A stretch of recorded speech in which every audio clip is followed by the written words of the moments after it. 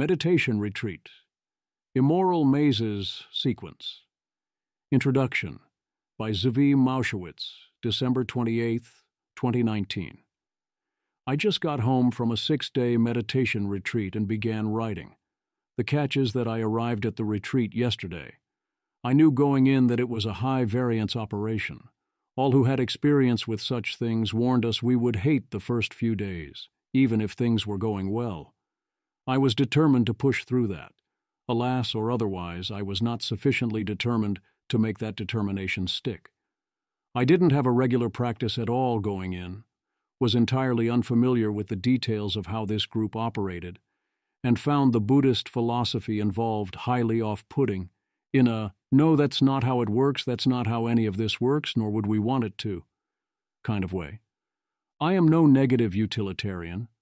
I couldn't focus, my meditations were entirely unproductive compared to past experience, and were increasingly focusing on how terrible things were. I am highly confident that none of the people who warned me would be surprised by those developments, and similarly confident that they would all tell me to push through it, and will tell me when I see them that if I can do so, I should try again. But I also realize that the anticipated reaction from others saying I didn't give it a proper chance was the only reason I was considering not leaving. So I left. To my surprise, those there said I was likely making a mature decision and were sympathetic. They spun it a little to try and get me not to give up in the future, but that was it, which was a really good look. It did not go unnoticed. I took the bulk of the day to get home and relax, play a game, saw the excellent movie Knives Out. What I did realize was that, yes, some combination of the solstice, plus the meditation retreat, even if I only did a few hours' worth of sessions, did have a clarifying and motivating effect to get me back on track. I'm not unhappy I went, even though I bailed, because I was, in a much more practical and everyday, very small sense, enlightened.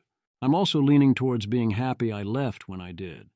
I do buy that there are serious effects that can only be gained from being out of feedback loops and in silence for several days, but my instincts, however motivated they may be, are strongly telling me that this is not the way for me to do that. The other motivating part of this is that while I will absolutely take the majority of tomorrow to enjoy the college football playoff, this is both my chance to be alone for a few days and also a time when I would otherwise be in hardcore meditation. It seems wrong to not accomplish something important that isn't work or game-related, to meditate in another way. The goal is ideally to finish everything up, at least in draft ready to adjust for comments on earlier posts form, by the end of the retreat. That is a stretch. So the commit to it goal is to declare the first 6 posts finished and begin publishing them at a reasonable clip and have momentum on 7 and later. The drafts that currently exist that will be finalized and likely expanded upon are the following. 1. Moloch hasn't won. Have you noticed that the world is in fact very much not a Dystonian hellhole of Moloch-worshipping perfect competition, and Elua's enemies keep on having all those unfortunate accidents? 2. Perfect competition. Perfect competition, importantly, isn't a thing, but you can get close. Let's flesh this out more. 3. Imperfect competition. Some practical examples of imperfect competition. Intuition pumps and detailed examples for why perfect competition isn't a thing and we don't usually get that close. 4. What is an immoral maze? Note that I make a point to say immoral rather than moral. Mazes need not be corporations, or, in my current model, in ways I'd have to introduce that aren't in the draft right now, with a subset of the tech ecosystem as a motivating example. Even formal organizations. What creates a maze? A system with multiple effective layers of hierarchy forcing its middle management into effectively super-perfect competition against each other largely on the basis of anticipated future success in such competition. 5. What is success in an immoral maze? There is no true success. What those inside think is success is anything but. Even if you win, you lose. Stay out, get out. 6. How to identify an immoral maze.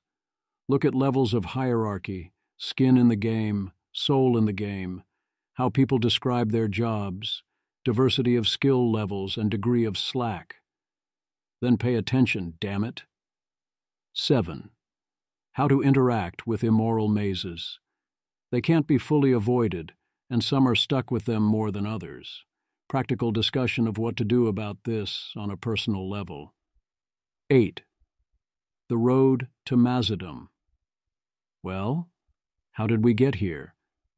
Draft of this is still ongoing, and it is freaking huge, so it is probably going to get split up once we get to it. Also, we need better answers on what to do about all this than what I have, even if it's a start. Hard problem is hard. 9. Moloch's army. This isn't written and needs to go somewhere in the sequence or outside of it, or the whole operation is woefully incomplete. I need to finally write it. The devil's greatest trick was never proving he didn't exist, I wrote 10 minutes ago. It was proving he'd already won, or would inevitably win. That only those who make deals with him get ahead, so they should implicitly or explicitly coordinate against those who don't.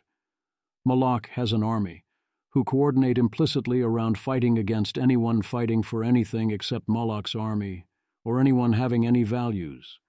And this is how Moloch wins, where it wins, and also by making sure no one ever writes this, which makes this hard to write, etc., etc. In that sense, it really is true that the devil's greatest trick is convincing people he doesn't exist, because so far, everyone I know who has figured this out has found it impossible to talk or write about this without sounding crazy to those who don't already get it. Much careful background may be necessary. Darwin's sequence was originally supposed to be a gateway to this, but it wasn't good enough on its own. Moloch Hasn't Won by Zvi Mowshowitz, December 28, 2019. This post begins the Immoral Mazes sequence. See Introduction for an overview of the plan. Before we get to the mazes, we need some background first. Meditations on Moloch. Consider Scott Alexander's Meditations on Moloch. I will summarize here. Therein lie 14 scenarios where participants can be caught in bad equilibria. 1. In an iterated prisoner's dilemma, 2 players keep playing defect. 2. In a dollar auction, participants massively overpay. 3. A group of fishermen fail to coordinate on using filters that efficiently benefit the group, because they can't punish those who don't profit by not using the filters. 4. Rats are caught in a permanent Malthusian trap where only those who do nothing but compete and consume survive. All others are outcompeted. 5. Capitalists serve a perfectly competitive market and cannot pay a living wage. 6. The tying of all good schools to ownership of land causes families to work 2 jobs whose incomes are then captured by the owners of land. 7. Farmers outcompeted foragers despite this, perhaps making everyone's life worse for the first few thousand years. 8. Si vis pacem, para bellum. If you want peace, prepare for war. So we do. 9. Cancer cells focus on replication, multiply, and kill off the host. 10. Local governments compete to become more competitive and offer bigger bribes of money and easy regulation in order to lure businesses. 11. Our education system is a giant signaling competition for prestige. 12. Science doesn't follow proper statistical and other research procedures, resulting in findings that mostly aren't real. 13. Governments hand out massive corporate welfare. 14. Have you seen Congress? Scott differentiates the first 10 scenarios, where he says that perfect competition wipes out all value, to the later 4, where imperfect competition only wipes out most of the potential value. He offers 4 potential ways out, which I believe to be an incomplete list. 1. Excess resources allow a temporary respite. We live in the dream time. 2. Physical limitations where the horrible thing isn't actually efficient. He gives the example of the treatment of slaves. Treating slaves relatively well is the best way to get them to produce. Treating them horribly, as in the antebellum South, strongly backfires.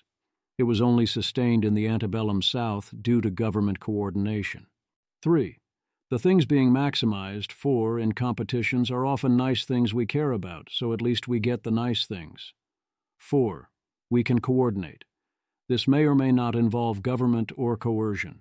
Scott differentiates this fourth good reason from the previous 3 bad reasons, claiming coordination might be a long-term solution, but we can't expect the bad reasons to work if optimization power and technology get sufficiently advanced. The forces of the stronger competitors who sacrifice more of what they value to become powerful and to be fruitful and multiply eventually win out. We might be in the dream time now, but with time we'll reach a steady state with static technology where we've consumed all the surplus resources. All differentiation standing in the way of perfect competition will fade away. Horrible things will be the most efficient. The optimizing things will keep getting better at optimizing, thus wiping out all value. When we optimize for X but are indifferent to Y, we by default actively optimize against Y, for all Y that would make any claims to resources. Any Y we value is making a claim to resources. See the hidden complexity of wishes. We only don't optimize against Y if either we compensate by intentionally also optimizing for Y, or if X and Y have a relationship, causal, correlational, or otherwise, where we happen to not want to optimize against Y, and we figure this out rather than fall victim to Goodhart's law. The greater the optimization power we put behind X, the more pressure we put upon Y. Eventually, under sufficient pressure, any given Y is likely doomed. Since value is fragile, some necessary Y is eventually sacrificed, and all value gets destroyed. Every simple optimization target yet suggested would, if fully implemented, destroy all value in the universe. Submitting to this process means getting wiped out by these pressures. Gotcha. You die anyway. Even containing them locally won't work, because that locality will be part of the country, or the earth, or the universe, and eventually wipe out our little corner. Gotcha. You die anyway. Which is why the only good solution in the end is coordination, whether consensual or otherwise. We must coordinate to kill these ancient forces who rule the universe and lay waste to all of value before they kill us first. Then replace them with something better. Great project. We should keep working on that. That's not how this works. That's not how any of this works. It's easy to forget that the world we live in does not work this way.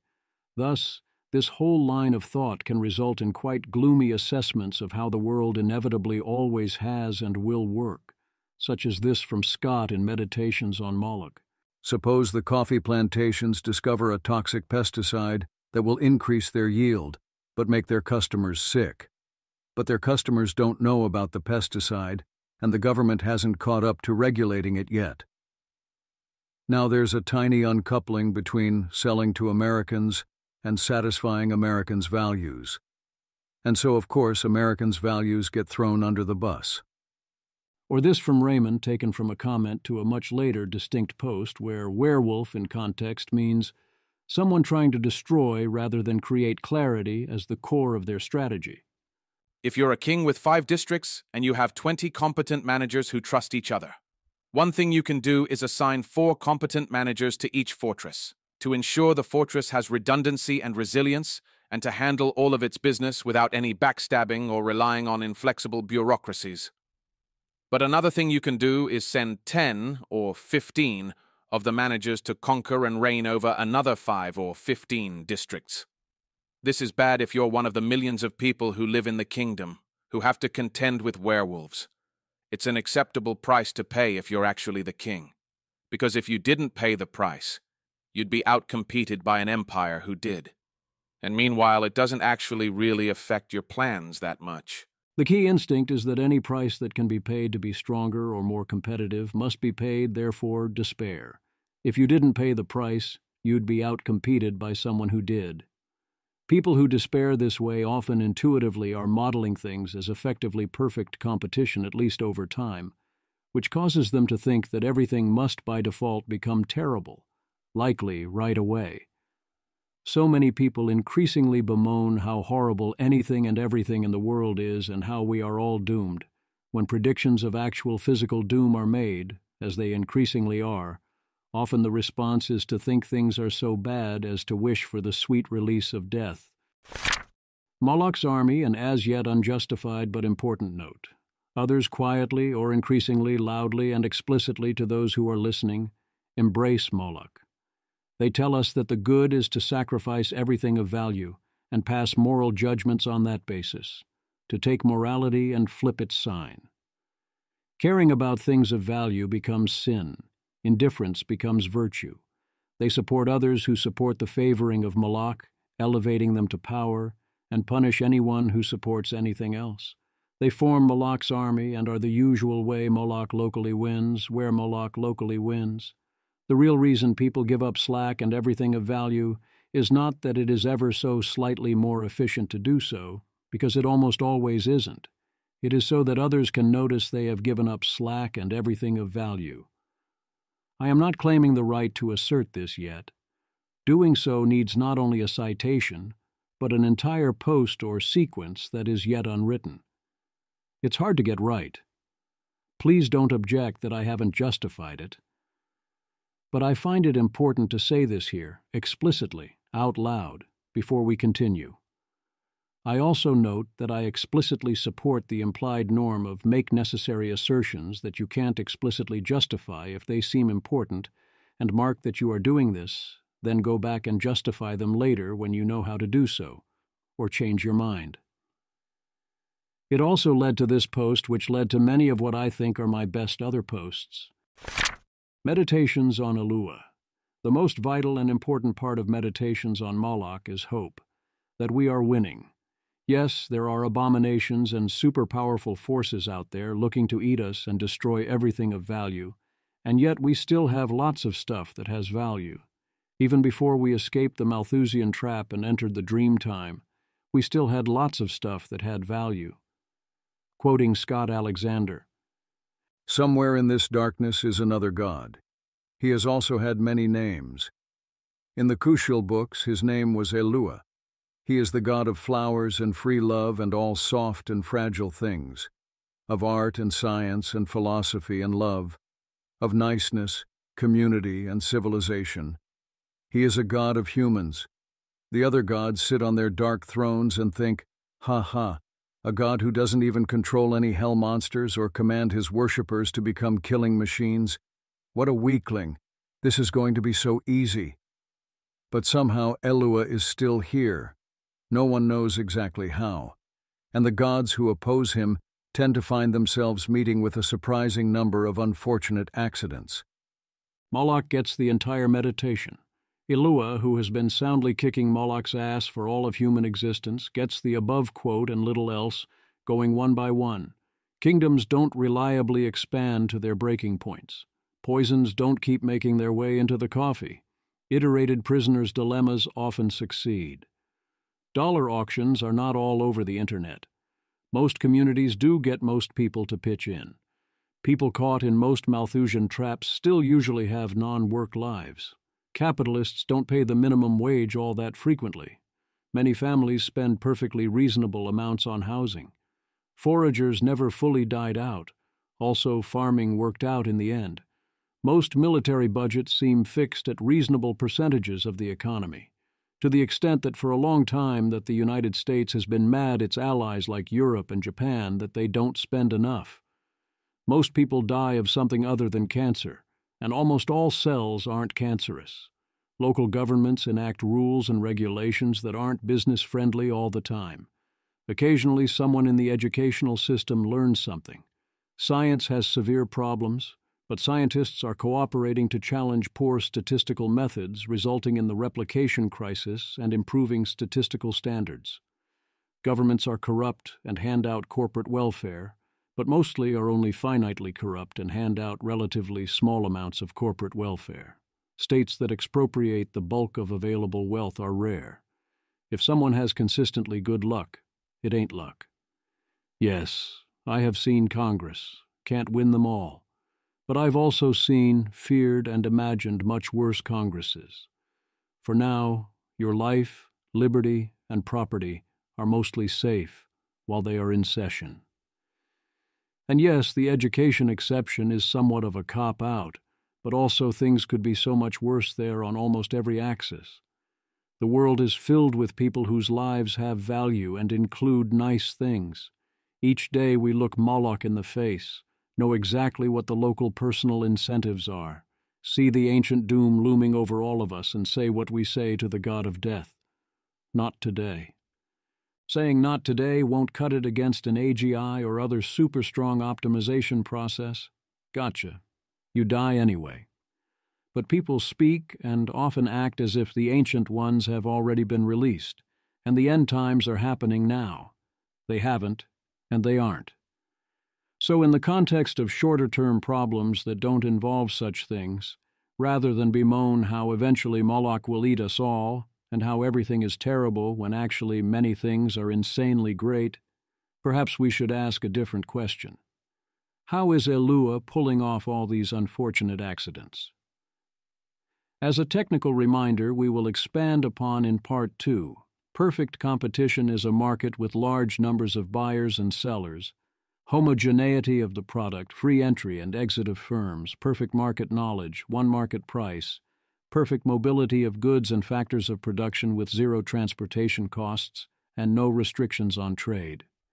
This forces the price to become equal to the marginal cost of production. Next in sequence, perfect competition. Perfect Competition by Mowshowitz, December 29, 2019. Previously in Immoral Mazes sequence, Moloch hasn't won. Perfect competition.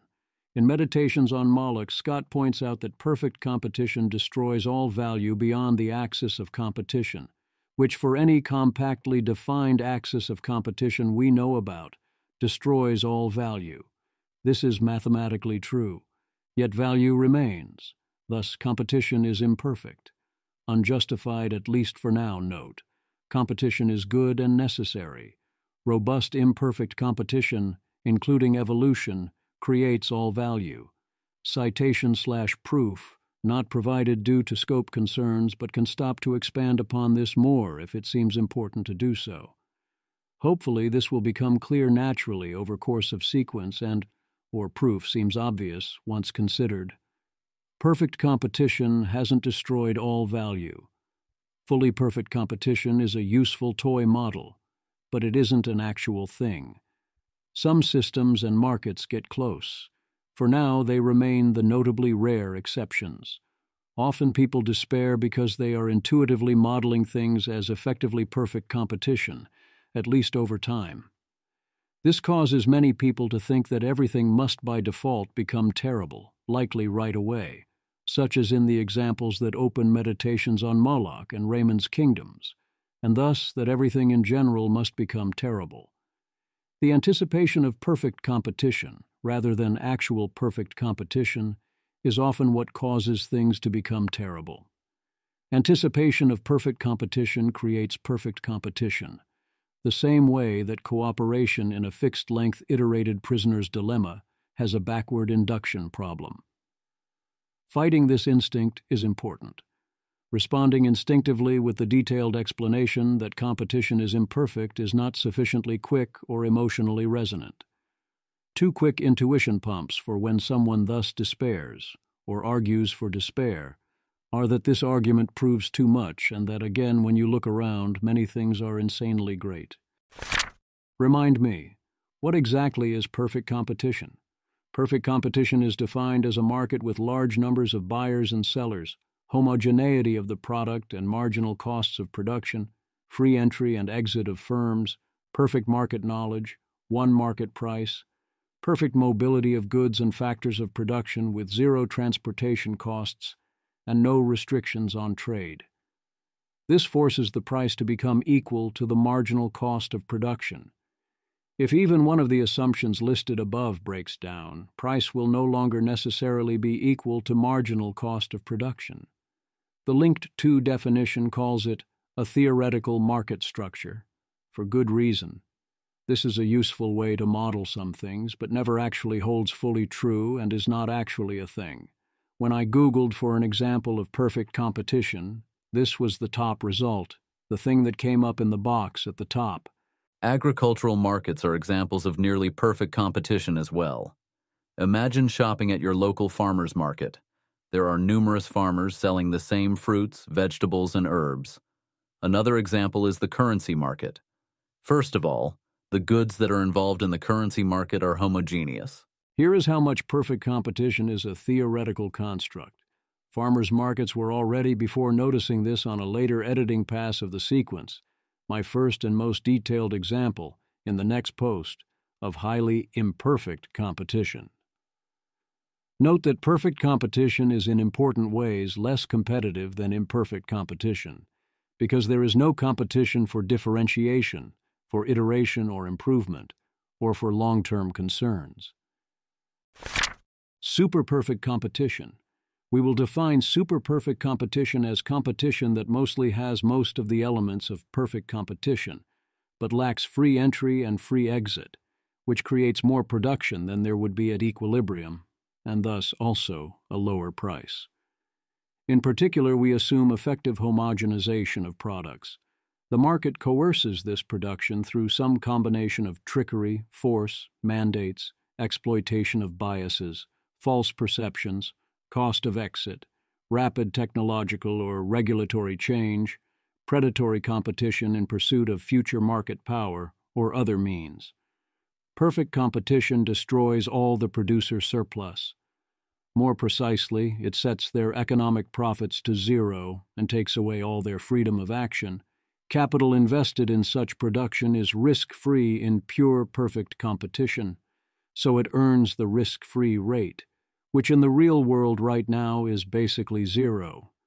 In a closed economy of only perfectly competitive markets, there are no alternative investments to establish a positive risk-free rate, so as long as there is not a capital shortage across markets, the risk-free rate will be at most zero.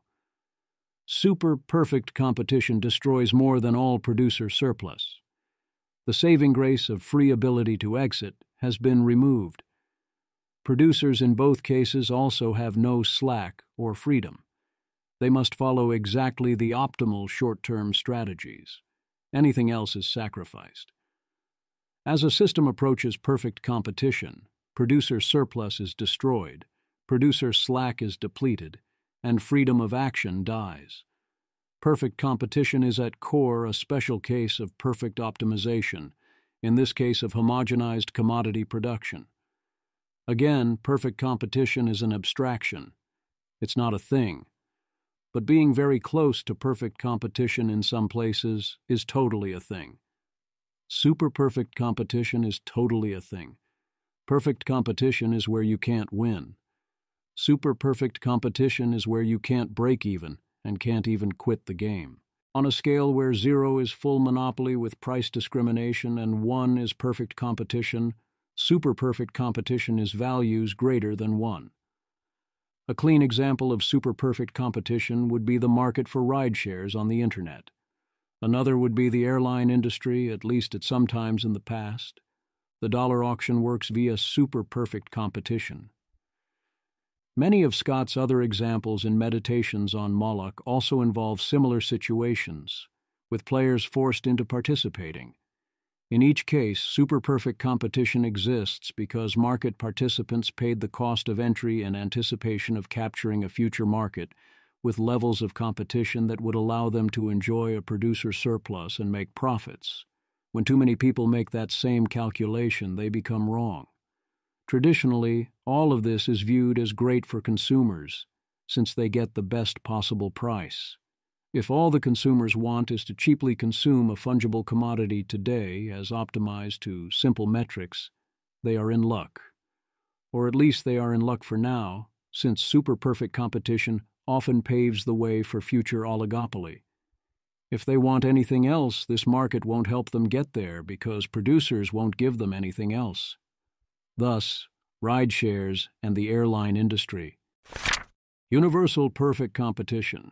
The worst case for consumers is if they are also the producers, a world fully given over to perfect optimization of some defined outcome. This is an incredibly strong and alien assumption to be making, and it has lots of strange consequences that are rightfully ignored in standard Econ 101 models that are for thinking on the margin. No matter how cheap prices of goods and quantities available might get, if you have zero surplus of any kind to spend on them, it doesn't do you any good. This is isomorphic to the standard Molochian future outlined in Meditations on Moloch. Standard Moloch winning consequences follow. Capital demands and gets the risk-free rate, which quickly settles at zero.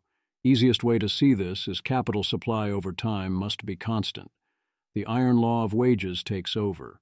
The only way to avoid it under perfect competition is a labor shortage.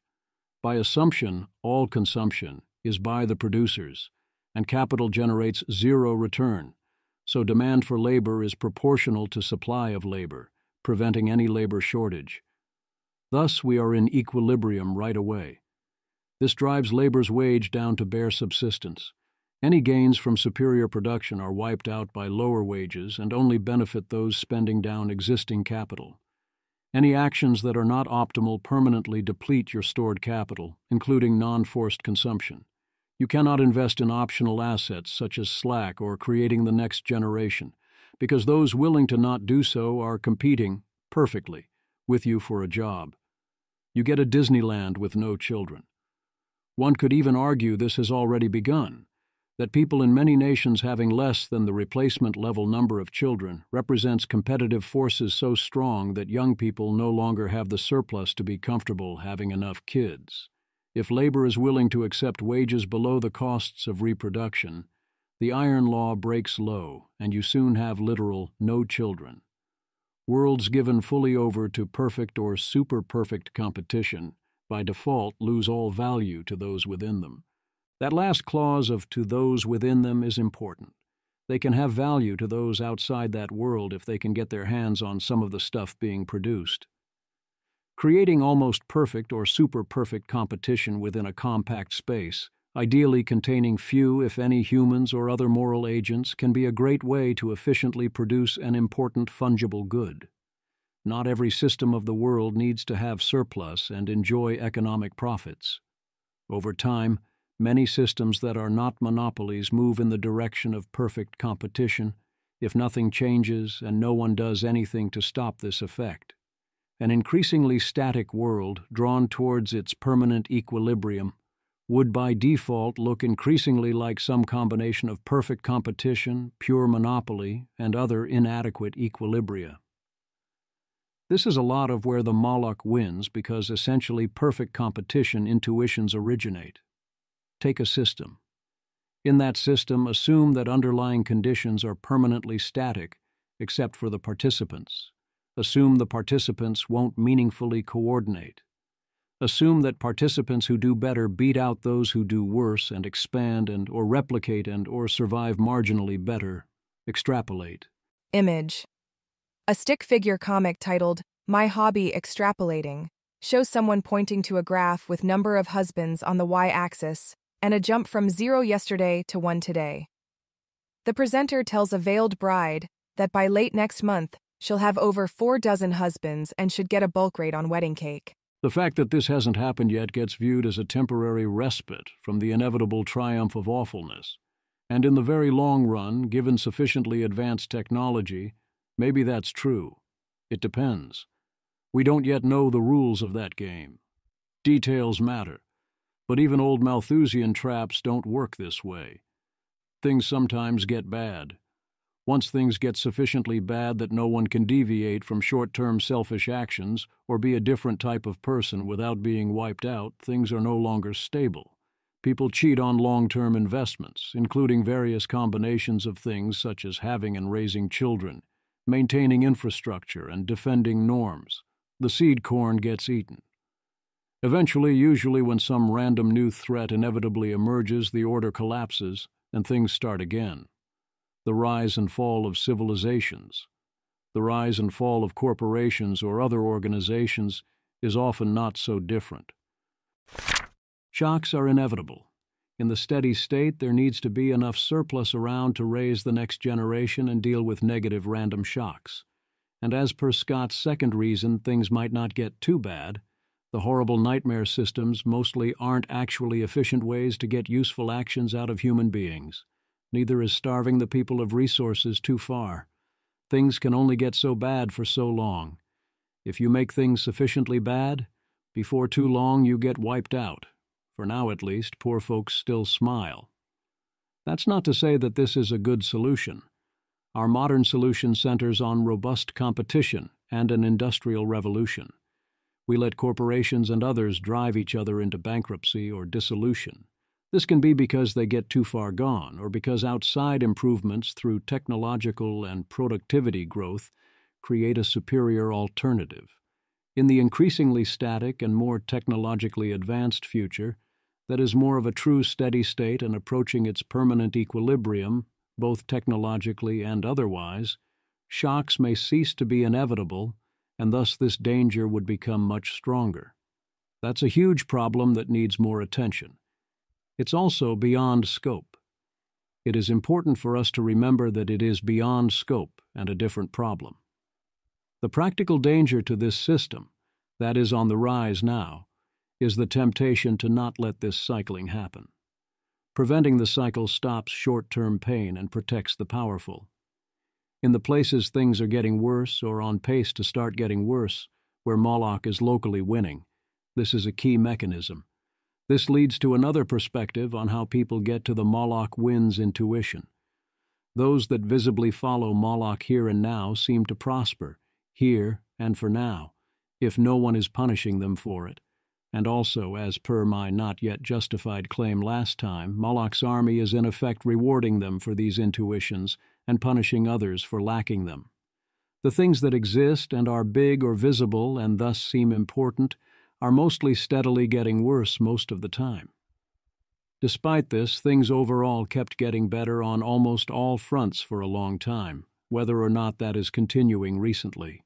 But it's tough to see that blossoming forest for the rotting individual trees. That question again. How does Elua pull off all these unfortunate accidents? One key reason is that Elua is anti-fragile. Accidents and disorder are good for business. Next in sequence, Imperfect Competition. Imperfect Competition by Mowshowitz, December 30th, 2019.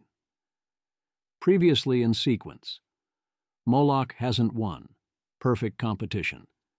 This post looks at a few examples of imperfect competition to illustrate various ways in which perfect competition is kept at bay and value is preserved.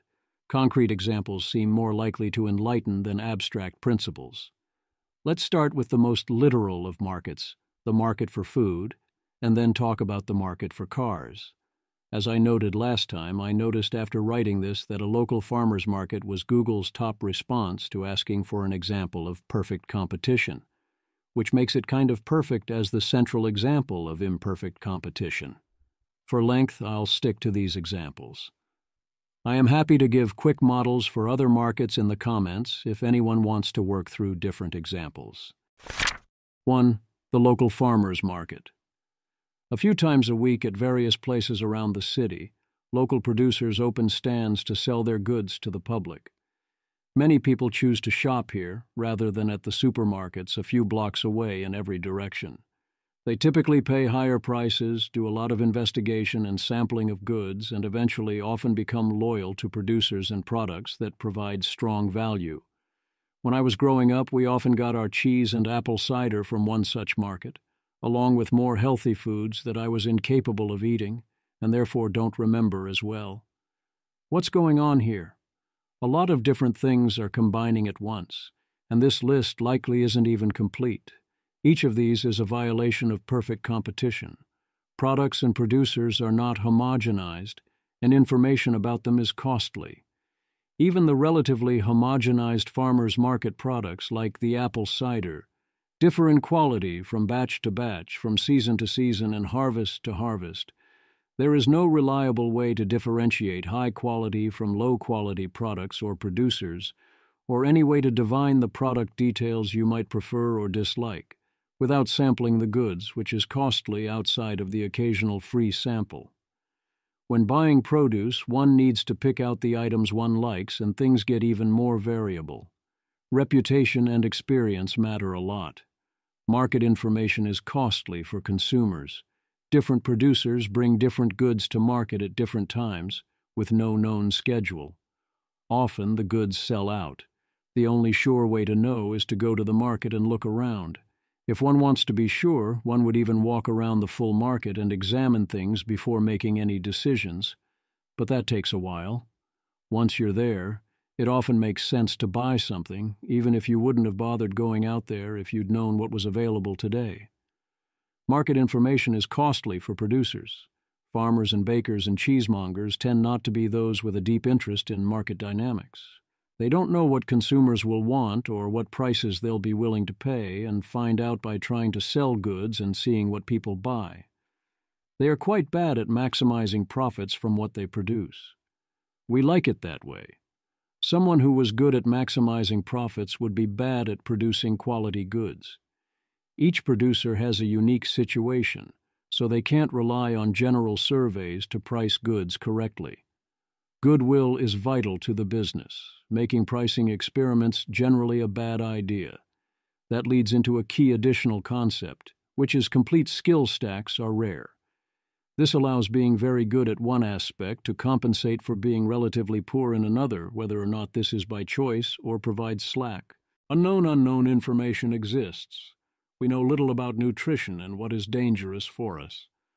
Some of what we are buying when we buy from small local producers is their inability and unwillingness to use various industrial methods we don't know about or understand that may have unknown and hard-to-measure long-term effects on our health.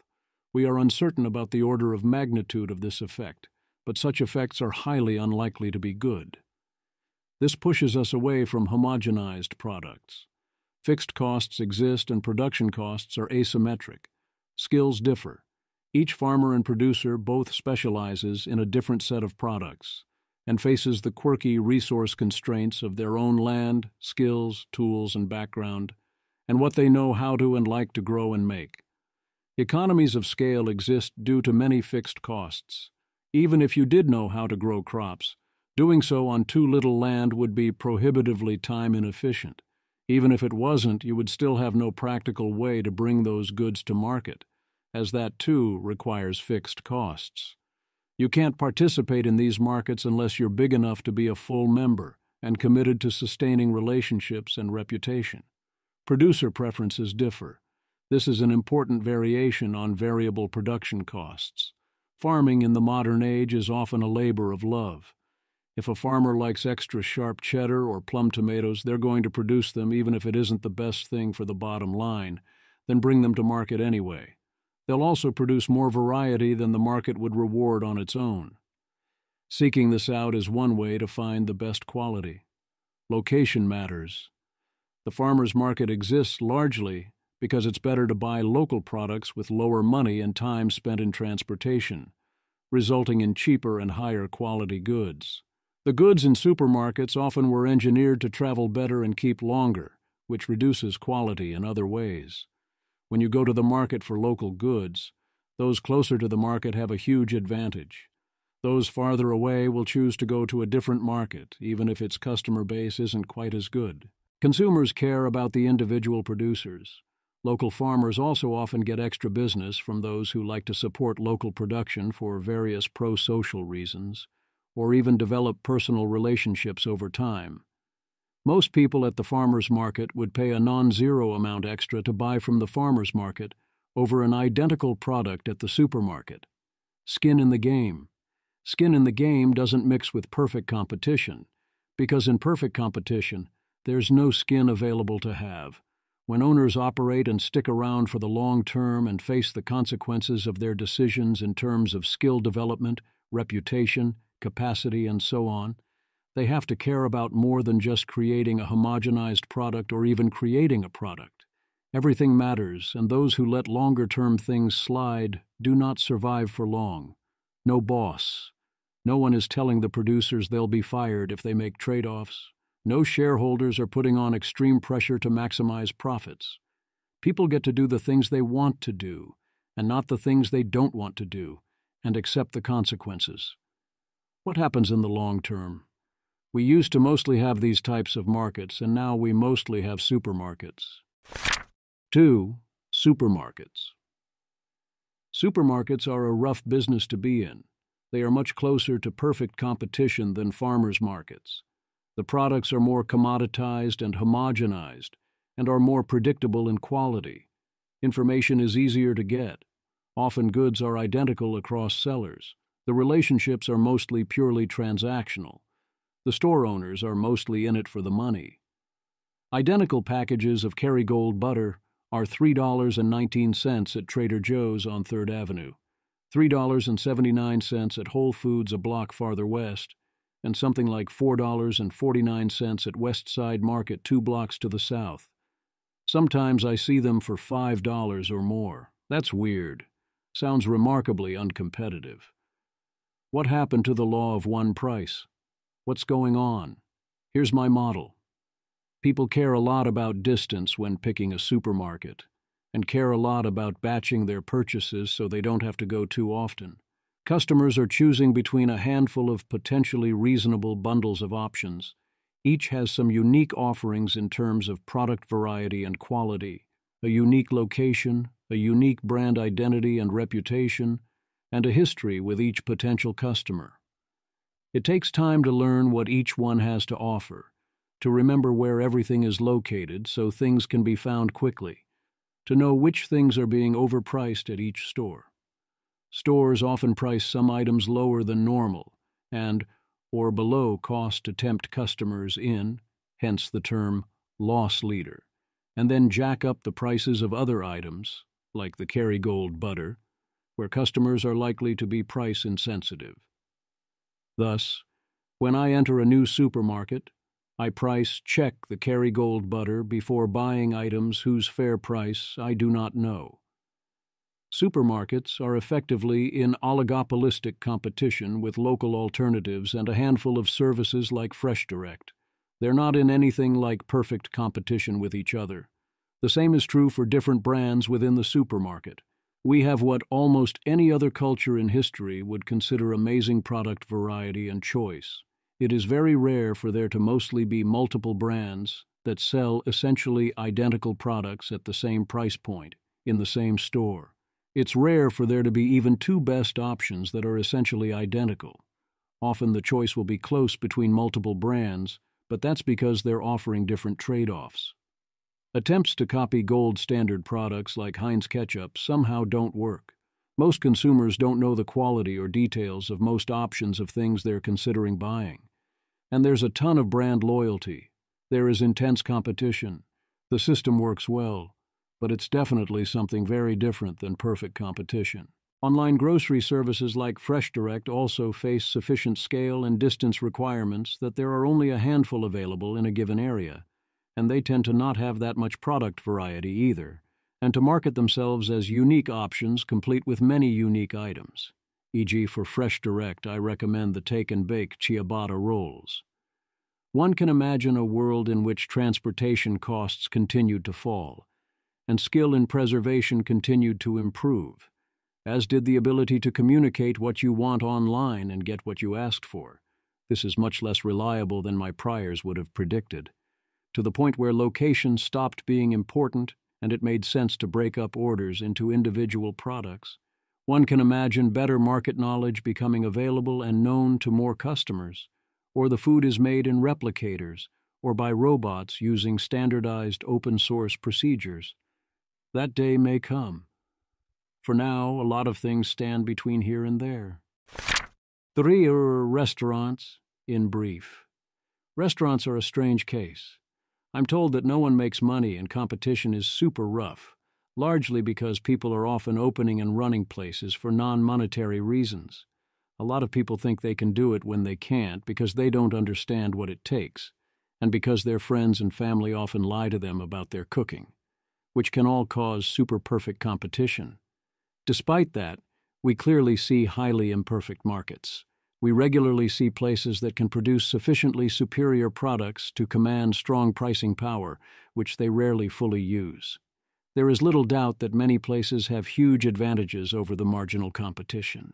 Places have sustained reputations and relationships with regulars earned by playing in hard mode.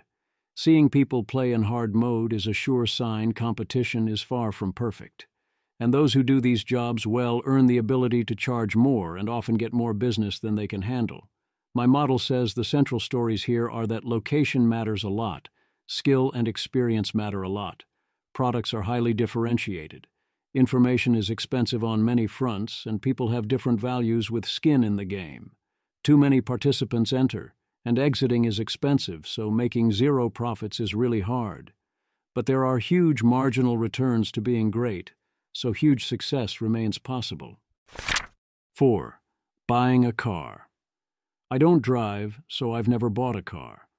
But buying a car is traditionally so frustrating to so many people that I know a reasonable amount about the process. In the first phase, different companies attempt to convince you to buy their car instead of another car. This is done through some combination of bragging about small features or arbitrary industry awards, selective comparisons, which my brain always reads as, "That other car you're mentioning is probably worth checking out."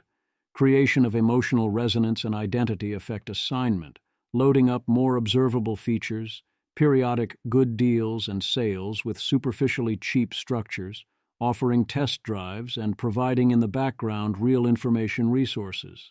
Customers then combine this with personal anecdotes and ideally some information from plausibly objective third parties, e.g. my parents used Consumer Reports magazine and the NPR show Car Talk, to evaluate salient choices along numerous axes.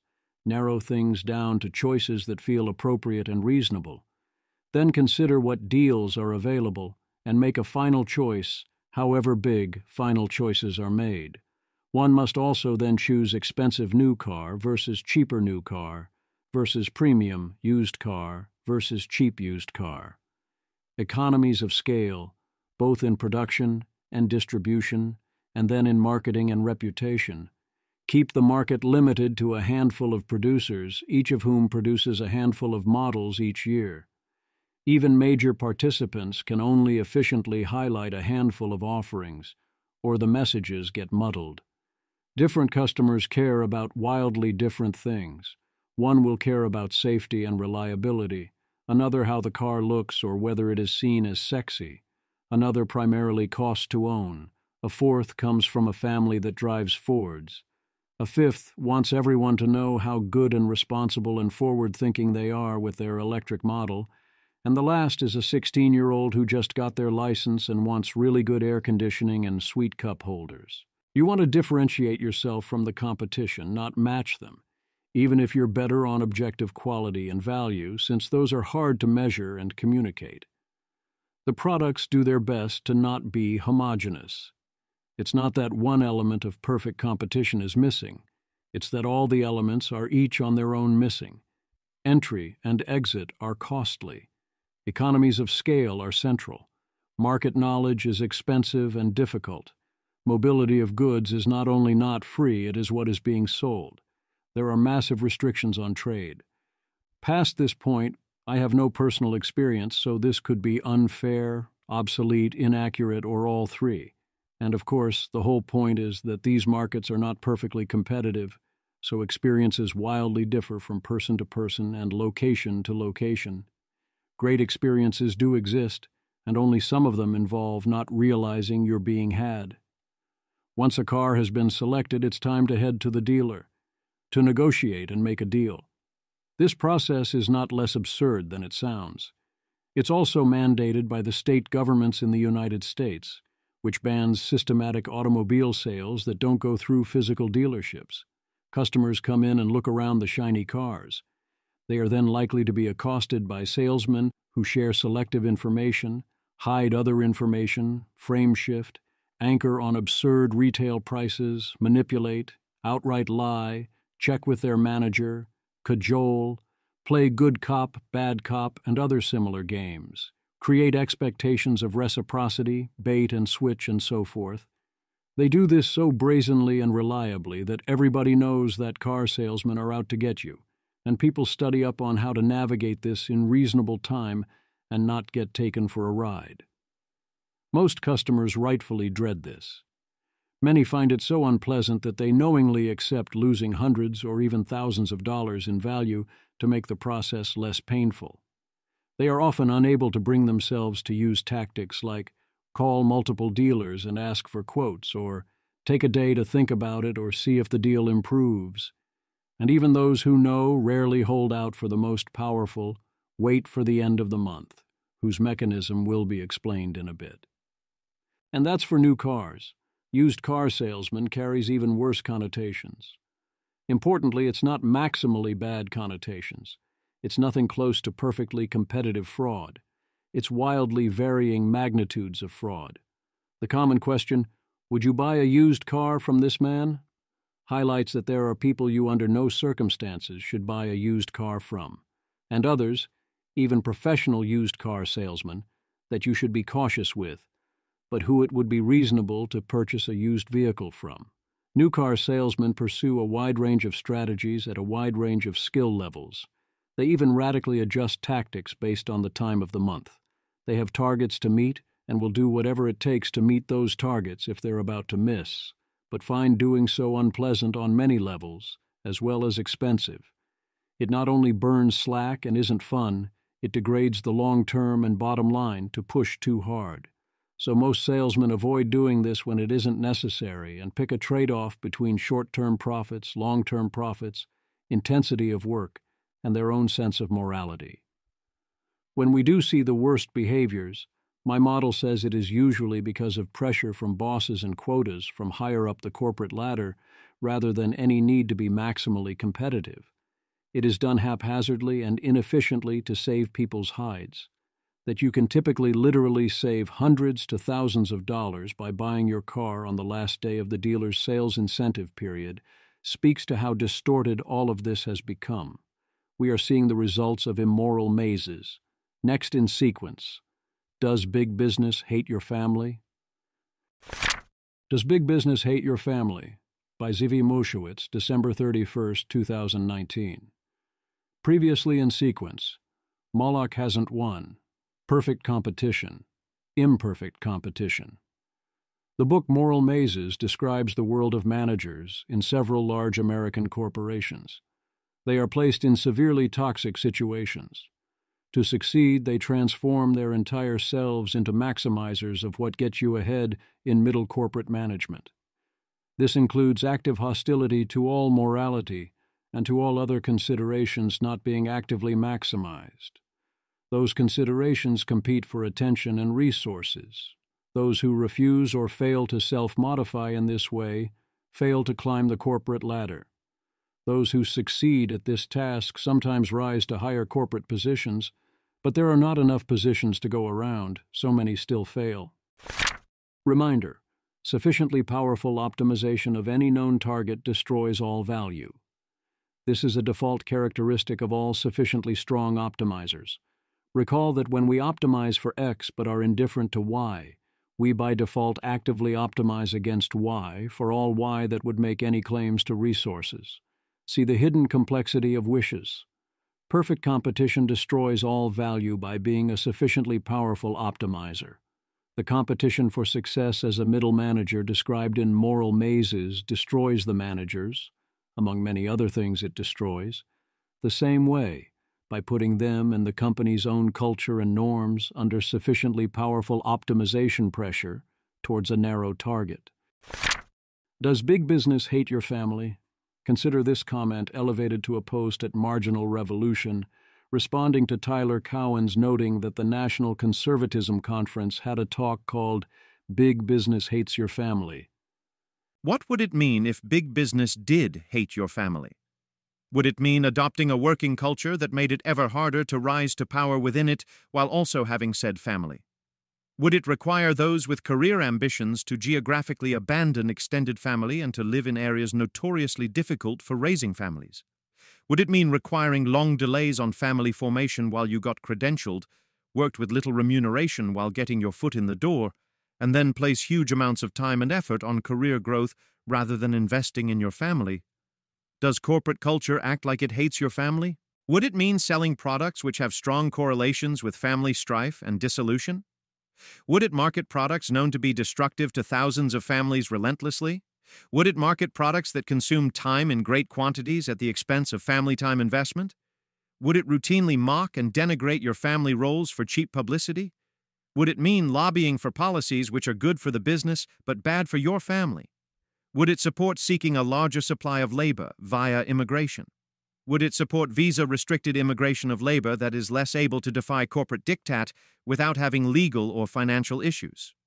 Would it argue for childcare subsidies for the people it wishes to employ rather than for all Americans and all childcare arrangements? I believe businesses are amoral and are just maximizing money, power, and prestige for those in positions of power within them.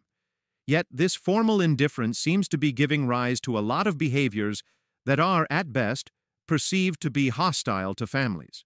There is nothing wrong with this, and certainly nothing illegal about it, but I would be shocked if large organizations that are disproportionately filled with the single and childless who are located in regions that are disproportionately single and childless, and who are busy virtue signaling to academia, politics, and other left bastions that are disproportionately single and childless, manage to somehow not end up at cross purposes for the majority of families. And frankly, I would be shocked if this antagonism did not spill over into emotional terms.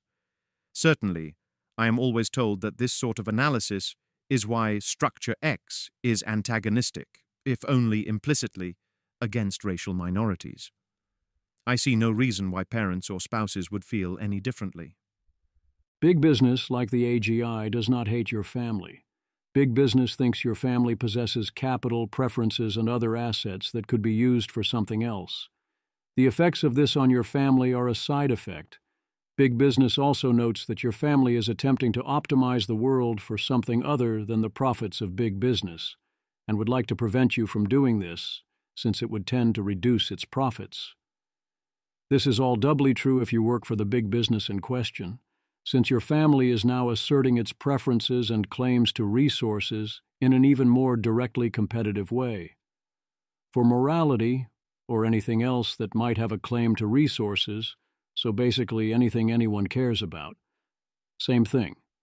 Replace your family with morality. No, wait, that's wrong. The above paragraph, like the quoted text, is misleadingly treating big business in general, or a given business in particular, like it is an agent. We need to fully appreciate that corporations are not agents. There is no agent called big business, nor are any of the individual big businesses agents as such. Corporations are people. Not only in the corporations are people, my friend, sense, but in the sense that corporations don't act or have preferences, but rather are composed of people that act and have preferences. There's just a bunch of guys. The CEO is an individual representing their own interests like everyone else at the company. The profits they care about are their own. Occasionally, they will make some efforts to maximize corporate profits. Often they won't, or will focus primarily on other things. English makes it very hard not to make the agent mistake. I will no doubt keep saying that corporations want things and prefer things and think things, because I don't know of another reasonable and compact way of saying the same thing. But understand that I mean that as an abstraction of what happens as the result of the preferences of individuals and choices made by individual people and their interactions. Let's reformulate the question. Do the managers of big businesses hate your family? When I say these organizations are immoral, it's not necessarily that the people running major corporations are mustache-twirling villains who hate morality. Most don't have mustaches. Morality causes choices and optimization towards the moral and against the immoral. That interferes with choices and optimization away from the uncomfortable and towards the comfortable. It interferes with choices away from bad for your boss towards good for your boss. Or in less broken situations or with a less cynical perspective also, from less profitable towards more profitable. Do enough of that, and some of those involved for long enough do become mustache-twirling villains because they are humans who are trying to live with what they are doing. You become what you continuously do and say. Eventually, one becomes the mask. Mustaches become more common as people get older. The first-level model says this stays rare. Being a mustache-twirling villain is to have preferences. If nothing else, you prefer having a mustache, and thus is bad for business the same way having morals is bad for business. You want to be completely indifferent and be seen as completely indifferent.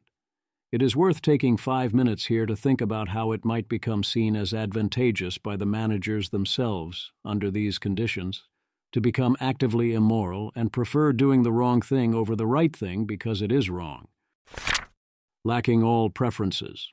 None of this has anything to do with morality as such. What they are against is what Moloch is against, having preferences at all. They are against caring about anything at all other than climbing the corporate or academic or government or other as appropriate ladder. It doesn't matter whether you care about the laws of accounting, wearing the color red, eating meat, cheating on your wife, seeing hit movies on opening weekend, overthrow of third world governments, falsifying scientific data sets, your favorite prime number, different brands of olive oil, genocide, or having a life outside the corporation, or time to watch your kids grow up. Caring about anything not chosen to help your career is a liability.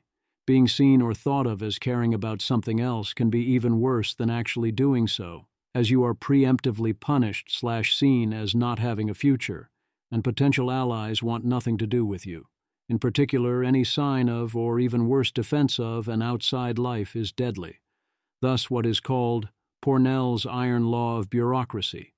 In any bureaucracy, the people devoted to the benefit of the bureaucracy itself always get in control, and those dedicated to the goals the bureaucracy is supposed to accomplish have less and less influence, and sometimes are eliminated entirely. In order to get an instinctive sense of all this, if you have not yet done so, I encourage you to read or at least browse quotes from Immoral Mazes. Some of those quotes will be reiterated later in the sequence. You also may wish to see Immoral Mazes and Short-Termism. If you are interested enough to power through it, not the author's fault, but it's a tough read, and have the time, even better would be to pause here and read the whole book. Next in sequence, What is Life in an Immoral Maze? What is Life in an Immoral Maze by Zvi Mowshowitz, January 5, 2020. Previously in sequence, Moloch hasn't won, perfect competition, imperfect competition.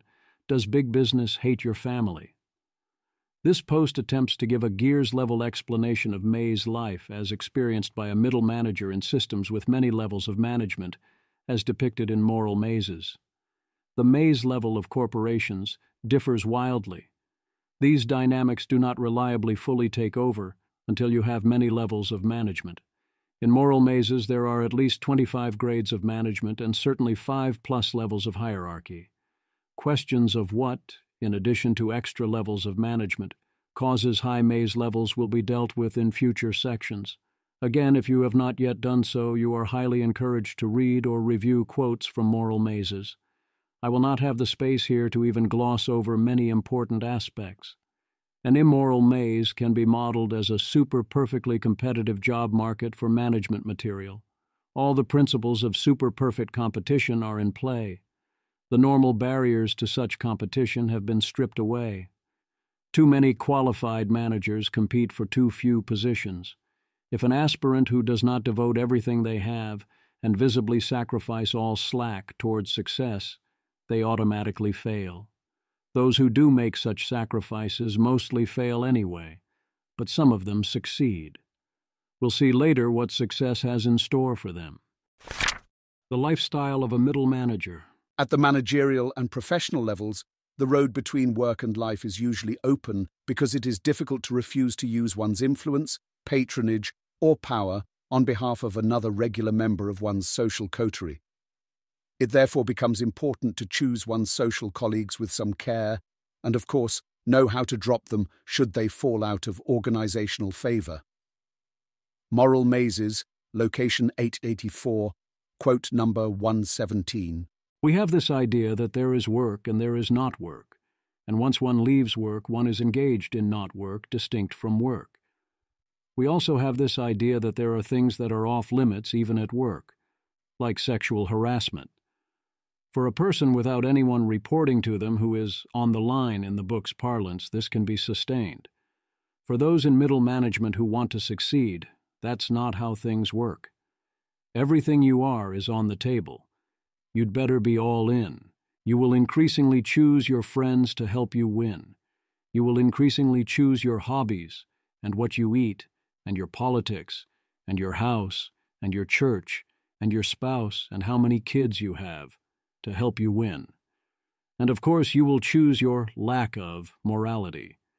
In the end, you will sacrifice everything, and I mean everything that you value, in any sense, to win. If the job requires you to move anywhere in the world, you'll do it, dragging your nuclear family along and forcing all of you to leave behind everything and everyone you know. Otherwise, you're just not serious about success. Slack will definitely not be a thing. Your time is especially vulnerable. Higher-level managers in all the corporations I studied commonly spend 12 to 14 hours a day at the office. Location 1156, quote number 1 to 20, Immoral Mazes. This is the result of total competition between producers. The managers are effectively rival producers trying to sell themselves as the product. The market for managers is seen by those who make the decisions as highly efficient. If managers were seen as wildly different in terms of talent, intelligence, or some other ability that helped get things done, that would help a lot. You could afford to be a little quirky, to hold on to the things you value most, without losing the game entirely. Your success will be influenced by your personality and dedication, but nothing like solely determined by them. Alas, the perception in these mazes is exactly the opposite. See, once you are at a certain level of experience, the difference between a vice president, an executive vice president, and a general manager is negligible. It has relatively little to do with ability as such. People are all good at that level. They wouldn't be there without that ability. So it has little to do with ability or with business experience and so on. All have similar levels of ability, drive, competence, and so on. What happens is that people perceive in others what they like, operating styles, lifestyles, personalities, ability to get along. Now, these are all very subjective judgments, and what happens is that if a person in authority sees someone else's guy as less competent than his own guy, well, he'll always perceive him that way, and he'll always pick, as a result, his own guy when the chance to do so comes up. Location 1013, quote number 87, Immoral Mazes. It is known that most people don't have what it takes to be a manager. This is clearly true on many levels. Only one of them is a willingness to fully get with the program. Once you get several levels up, the default assumption is that everyone is smart enough and competent enough, that the object level is a fully level playing field. The idea that someone can just be better at doing the actual job doesn't parse for them. All remaining differences are about negative selection, about how hard you want it and are willing to sacrifice everything, or about how well you play political games. Nor do they much care whether you succeed at your job anyway. Some additional supporting quotes on that follow. A large portion of the quotes reinforce this perspective. If you can't work smart, work hard. When asked who gets ahead, an executive vice president at Weft Corporation says, "The guys who want it get ahead.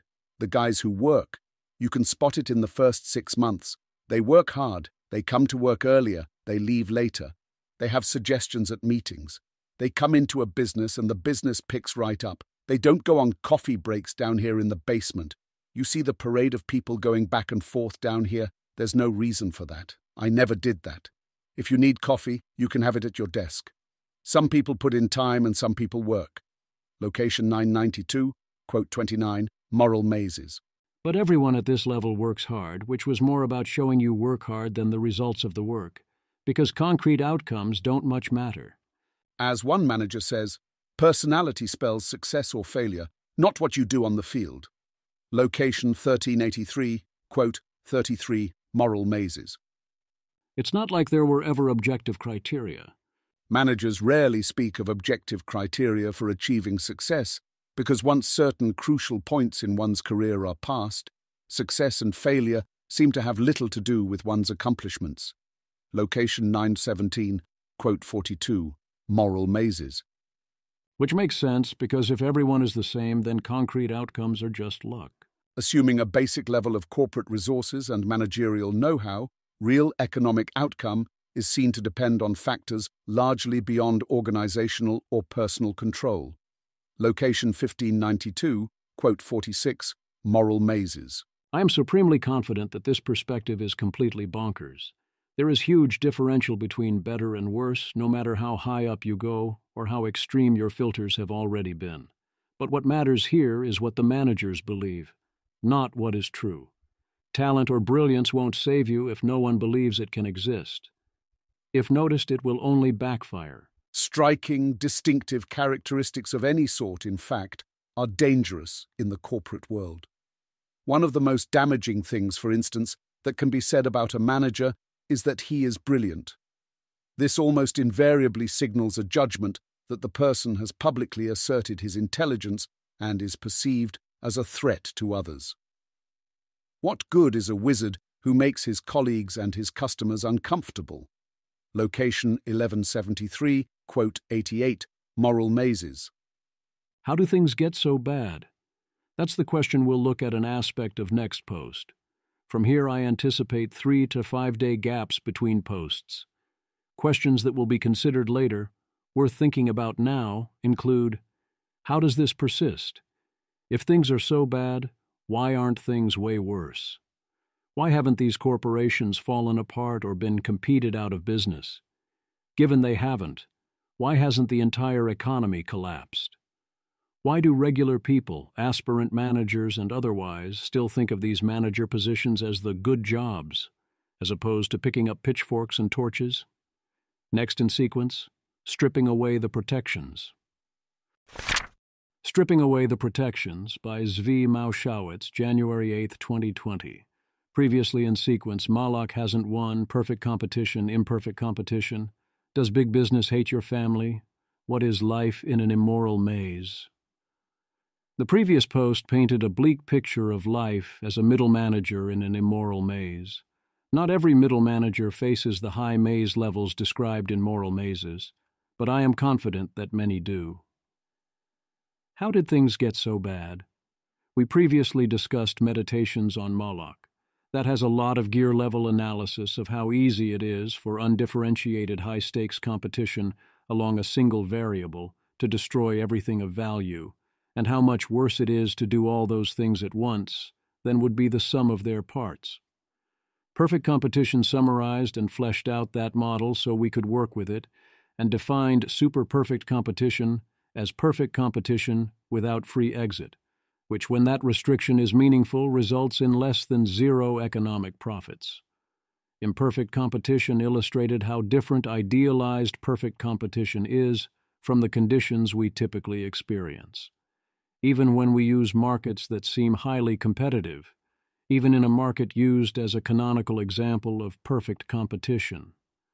The difference between the situations discussed there and the situation in Moral Mazes is that the conditions of super-perfect competition really do apply.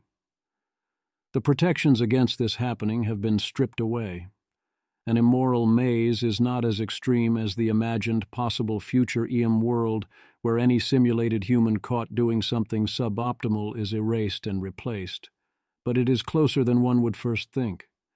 In a maze, people can't yet be copied, but there are lots of aspirants to choose from, and any opportunity to rule one out is pounced upon.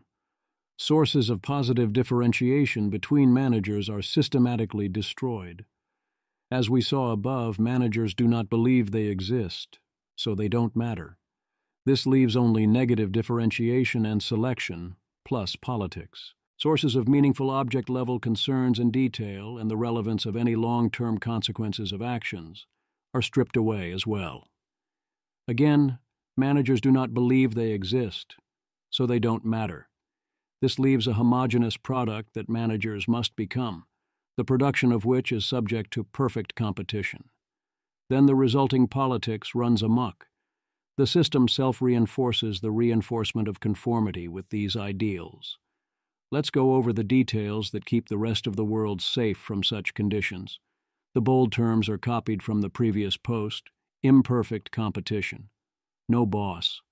Not only is there a boss, there are bosses and underlings as far as the eye can see.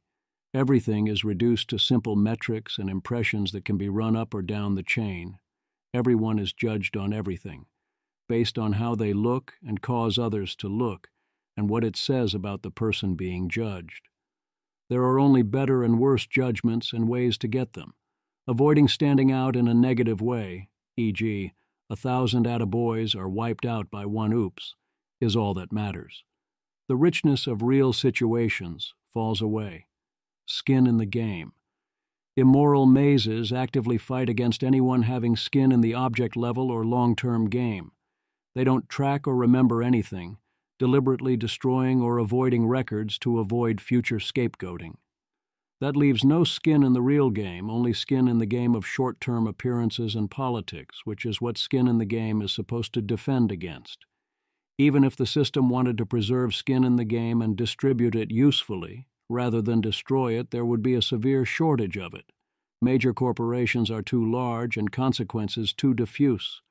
There is not enough potential skin in the game to distribute to dozens of levels of management, even in theory under the best of circumstances, even if the company is fully privately held. Skin in the object-level game is restricted to the very top and bottom of the hierarchy, if they use it at all. The CEO and board can own stock or options, and the people directly on the line can perhaps be judged on individual performance. Products and producers are not homogenized, and information about them is costly. This is the big one that is easiest to miss or be confused about. It's hard not to notice that there's a lot of bosses and a lack of skin in the game. Noticing that managers are effectively homogenized is hard because they aren't actually homogenized at all. Rather, it is the perception that they are, which causes them to act and be treated as if they were. Throughout the process of reaching middle management, aspiring managers become homogenized products and learn to view themselves and their competition in this fashion, and that within managerial circles, this is common knowledge. Any deviations are career suicide and severely punished. The idea that one could be better doesn't parse see skills differ below. There's also the doublethink that if you were somehow meaningfully better, that, through what seems to them like some instinctive but unknown mechanism, likely makes you a threat and means you need to be taken out. Or that if you're better, that means they are worse, and being worse is death. So again, take you out. Reputation and experience matter a lot. Reputation inside a maze boils down to whether someone has negative marks that doom them, and how much momentum their career has, and what kind of political allies they've made. Your commitment and time spent are also tracked, but that rapidly ceases to differentiate between any of the survivors. None of that is the kind of reputation that does the work of keeping competition imperfect. Experience beyond generic management experience is not only not considered relevant, it is a liability. It means that you lack career momentum. Market information is costly for consumers. Consumers are the bosses and fellow managers who already understand the market in question all too well. They have no choice but to learn, even if the cost of doing so is high. The protection from expensive information comes from consumers choosing not to purchase all of it. Market information is costly for producers. Producers are also the bosses and fellow managers since no one is close to the object level. So, again, they already understand the market in question all too well. No one who matters lacks market information. Skills differ. Complete skill stacks are rare. It is presumed that once a certain level is reached, everyone has a complete managerial skills stack. Everyone's skill levels are assumed to be equal, aside from skill in politics. The conventional wisdom claims there is common knowledge that there is a generic ability to run a thing skill stack. Everyone who has made it this far has that stack. Skills that aren't generic or politics are considered to effectively not exist or to be things you should be delegating regardless. Having them yourself is, as noted above, a liability rather than an asset. So there's no reason to pick particular managers with a specific set of skills for particular jobs that require those skills. There's no way to positively differentiate yourself using your skills. Unknown information exists and matters. Managers are presumed to all be the same. There aren't meaningful unknown unknowns. The products for which they coordinate production have unknown unknowns that will eventually matter to the company. They also have aspects that are hard to measure, or hard for someone outside the department, or anyone other than the manager themselves, to notice at all. But that is all a long-term problem, the same way we were concerned with long-term nutritional effects or the long-term reliability of car models. No one cares if a manager was producing something with such long-term issues. By the time they come to light, all association between that manager and the product has been long forgotten. Memories don't last long enough. If one did notice, a middle manager would primarily consider this praiseworthy because the person successfully got away with something unless they had an opportunity to somehow use it against them. Management nirvana is described in Immoral Mazes as getting promoted and then blaming your successor for your own mistakes, which of course are not mistakes from your perspective. The manager is responsible for making sure things don't go to hell in an observable way while they are still in charge, which would be really bad and likely end one's career. Fixed costs exist. Fixed costs matter for proper decision-making only when they can be avoided, including the option of avoiding them by avoiding the whole enterprise. Otherwise, the ship has sailed, so they are sunk costs, which don't count and don't matter, except insofar as sunk cost fallacy is thing in context. If they try to pass those costs along, they just dig the hole deeper. Managers have paid huge fixed costs to become managers. At each step, they have invested everything they have in their career trajectory. At many steps, they may regret having started down this path, but don't realize all they are doing is digging a deeper hole for themselves. Or they realize it, but can't figure out a way to stop. Production costs are asymmetric. There are massive asymmetric sunk costs. Sunk costs don't count. Everyone has already given everything to be able to produce. Everyone is producing the same thing as a result, with the same marginal costs. Anyone not willing to visibly bear those costs is wiped out for that alone. Effectively, everyone has the same production costs aside from political battles. Economies of scale exist. Each manager is only one person. While the companies themselves have economies of scale, the competition between employees has no such concept. Producer preferences differ. Producer preferences, aka employee preferences, in theory still exist, but letting them noticeably impact decisions is fatal. Doing so in secret still means sacrificing position in the game for whatever else you care about.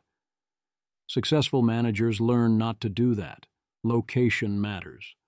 Location is expected not to be a limiting factor. If a manager is asked to go manage a plant or office in another state or even abroad, refusing to do is a sign that they are insufficiently committed. They might try to steer decisions a non-zero amount to avoid the costs involved, since those costs do interfere with one's ability to do the job, but this mostly isn't a thing. This prevents differentiation based on location, which was how this made the original list.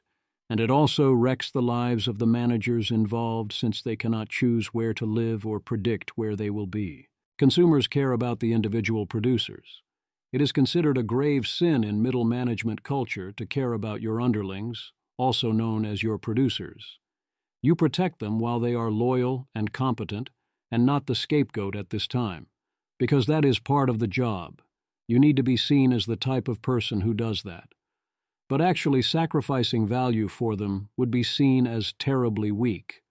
As you do not care about them, the people above you do not care about you either. Loyalty until such loyalty is no longer useful is a thing, but that is very much not the same thing, nor does it fill the same role. Everyone is judged on a combination of politics and whether they can properly produce the homogenized product successful middle manager. This centrally includes associating only with those also producing such products, rewarding such products, and punishing any deviations from such products. You are responsible for everyone and everything below you, so you must demand fealty from those below you, so they'll serve whatever agenda is most helpful to you. You must also ensure that they are producing the successful middle manager product. The opt-out clause. The good news for managers is that once one reaches a certain level, as long as one continues to play by the rules and make others comfortable is a key concept we don't have space to discuss here. For more, see Section B of quotes from Immoral Mazes. One can typically ride things out while carving out some amount of outside value for yourself. One does this by visibly opting out of the game and no longer being seen as a threat. Everyone knows that some people must stay in place to keep the wheels mostly turning. Without such people, the whole system doesn't collapse too fast and take current management down. Thus, there is an option for graceful retirement from the climb up the ladder. More generally, those who accept immobility are unwilling to sacrifice family life or free time activities to put in the extraordinarily long hours at the office required in the upper circles of their corporations. Or they have made a realistic assessment of the age structure, career paths, and power relationships above them and conclude that there is no longer real opportunity for them. They may see that there is an irreparable mismatch between their own personal styles and the kinds of social skills being cultivated in well-entrenched higher circles. In many cases, they decide that they do not wish to put up with the great stress of higher management work that they have witnessed. Location 962, quote 119, Immoral Mazes. Producing successful middle manager is largely a pass/fail operation. You can't produce it by halves. Thus, once you realize you are unable or unwilling to produce it properly, either you move somewhere where you can do so, you quit entirely, or you stop trying to produce successful middle manager and instead produce contented middle manager. Those are the Level 1 damage mitigation strategies. Later sections will deal with such damage mitigation options more broadly. Is this missing something? On one level, this robustly answers the question, how did things get so bad? On another level, this begs that question entirely. It does not explain why everyone involved ended up with such crazy beliefs or allowed things to get so bad. It merely explains the bind the players are in within the game as it currently exists. There is the implication that the whole thing is wrapped in conspiracy and malice that is left implicit, its motives and modes of operation unclear. Without that element, the explanation feels incomplete at best. This gap is because the model only implicitly mentions Moloch's army. I still haven't quite figured out how to take that on, / we're not ready yet. Hopefully you now have a better idea of what this represents. Mazes everywhere. These dynamics don't only exist in major corporations. By default, at least right here and right now, they arise in any sufficiently large organization. Barring strong optimization pressure holding them back, things over time in any given organization, with multiple levels of management, will become increasingly maze-like. Governments are presumed to be mazes, armies, political parties, unions, academia. Sufficiently large nonprofits are almost certainly mazes. The profit motive is, if anything, fighting against the property of being a maze. Getting rid of it would only speed things along. This is doubly true because mazes do not only support themselves being mazes. They tend to support and encourage maze behaviors in other places and organizations, favoring mazes over non-mazes. Our major corporations have largely been mazes for decades. A maze need not even be a formal organization. You can get similar effective behaviors whenever there is an effective multi-level hierarchy. Consider Paul Graham and Sam Altman's description of the ecosystem surrounding Y Combinator, as analyzed recently by Ben Hoffman, or the model of the same system in my older post In a World of Venture Capital, where each round of funding can be considered the boss of the investors in the previous round. The next questions. There now exist 3 categories of next questions. The first category, taken from this comment I made on Less Wrong, are the big global questions. To what extent are these dynamics the inevitable result of large organizations? If so, to what extent should we avoid creating large organizations? Has this dynamic ever been different in the past in other places and times? And if so, why, and can we duplicate those causes? The second category are the big personal questions. Given the existence of these immoral mazes, what do I do? The third category is the one I've been struggling with, which is to finally get a good written model of the dynamics of anti-epistemic anti-virtue. Next in sequence, what is success in an immoral maze? What is Success in an Immoral Maze by Zvi Mowshowitz, January 10, 2020. Previously in sequence, Moloch hasn't won, perfect competition, imperfect competition. Does big business hate your family? What is life in an immoral maze? Stripping away the protections. Immoral mazes are terrible places to be, much worse than they naively appear. They promise the rewards and trappings of success. Do not be fooled. If there is one takeaway I want everyone to get from the whole discussion of moral mazes, it is this. Being in an immoral maze is not worth it. They couldn't pay you enough. Even if they could, they definitely don't. If you end up CEO, you still lose. These lives are not worth it.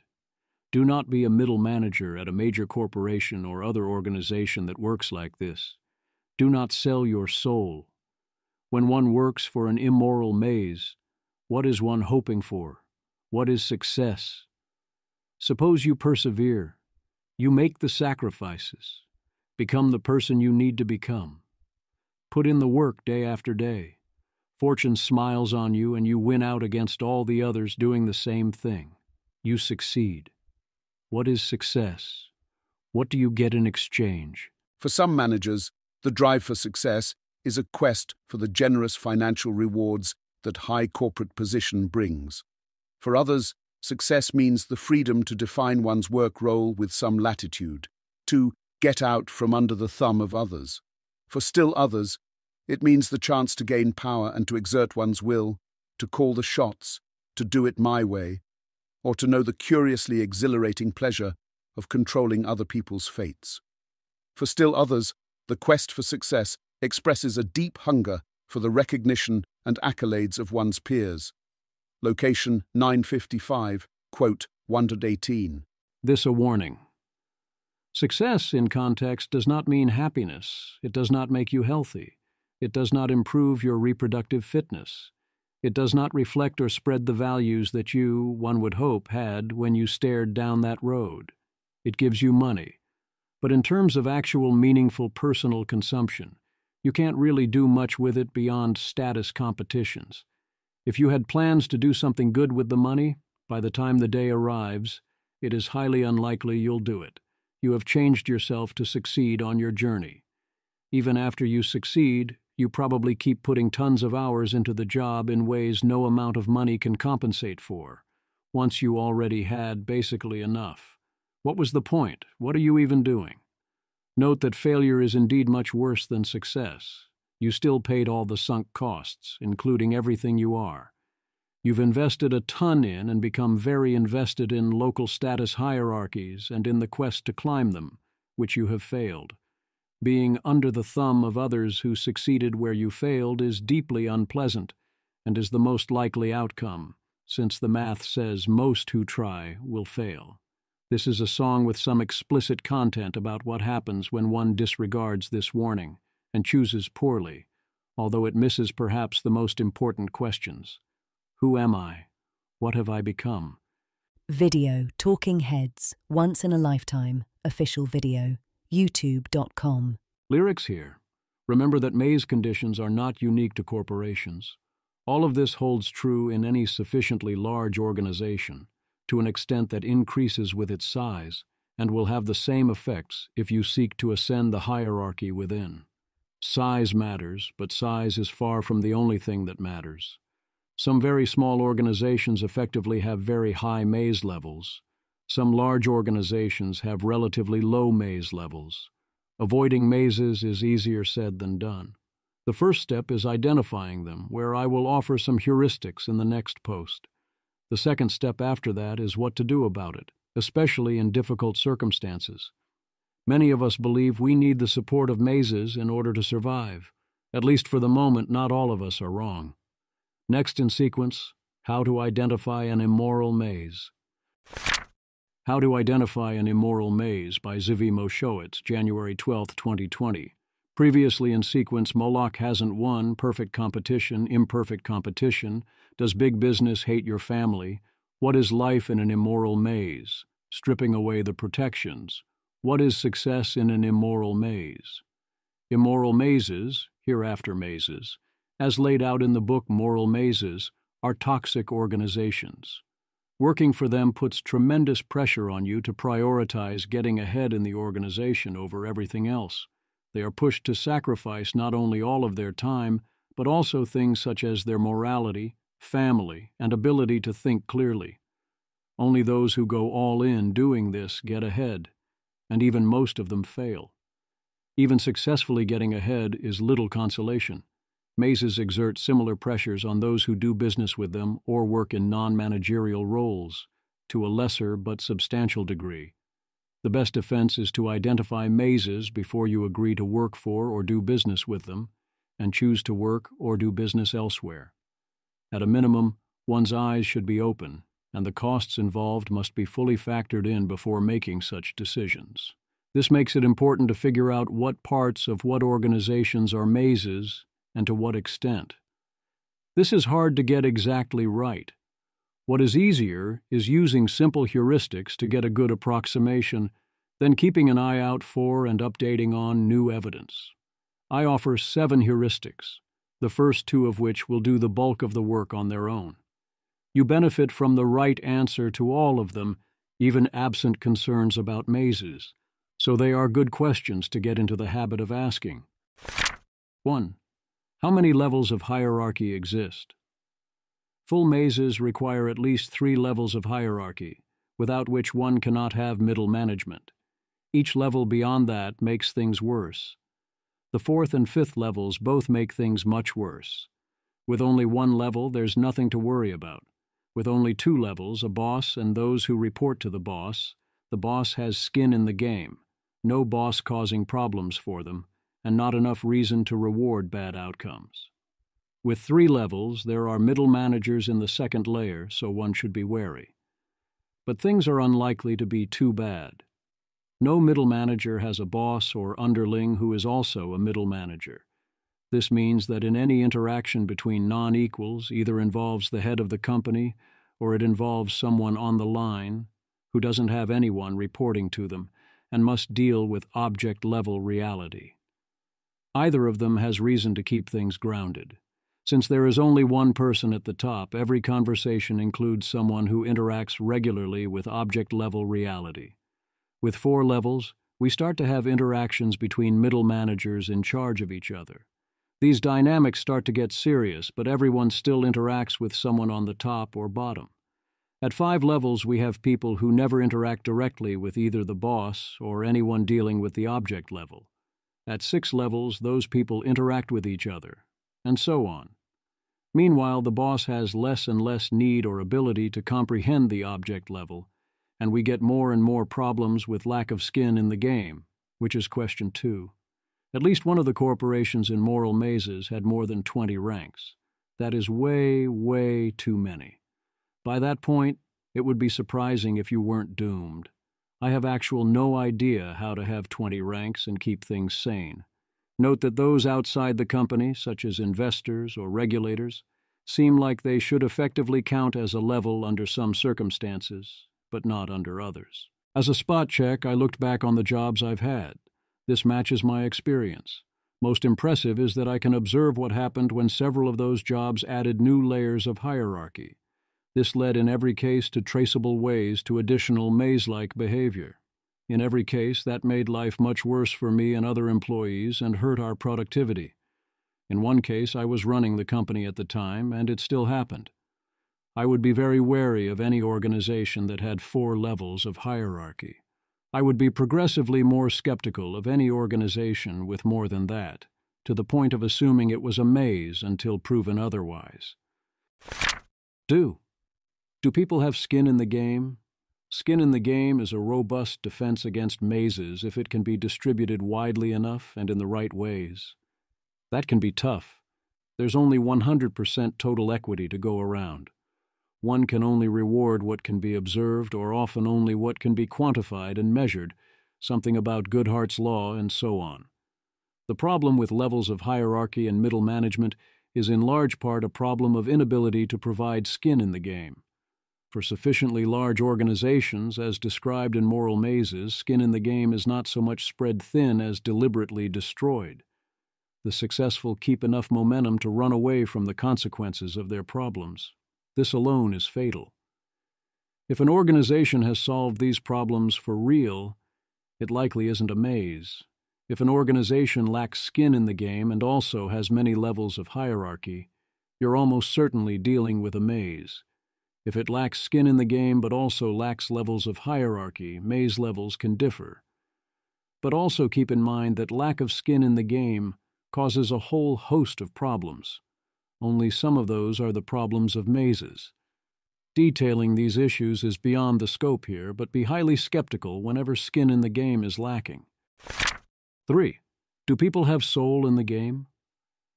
What's better than having skin in the game? Having soul in the game. Caring deeply about the outcome for reasons other than money, or your own liability, or being potentially scapegoated. Caring for existential reasons, not commercial ones.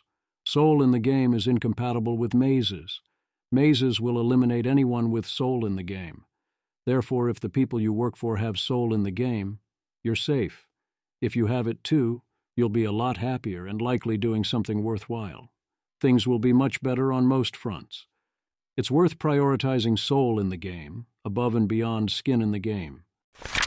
4. How do people describe their job when you ask? Remember this quote. When managers describe their work to an outsider, they almost always first say, "I work for Bill James," or "I report to Harry Mills," or "I'm in Joe Bell's group," and only then proceed to describe their actual work functions. Location 387, quote 2. You want them to say almost anything else, anything that does not make you recoil in horror a different way. Hopefully something worthwhile and interesting. I don't know how good this rule is, but I suspect it's quite powerful. 5. Is there diversity of skill levels? Is excellence possible and rewarded? The belief that all middle managers have the same skills and are all equally capable of doing any managerial job aside from the politics involved is a lot of what makes mazes so bad. If there is no good reason to diverge from standard practice, if everybody knows that you cannot do better, then any divergence is blameworthy and shows you are not doing your job. There's no need to ask why or what advantages it might have. It also all but ensures the wrong answer to the next question. 6. Is there slack? A world without slack is not a place one wants to be. Mazes systematically erase all slack. Slack is evidence of not being fully committed, and given that everyone's skills are equal and competition is perfect, holding anything back means losing even if undetected. 7. Pay attention. Sounds silly, but it works. Observe people and what they do and how they do it. If you work in a maze for long enough, you're not going to shout it from the rooftops, but every sentence you speak will reflect it. And as always, when people tell you who they are, believe them. Other notes. These questions do not differentiate between corporations, nonprofits, governments, parties, clubs, or other organizational forms. That's not a good indicator. Corporations are only the original observed case. Asking how proposed or expected changes will change the answers to these questions is a good way to know if those changes will raise the maze level of an organization. Like most puzzles, there are multiple solutions, and the pieces reinforce each other. Most of the time, hardcore mazes will give alarm bell level answers to all 7 heuristics. Are there any other good, simple heuristics? Next in sequence is how to escape from moral mazes, providing my best advice in detail to those dealing with the threat of mazes on a personal level. How Escape from Immoral Mazes by Zvi Mowshowitz, January 16, 2020. Previously in sequence and most on point. What is success in an immoral maze? How to identify an immoral maze? This post deals with the goal of avoiding or escaping being trapped in an immoral maze, accepting that for now we are trapped in a society that contains powerful mazes. I will not discuss methods of improving conditions or preventing the worsening of conditions within a maze, beyond a brief note on what a CEO might do. For a middle manager, anything beyond not making the problem worse is exceedingly difficult. Even for the CEO, this is an extraordinarily difficult task. To rescue society as a whole requires collectively fighting back. I will consider such options in later posts. For now, the problem statement is hard enough.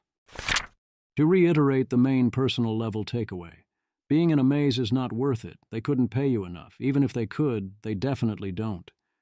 If you end up CEO, you still lose. These lives are not worth it.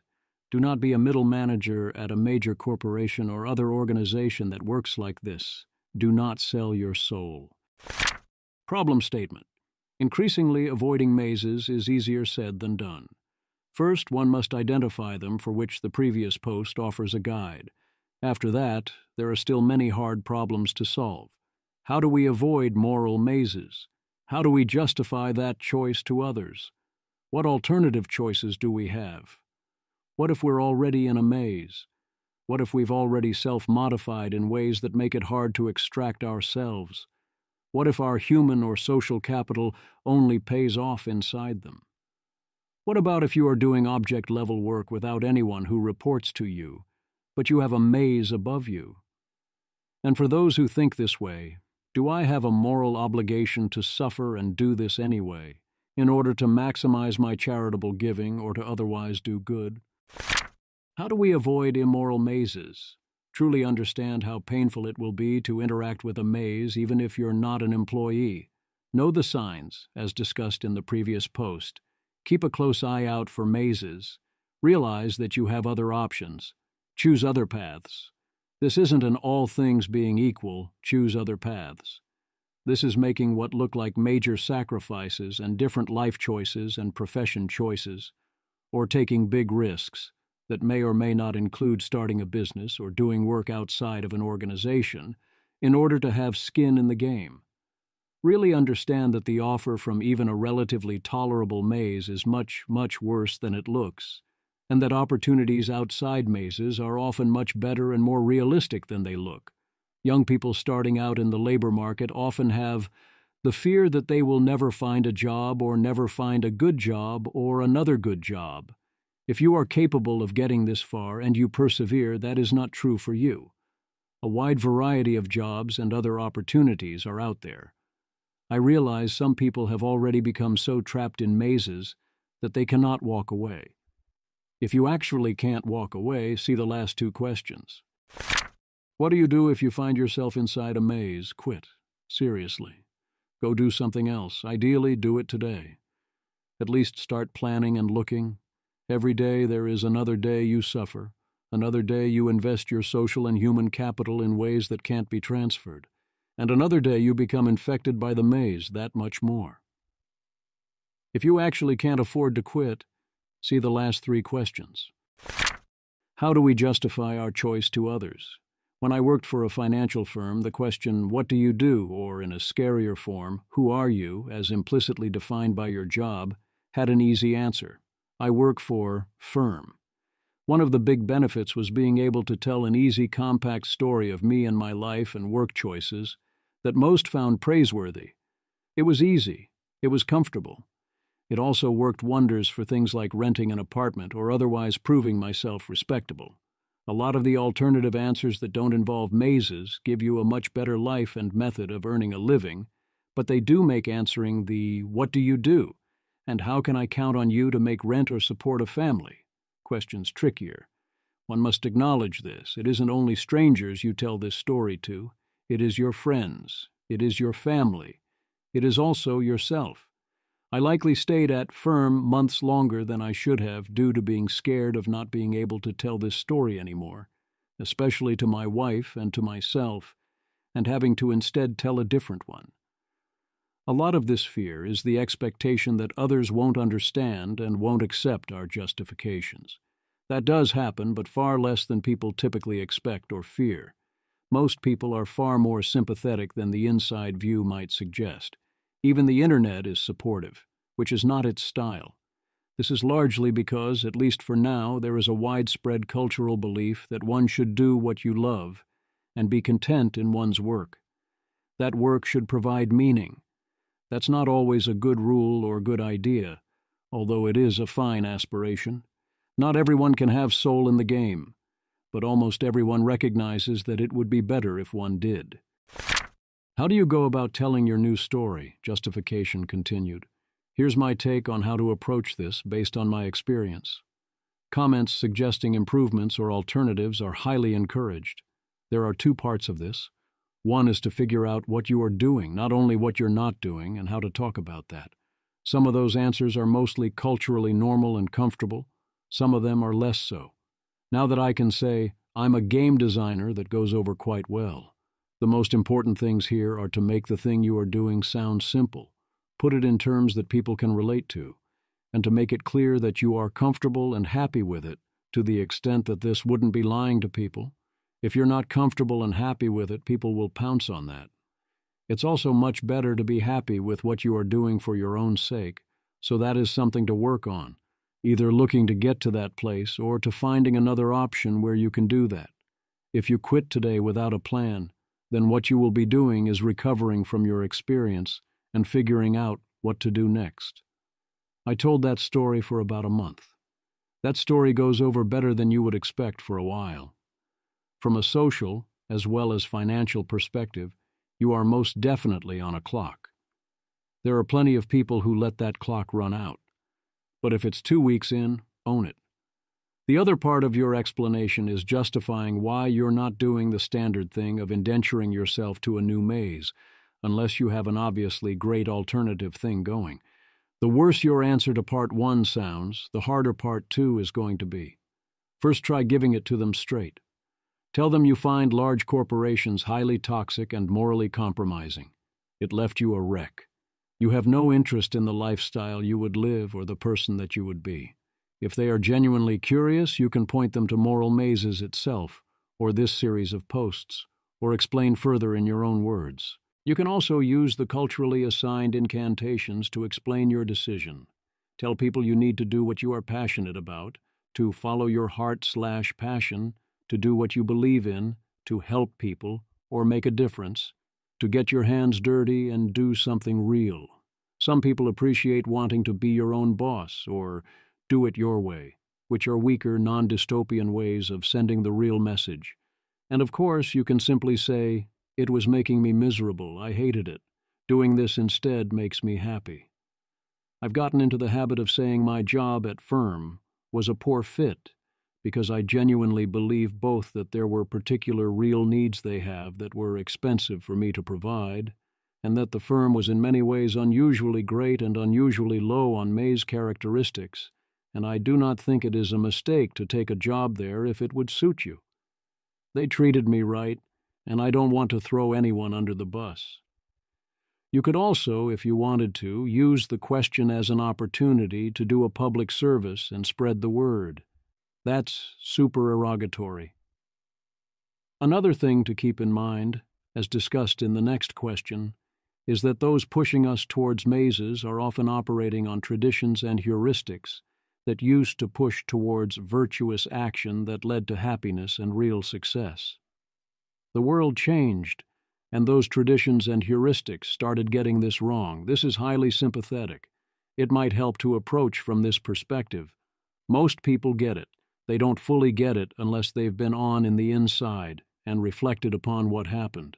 But they do get that there's something soul-killing about working for the man or being lost in a maze of political actions. Others won't get it. What if my family or culture won't accept my justifications? Some people won't get it. They will respond that all of this is excuses for not wanting to do hard work or make sacrifices, that this is how the real world works, that it is time to grow up, that a real adult/man/woman/hero/whomever would suck it up and deal with it, that it is your responsibility to do so, for your family, for the world, or for yourself, that get a steady job is what good and responsible people do, that this is how one survives in today's world, and how one gets to raise and support a family. Often people who are counting on you, usually family members, will effectively let you know that while they care a non-zero amount about whether your life experience is miserable, or what impact your work has on the world, or what upside or opportunities for personal growth you might have, what they actually care about is whether you are projecting the illusion of security. They want to mentally cache that they are going to be okay and that everything is all right. This has remarkably little to do with actual security. Jobs in many mazes are not especially secure. Others are secure barring disruption of the underlying order if you are willing to pay the prices discussed and tie all your human and social capital to the maze. The security they seek is the security of the banker who loses money when everyone around him loses money. This is useful to the banker because one cannot then scapegoat and fire him if he has bad luck and does poorly. This is useful to those in a maze and those who tie their fates to them, because they hope they will similarly seem responsible and legitimate, and thus worthy of sympathy and assistance if things go poorly. It is a self-reinforcing charade. People demand this illusion of legitimacy to protect against others' accusations of illegitimacy. They will defend this charade even if times change, the mazes mostly fail, and those who are doing real things succeed, and attempt to forcibly transfer wealth from people doing real things to those who previously worked in mazes. All of that doesn't make participation in the charade worthless. You can even hope to benefit from the expropriations. But it is important to know that it is a charade. If you face a family and/or culture that demands devotion of one's entire life to the illusion of respectability, have sympathy for those making these demands. In the past, when these traditions and heuristics developed, the illusion of respectability corresponded to real work and other worthy virtues that lead to happiness and true success. If they fail to realize the change and update accordingly, that is at least somewhat understandable. If attempts to make them realize this change or accept your perspective fail, one must treat them the same way one treats anything else that is out to get you. If their demands cannot be satisfied in a way you can accept, because they will simply demand more until it is something you cannot accept, then attempting to satisfy their demands is folly. If you previously chose those around you based upon being a member of a maze, then it is plausible that having invested in those people and relationships, it makes sense to stick around. It is also plausible that being around them afterwards no longer makes sense. I know it is easy to say and tough to act upon, but hopefully in time either they will understand and/or come around, or you will realize that life is better without them. What if you've already self-modified too much? This sucks quite a lot. After a while, those little status differences and little battles start to deeply matter. Other things matter less and less. Humans can adapt to many things. Giving up all that likely fills you with deep existential dread. Even worse, you've sculpted everything else, including your friends and often your family, around these obsessions. You, and often they, depend on the currently steady money and the illusion of security the maze provides. Without that, things could rapidly fall apart. The good news is you've figured out that this happened. Perhaps you haven't self-modified as much as you've feared, or you have a path back to undoing this. Often the modifications start reverting once you extract yourself from the situation. Often you're deeply miserable, in a way that those around you, at least subconsciously, know quite well. Those around you often realize this long before the person realizes it about themselves. If you tell the people you care about what's really going on, if they're worth keeping, they'll almost always be supportive. I've seen a number of people realize they hated their jobs and needed to go. Almost all of them got lots of support when they got the courage to say it out loud. A note I got on a previous draft: the happiest Uber drivers I have seen used to be middle management. If anything, I see many people around me being too supportive of opting out of working, or in a sense, out of life, entirely. It is important to help and encourage people to do more things. See the question above on how to explain your choices and situation to others. So my first suggestion is to admit to yourself what is happening to you. Take an inventory. Concretely observe what is actually going on around you. without excuses or euphemisms, and what that is doing to your brain and your life, then tell the people who care about you, and go from there. What if mazes are where our human and/or social capital pays off? Note that when I say pays off here, I mean maximally pays off. If you have the skills and opportunity to advance inside a maze, you have the skills and opportunity to take a lower-level position at a smaller institution and still earn a reasonable living. That does not mean that this transition would not be painful, or that you could maintain your current lifestyle, or that your family and friends would stand by you, but you definitely have that option. If you are an academic with a PhD and notice your academic institution is a maze, keep in mind that the entire concern about you only getting paid off in academia probably simply isn't true. Academics typically get substantial pay bumps when they move to private industry. A lot of other professionals are similarly buying the security and familiarity of what they're used to, rather than being paid off with dollars. One must still be careful to ensure not to jump from one maze into another. Then there's big corporations. Big corporations really do pay better than smaller businesses if you can't get equity in either business. The recent history of domestic income inequality is in large part inequality between firms, as bigger and more successful firms pay higher salaries even to their lower tiers, and have more higher tiers in which to earn yet more. There are 3 theories I know about for why big corporations pay more. Theory 1 is that big corporations are more likely to have O-ring production functions or otherwise benefit more from higher quality workers, so they pay more in order to attract better workers. Theory 2 is that big corporations make more money per employee and are big enough to potentially support unions, so employees demand and receive more of that pay. Theory 3 is that working in a big corporation sucks, and employees realize this to at least some extent, so employees demand more money in order to be willing to work there. If working at a major corporation is a major life cost and working in management a bigger one, and these come with higher pay, then a lot of income inequality in developed countries does not represent a gap in desired life outcomes, and it might be more unfair if that part of the gap was closed. A lot more of that pay gap is that some professions engage in rent-seeking behavior to extract resources. Some big examples are finance, law, education/academia, and medicine. Again, that comes with much better pay. It also usually comes with a big-time investment in the development of the relevant social capital, human capital, and credentials you need to succeed. If you went to medical school or law school or worked hard to get a tenure track, and later realized that your profession is a maze. I'm making no claim here that these professions are or aren't mazes in general, or how intense those mazes might be. Although some central organizations within them clearly are very intense mazes, walking away from that is going to be expensive. This is doubly true for human capital within a single organization. When I took a job at a financial firm, they spent a large part of my first 2 years training me.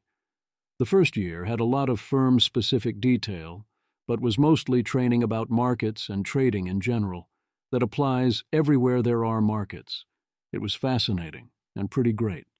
5 stars, would study again, especially given they paid me rather than the other way around.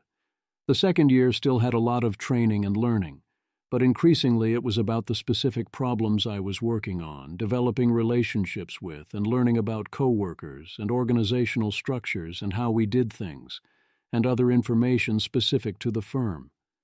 This was less fun, and when I left, it became worthless. I had another job I stayed in for 5 years.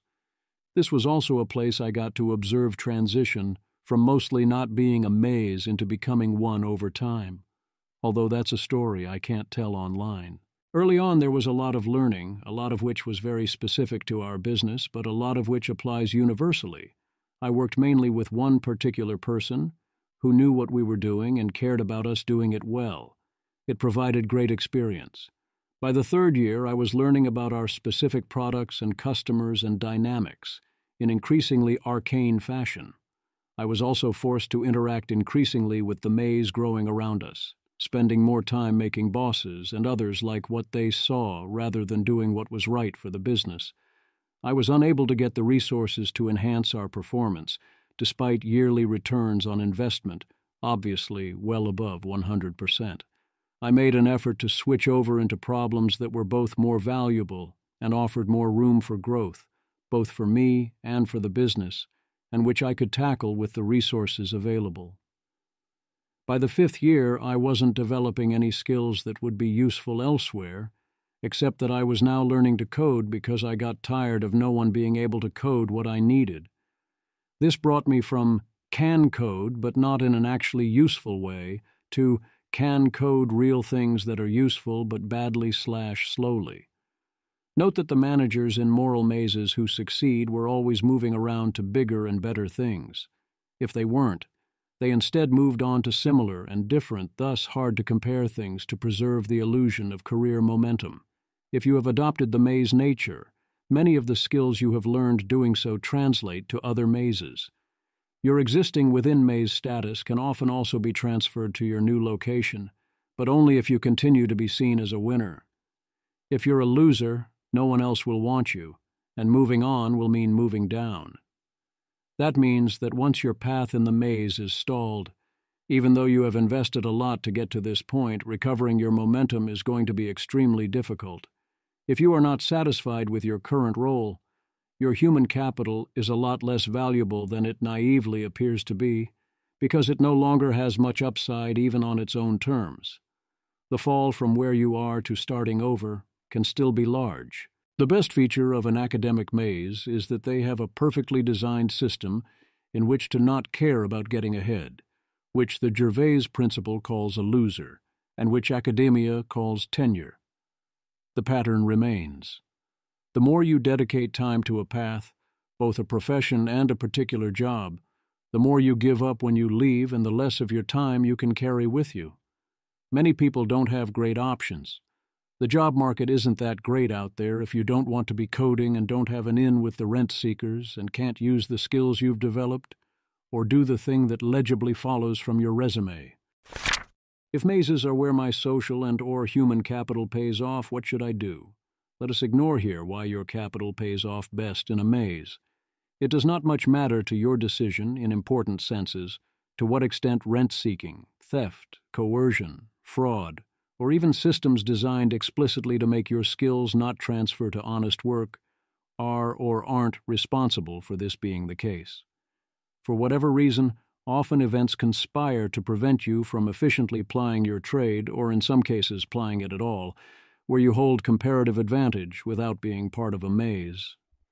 Some people really do have a dilemma, where they can either do something menial and mindless that still gets them abused and doesn't pay much if they can find work at all, or they can go out on a limb that looks super risky and likely to fail, or that requires years without compensation, or they can keep working in the maze. It is important that vastly more people think they are in this position than are in this position. If you think you are in this position, consider the possibility that you are mistaken. Consider all the alternatives. Consider how much the reduction in medium-term funds and superficial status would actually matter to you. Consider how much of what's holding you back is simply the fear in some form. Imagine exactly how relieved you'd be to be out of there. Remember that even if leaving really is super painful, involving a large reduction in consumption levels and superficial status and standard of living, and the abandonment of large sunk costs, that doesn't mean it isn't worth it. My first line of response to this dilemma is exactly what you would expect. Consider leaving anyway, but I admit that isn't always the right answer. In some cases, things really have gone too far.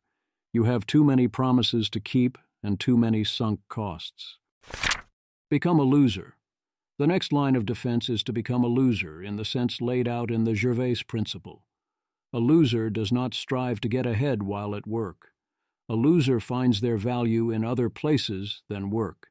At work, they pride themselves on putting forward at most the minimum amount of effort to get the job done. The Gervais principle can be seen as the prequel to Moral Mazes, dealing with life at lower levels of mazes that have to interact with the real world. Mazes need, as several quotes describe, people who keep their heads down and do their job, with no ambitions for further advancement. Ideally, one does this as low on the totem pole as one can stomach and afford, as the life that results is far less odious and taxing. By declaring themselves as neutral and not a threat, such people are often left mostly alone if they are important to the system continuing to run. They can now reclaim some slack and a personal life. It's not a great solution. You're still holding up the maze. You're still interacting with it. You'll still have to make severe moral sacrifices. But to some extent, some of the time, you can pick and choose what to have no part in. Over time, your position likely will slowly degrade. Eventually, this may lead you to leave. Hopefully by then, you'll have been able to save enough and be prepared enough to be ready for that. If you're stuck in a maze, the least you can do is turn a healthy monthly profit. Take risks. The final line of defense I can come up with is to take big, bold risks. Either stand up for what you believe in, or gamble to advance your own situation. Sometimes this will work. Your situation will improve and you'll learn your situation was better than you thought. Other times they'll backfire and you'll learn your situation was worse than you thought and is now worse than that. Remember that if you get fired from a job you don't want, that can be a big win, because you might not have had the courage to leave on your own and you might even get severance and unemployment. The real danger is often not that you get fired. It's that you become dead without knowing it. As in this quote, "You can put the damper on anyone who works for you very easily, and that's why there's too much chemistry in the corporation. There's not enough objective information about people. When you really want to do somebody in, you just say, well, he can't get along with people. That's a big one. And we do that constantly. What that means, by the way, is that he pissed me off. He gave evidence of his frustration with some situation. Another big one is that he can't manage, he doesn't delegate, or he doesn't make his subordinates keep his commitments. So in this sort of way, a consensus does build up about a person, and a guy can be dead and not even know it."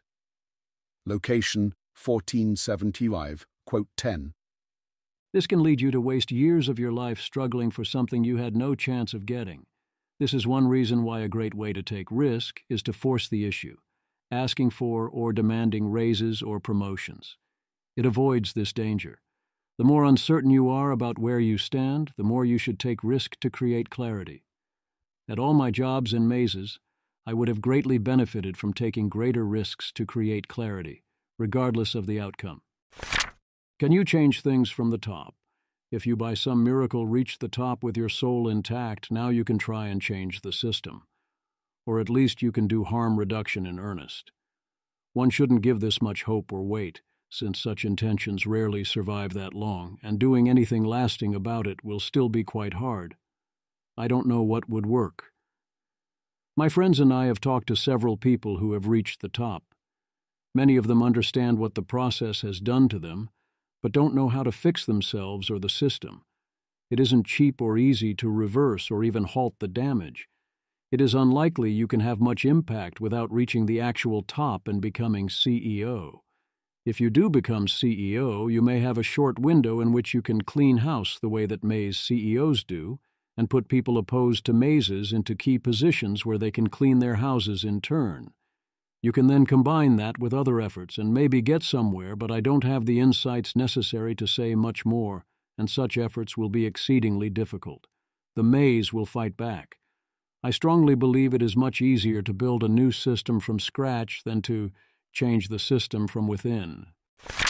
What about if you are doing object-level work without anyone who reports to you, but you have a maze above you? In Moral Mazes, such workers are said to be on the line. Details of this situation will determine to what extent this represents being stuck in the maze versus to what extent this represents doing regular object-level work. What are you actually doing all day? What are your incentives? If your essential scenario is given an object-level job to do and do it, that is mostly fine. If your essential scenario is not that, it is less fine, but it is still far better than being a middle manager.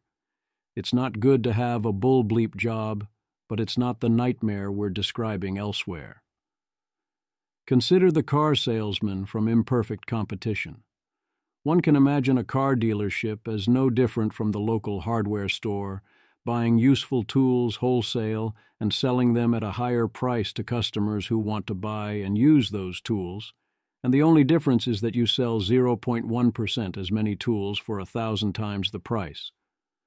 One can also imagine that the demands of the car corporation and the incentives they provide and the misinformation they spread and the regulations they twist and engineer and so forth end up with you effectively stuck in the maze. The truth is presumably somewhere in between. You see insane things around quotas and regulations and advertising campaigns you cannot control, and the dealerships have their own issues of their own design, but you are still mostly working for a small actual business most of the time. The same would go for the workers in the office, as analyzed in the Gervais principle. Michael is largely in maze hell. Jim spends a lot of time avoiding maze hell. Most of the workers have to deal with the craziness and what it does to the business. But this is only ordinary soul-crushing and not what middle managers deal with. Jim's situation on the office is the biggest problem. There is no future. The only way up to better your work situation would be to dive into the maze. If you do that while not buying into the system, it will go badly for you on all levels. If you do buy in, then you've fully made the big mistake I'm warning against. Consider the Uber drivers, some of whom are reported to be happy refugees from middle management. To the extent that the driver is offered rides, chooses to accept them individually, and gets paid for each ride provided, the driver is good. They set their hours and level of effort. There is word that Uber and its ilk are now using algorithmic systems and various overall incentives to try and ensnare their drivers more broadly into the system, which would be worse, but the core experience is still one of real work. Consider a software engineer given specific tasks to code and coding them. That seems likely to be mostly fine. Consider a worker that is literally on the line in a manufacturing plant that makes physical objects. It is not the best or most compensated work, but you are mostly free from the maze. Being on the line and continuing to do real work is miles behind doing real work, where you have skin in the game. But if you get to dodge the worst of all this, it is a reasonable temporary fallback if you lack alternatives. Look carefully at details. If you are a manager but not a middle manager, e.g., no one who reports to you has anyone who reports to them, and the group of people you manage has object-level tasks to do together, you aren't automatically doomed, but there is great danger lurking, including the risk you will be promoted. Do I have a moral obligation to work in mazes to maximize my charitable giving? No, you don't. This post has done its best to deliberately ignore the moral costs of participating in mazes, because avoiding them is already overdetermined without that. I want to make it clear that I'm not relying on moral concerns.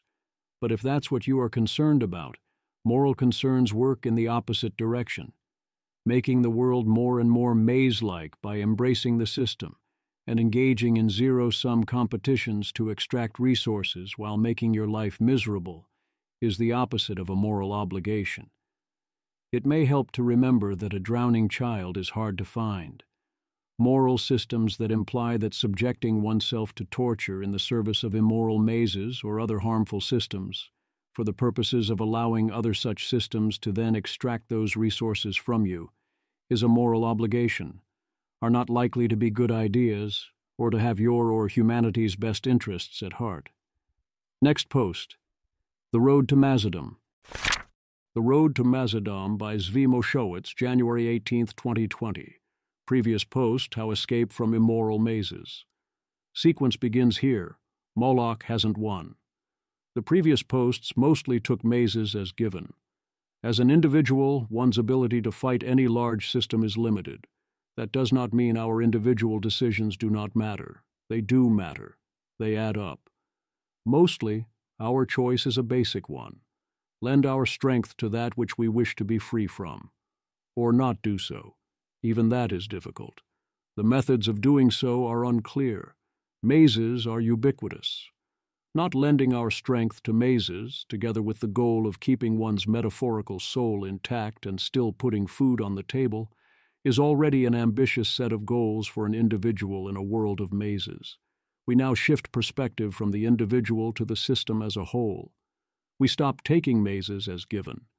It is time to ask why and how all of this happens, and what, if anything, we can do, individually or collectively, about it. In particular, this post presents an explicit model of the first question, which is, how did mazes come to be, both individually and overall? This is partly a summary of the model developed so far. It is partly making the model more explicit and partly the fleshing out of that model with more gears. If there are points here for which you believe the previous posts failed to lay the groundwork they should have laid, please note that in the comments by number so I can consider fixing that. Keep this distinct from any disagreements or other notes on these claims, which are also welcome. 1. Every organization has an organizational culture. That culture can and does change. 2. Those who focus on their own advancement at the expense of other considerations will, by default, advance further, faster, and more often. Those who do not do this will not advance. Increasing amounts of focus make this effect increasingly large. 3. Focus on one's own advancement inside hierarchies causes individuals to self-modify in order to be the type of person who automatically engages in maze-creating and maze-supporting behaviors. They will also see such behavior as natural and virtuous. 4. Middle management performance is inherently difficult to assess. Maze behaviors systematically compound this problem. They strip away points of differentiation beyond loyalty to the maze and willingness to sacrifice oneself on its behalf, plus politics. Information and records are destroyed. Belief in the possibility of differentiation in skill level or of object-level value creation is destroyed. 5. The more one is already within a maze, the more one is rewarded for maze-creating and maze-supporting behaviors, and for self-modifications towards such behaviors. This creates a vicious cycle. 6. Focus on one's own advancement causes one to wish to ally with others who do the same thing. That means allying with those who are engaging in maze-creating behaviors and who are likely to do so in the future. Those people are likely to have future power. They are aligned in support of your new values and likely actions. 7. Changing the organizational culture towards a maze, which we will call raising the maze level, benefits those who wish to engage in maze-like behavior at the expense of those who do not. Those wishing to raise maze levels implicitly and sometimes explicitly coordinate together to reward maze behaviors, culture, and values, and punish other behaviors, cultures, and values. 8. Those who wish to have strong allies notice that strong potential allies want to ally with those who support mazes, and with those who ally with those who support mazes, and so on. This creates a strong incentive to strongly signal, in a way that others who support mazes can recognize our support for maze behaviors and rising maze levels. One does this by supporting maze behaviors and maze allies whenever possible over all other considerations, without any need for explicit coordination or reciprocity, and by other costly signals of maze virtue. 9. The larger an organization and the more of a maze it becomes, the closer competition among its middle managers resembles super-perfect competition plus political considerations. Slack is destroyed. Those who refuse to get with the program, where the essence of the program is support of mazes over non-mazes, stop getting promoted or are pushed out entirely. 10. Such behaviors choose how to react to people largely by observing those people's culture and values. Those who wish to get ahead in such worlds must self-modify to instinctively support such actions, whether or not doing so is locally in their self-interest.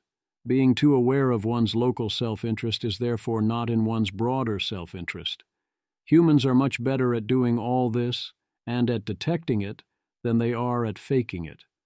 The way one gets such behavior is through cultivating habits, including habits of thought and choosing one's virtues.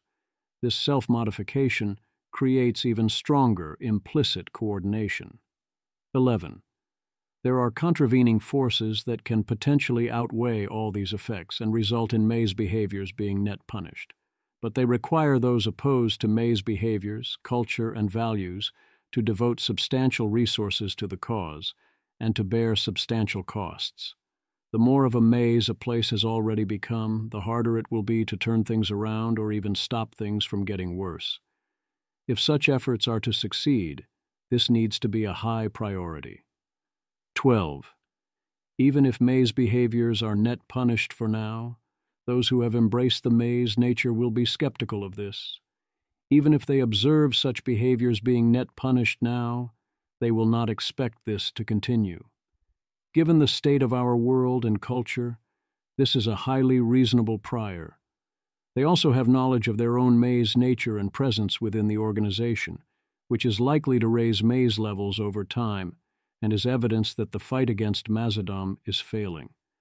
And they stand to gain a huge competitive edge by raising the local maze level. Thus, the fight never ends. 13. Damage done is very difficult to reverse. Once particular maze behaviors become tolerated and levels rise, it takes a lot of effort to undo that. 14. Once people who support mazes are in places of authority in a given area, that area will rapidly become a maze. This is true of organizations and of sub-organizations within an organization. 15. If the head of an organization believes in mazes and has the time to choose and reward the people of their choice, it's all over, probably permanently. 16. Mazes reward individuals who engage in maze behaviors and exhibit maze culture and values, and punish those who do not so exhibit even outside the maze or organization in question. This includes customers, producers, business partners, investors and venture capitalists, board members, analysts, media, government officials, academics, and anyone else who supports or opposes such patterns. 17. All strengthening of mazes anywhere creates additional force supporting mazes elsewhere. Mazes instinctively support other mazes. As society falls increasingly under the sway of mazes, it implicitly cooperates to push everyone and everything into supporting the behaviors, culture, and values of mazes. 18. The end result inside any given organization is that maze behaviors grow stronger and more common over time. This is balanced by maze behaviors, making the organization less effective and thus more likely to fail. 19. Occasionally, an organization can successfully lower its maze level and change its culture, but this is expensive and rare heroic behavior. Usually, this requires a bold leader and getting rid of a lot of people, and the old organization is effectively replaced with a new one, even if the name does not change. A similar house cleaning happens more naturally in the other direction, when and as maze levels rise. 20. Maze behaviors grow stronger and more common over time in any given organization, barring rare heroic efforts. As organizations get bigger and last longer, maze levels increase. 21. When interacting with a world of low maze levels, or especially when interacting with individuals who have not embraced the maze nature, mazes are at a large competitive disadvantage versus non-mazes.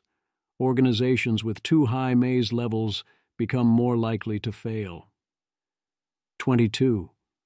As organizations fail and are replaced by smaller upstarts via creative destruction, revolution, or other replacement, maze levels decrease. 23.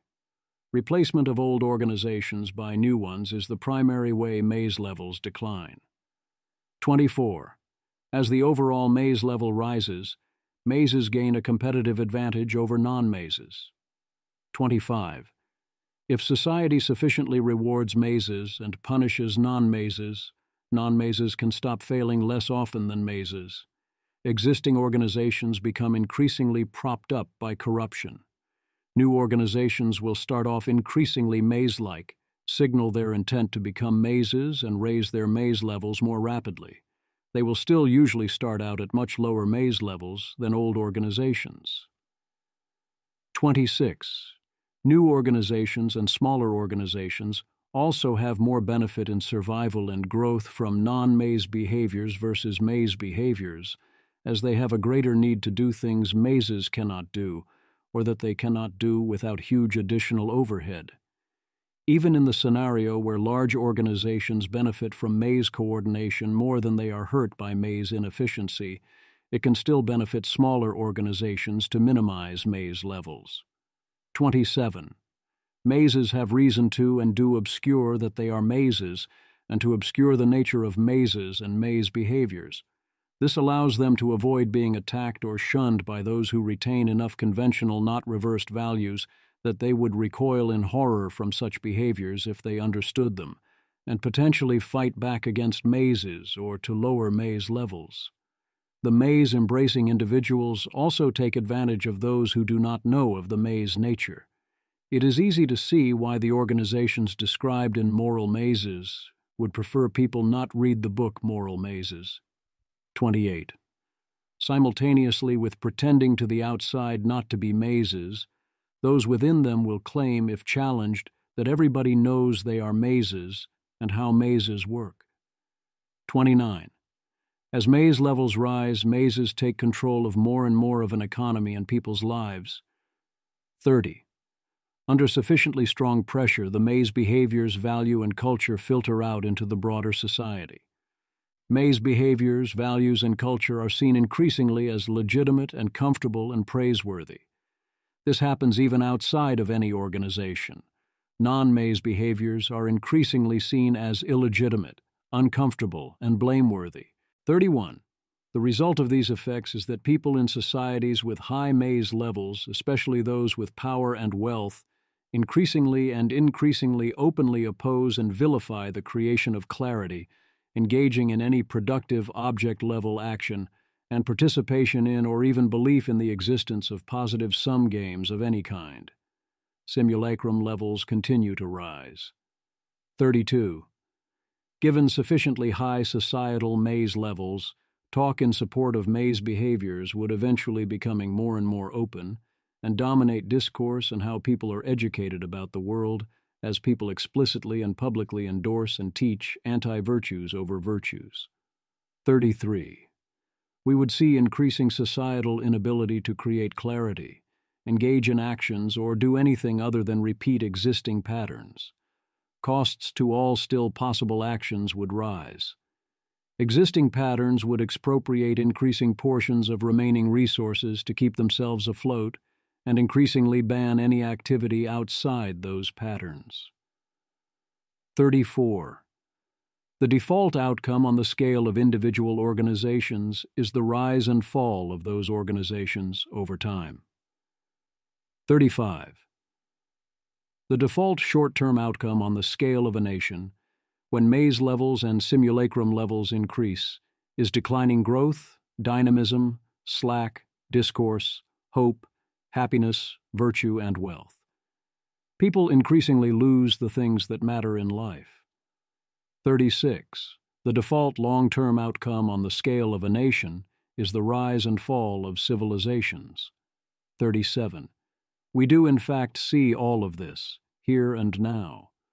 The next few posts will flesh this out more and provide, as best I can, answers to the other questions. Next post. How doomed are large organizations? How Doomed Are Large Organizations? By Zvi Mowshowitz, January 21, 2020. We now take the model from the previous post and ask the questions over the next several posts. This first answer post asks these questions. 1. Are these dynamics the inevitable results of large organizations? 2. How can we forestall these dynamics within an organization? 3. To what extent should we avoid creating large organizations? 4. Has this dynamic ever been different in the past in other times and places? These are the best answers I was able to come up with. Some of this is reiteration of previous observations and prescriptions. Some of it is new. There are some bold claims in these answer posts, which I lack the space and time to defend in detail or provide citations for properly, with which I am confident many readers will disagree. I am fine with that. I do not intend to defend them further unless I see an opportunity in doing so. I would love to be missing much better strategies for making organizations less doomed. If you have ideas, please, please, please share them in the comments or elsewhere.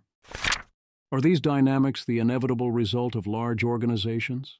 These dynamics are the default result of large organizations.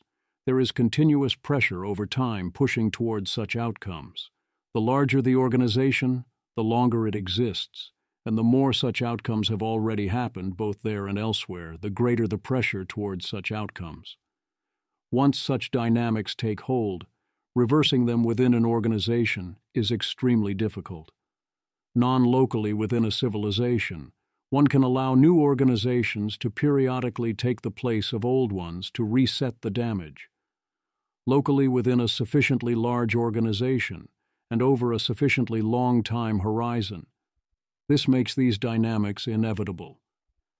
The speed at which this occurs still varies greatly and depends on choices made. How can we forestall these dynamics within an organization?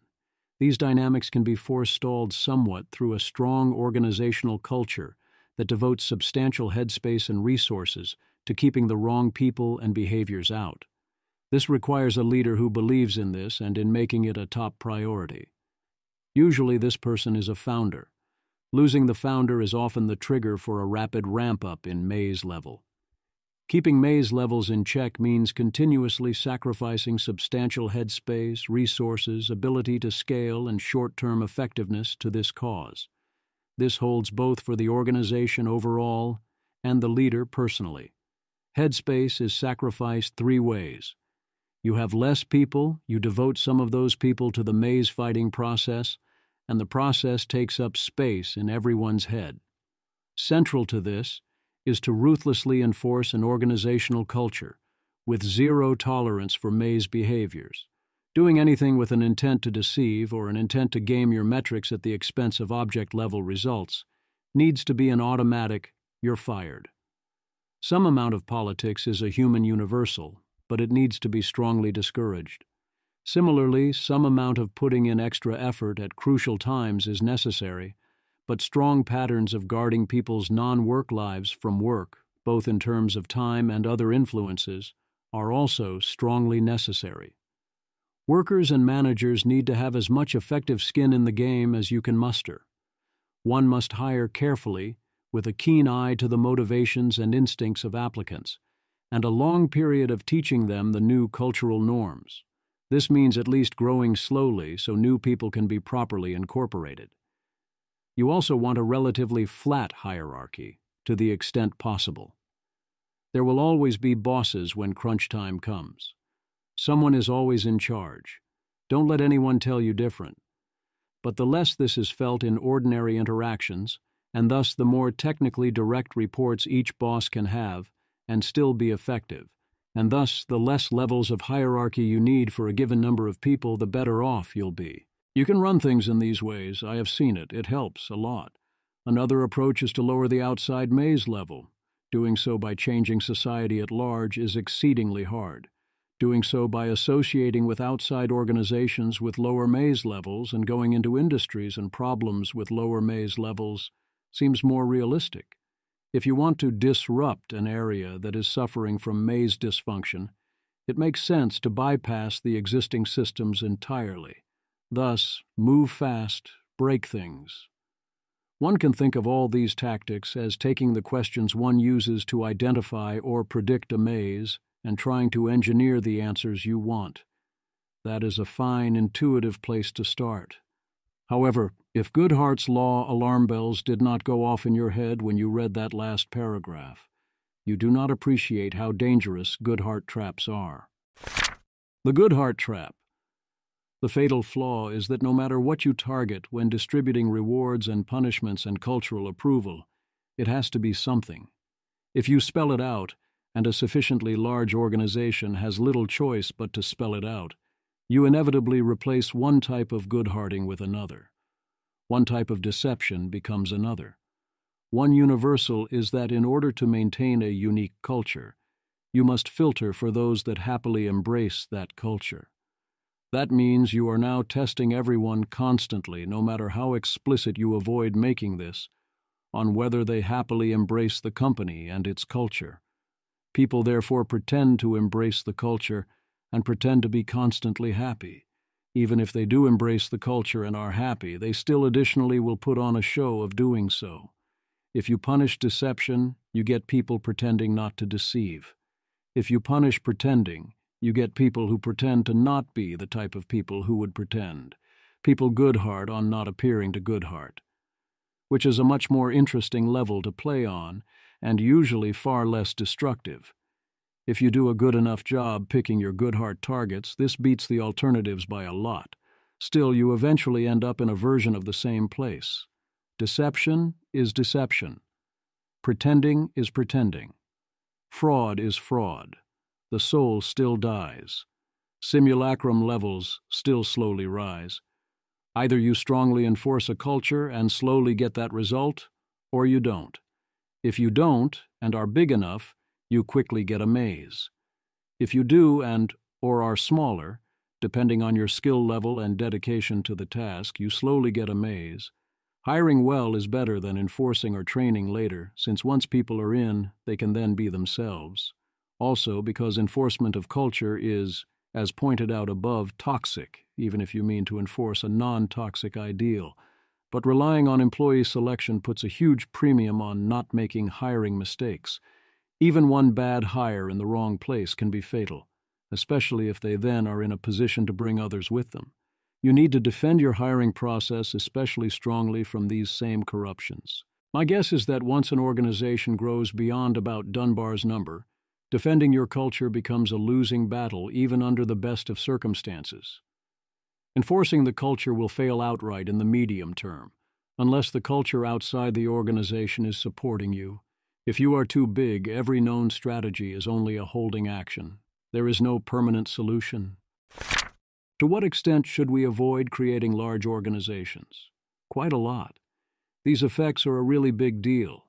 Organizations get less effective, more toxic and corrupt as places to work and interact with, and add more toxicity and corruption to society. Every level of hierarchy enhances this effect, the first 5 dramatically so. Think hard before being or having a boss. Think harder before letting someone's boss report to a boss. Think even harder than that before adding a 4th or 5th level of hierarchy. That does not mean such things can be fully avoided. The advantages of large organizations with many degrees of hierarchy are also a really big deal. We cannot avoid them entirely. We must treat creating additional managerial levels as having very high costs. This is not an action to be taken lightly. Wherever possible, create distinct organizations and allow them to interact. Even better, allow people to interact as individuals. This adds friction and transaction costs. It makes many forms of coordination harder. Sometimes it simply cannot be done if you want to do the thing you'd like to do. This is increasingly the case, largely as a result of enemy action. Some of this is technology and our problems being legitimately more complex. Most of it is regulatory frameworks and maze-supporting social norms that require massive costs, including massive fixed costs, be paid as part of doing anything at all. This is a key way mazes expropriate resources and reward other mazes while punishing non-mazes. I often observe people who are stuck working in mazes who would much prefer to be self-employed or to exit their current job or location, but who are unable to do so because the legal deck is increasingly stacked against that. Even if the work itself is permitted, health insurance issues alone force many into working for the man. When one has a successful small organization, the natural instinct is to scale it up and become a larger organization. Resist this urge whenever possible. There is nothing wrong with being good at what you do at the scale you are good at doing it. Set an example others can emulate. Let others do other things, be other places. Any profits from that enterprise can be returned to investors or paid to employees, and used to live life or create or invest in other projects or to help others. One need not point to explicit quantified dangers to do this. Arguments that one cannot legitimately choose to leave money on the table or otherwise not maximize are maximalist arguments for some utility function that does not properly capture human value and is subject to Goodhart's law, and against the legitimacy of slack. The fear that if you don't grow, you'll get beaten by those that do, as in Raymond's kingdoms. Overblown. Also asking the wrong question. So what if someone else is bigger or more superficially successful? So what if you do not build a giant thing that lasts? Everything ends. That is not, by default, what matters. A larger company is often not better than several smaller companies. A larger club is often not better than several smaller clubs. A larger state is often not better or longer lasting than several smaller ones. Have something good and positive, for as long as it is viable and makes sense, rather than transforming into something likely to be bad. People like to build empires. Those with power usually want more power. That does not make more power a good idea. It is only a good idea where it is instrumentally useful. In some places, competition really is winner-take-all or regulations and conditions too heavily favor the large over the small. One must grow to survive. Once again, we should be suspicious that this dynamic has been engineered rather than being inherent in the underlying problem space. Especially in those cases, this leads back to the question of how we can grow larger and keep these dynamics in check. Has this dynamic ever been different in the past in other places and times? These dynamics seem to me to be getting increasingly worse, which implies they have been better in the past.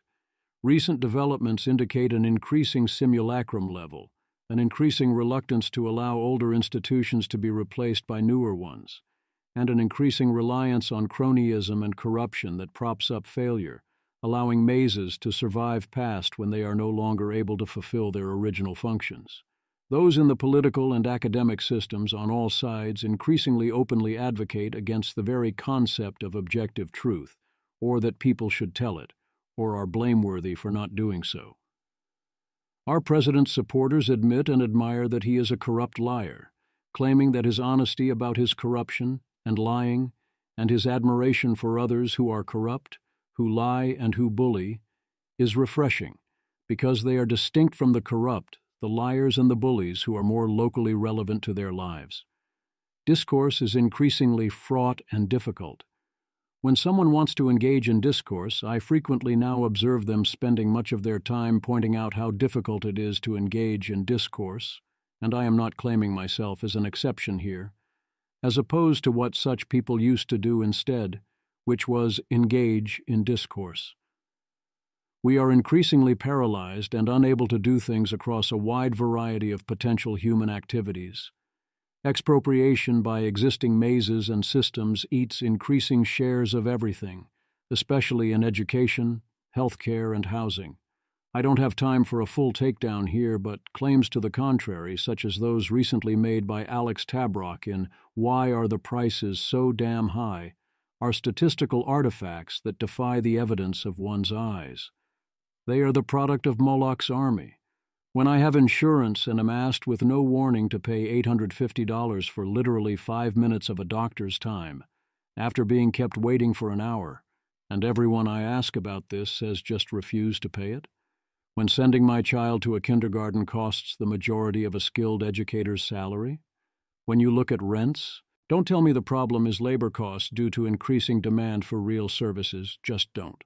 Some technological innovations remain permitted for now, and many of the organizations exploiting this are relatively new and reliant on object-level work, and thus less maze-like for now. But this is sufficiently narrow that we call the result the tech industry. We see rapid progress in the few places where innovation and actual work is permitted to those without mazes and connections, and where there is sufficient motivation for work, either intrinsic or monetary. The tech industry also exhibits some very maze-like behaviors of its own, but it takes a different form. I am unlikely to be the best person to tackle those details, as others have better direct experience, and I will not attempt to tackle them here and now. We see very little everywhere else. Increasingly, we live in an amalgamated giant maze, and the maze is paralyzing us and taking away our ability to think or talk while robbing us blind. Mazes are increasingly in direct position to censor, deplatform, or punish us, even if we do not work for them. The idea of positive-sum, object-level interactions being someone's primary source of income is increasingly seen as illegitimate and risky and irresponsible, in contrast to working for a maze. People instinctively think there's something shady or rebellious about that entire enterprise of having an actual enterprise. A proper person seeks rent, plays the game starting in childhood, sends the right signals and finds ways to game the system. They increase their appeal to mazes by making themselves as dependent on them and their income and legitimacy streams, and as vulnerable to their blackmail as possible. The best way to see that positive-sum games are a thing is to notice that the sum changes. If everything is zero-sum, the sum would always be zero. The best way to see that these dynamics used to be much less severe, at least in many times and places, is that those times and places looked and felt different, and got us here without collapsing. Immoral Mazes was written before I was born, but the spread of these dynamics is clear as day within my lifetime, and yours as well. Did some times and places, including our recent past, have it less bad than us in these ways? I see this as almost certainly true, but I am uncertain of the magnitude of this effect due to not having good enough models of the past. Did some times and places have it worse than we do now? Very possible. But they're not around anymore. Which is how it works. The next post will ask why it was different in the past, what the causes are in general, and whether we can duplicate past conditions in good ways. 10 Causes of Mazedom by Z.V. Mowshowitz, January 25, 2020. We continue answering the questions we asked earlier. It was claimed last time that maze levels and the danger of mazes was lower in the past than it is now, and that overall maze levels have been rising, as measured both by maze levels within organizations across the board and maze levels within the overall society. The world is better for people than it was back then. There are many things that have improved. This is not one of them. I am confident this is the case and have pointed to ways to see it. I recognize that I have in no way proven this is the case. I don't have a way to do that. Rather, I am relying on your own observations and analysis. If you disagree, I hope the discussion that follows will still prove useful as a comparison to what you see as an alternate possible scenario where these dynamics are less toxic. Now we ask what may have been different in the past and whether we can duplicate those causes. Why was it different? Can we duplicate those causes? The sketched model suggests several causes. One can model this as a two-level problem. Something happens, e.g. technological change, resulting in a change in circumstances, e.g. more real need for large organizations, cause 1, which then causes higher overall maze levels. Since this question asks for potential action on a large scale, political proposals will need to be among the proposals discussed. Let us do our best to debate models and how the gears in them work and stay away from actual politics. To that end, I am not claiming any of these policies are good ideas and should be implemented, or bad and should not be implemented. I am only claiming that they would have particular physical results in the world. If they are obviously good or bad ideas, I shouldn't need to say so. Cause 1, more real need for large organizations. Modern life has larger organizations with more levels of hierarchy. Corporations are bigger, governments are bigger, political organizations are bigger, universities are bigger. They wrap that bigness in more levels of hierarchy than ever before, with increasing amounts of bureaucracy and administration. Jobs are done that previously did not get done. Where the same job persists, that same job takes more people. There is little doubt that some of the problem is caused by the increased complexity of real needs. What is difficult is figuring out how much is necessary versus how much is unnecessary. Do we see these bigger organizations mostly because technological and economic development requires it? Or do we mostly see bigger organizations because maze-supporting behaviors and rules have made it so? How much of what goes on in a large organization is bullshit and could be eliminated, shrinking its size? How much of needing a large organization is due to regulation and subsidy? How much of this additional size and regulation is due to additional demands for safety, either real safety or the illusion of safety? How much is our unwillingness to let too-big-to-fail organizations fail, and the perception that size is necessary, good, or prestigious? To the extent that this is the problem, we are mostly stuck. We can still make different trade-offs, since we can give up some of the additional complexity and its benefits to reduce the large organization costs paid, but there are no easy wins to be had here. My low-confidence belief is that this accounts for a substantial portion of the problem, but less than half. It would be foolish precision to give a more exact number. Cause 2. Laws and regulations favor large organizations. There is genuine need for larger organizations with more levels of hierarchy. But once you create those organizations, they have a logic of their own that generates further need for them. Those within these organizations steer conditions in their direction. A lot of the bigger organizations are there because they are structurally advantaged because they enjoy regulatory capture, or because of other barriers to smaller competition, rather than because being larger make any economic sense. While we were making life harder for the small, we made life easier for the large. We removed technological and legal costs and barriers to larger organizations of all kinds. The friction caused by those costs previously ensured that big organizations only existed when there was a big payoff. Now we can also get them because of mission creep, because it gives people making the decisions more power, or often because someone's ego gets stroked by the idea. We were so busy figuring out how we could go big, we didn't stop to ask whether we should. As opposed to doing new things, where we are now so busy asking whether we should, we no longer stop to ask whether we could. Cause 3. Less disruption of existing organizations. Wars, natural disasters, economic collapses, and other large negative shocks are the standard historical method of preventing large organizations from hanging around for too long. Fortunately, we've managed to mostly avoid major destructive wars for some time.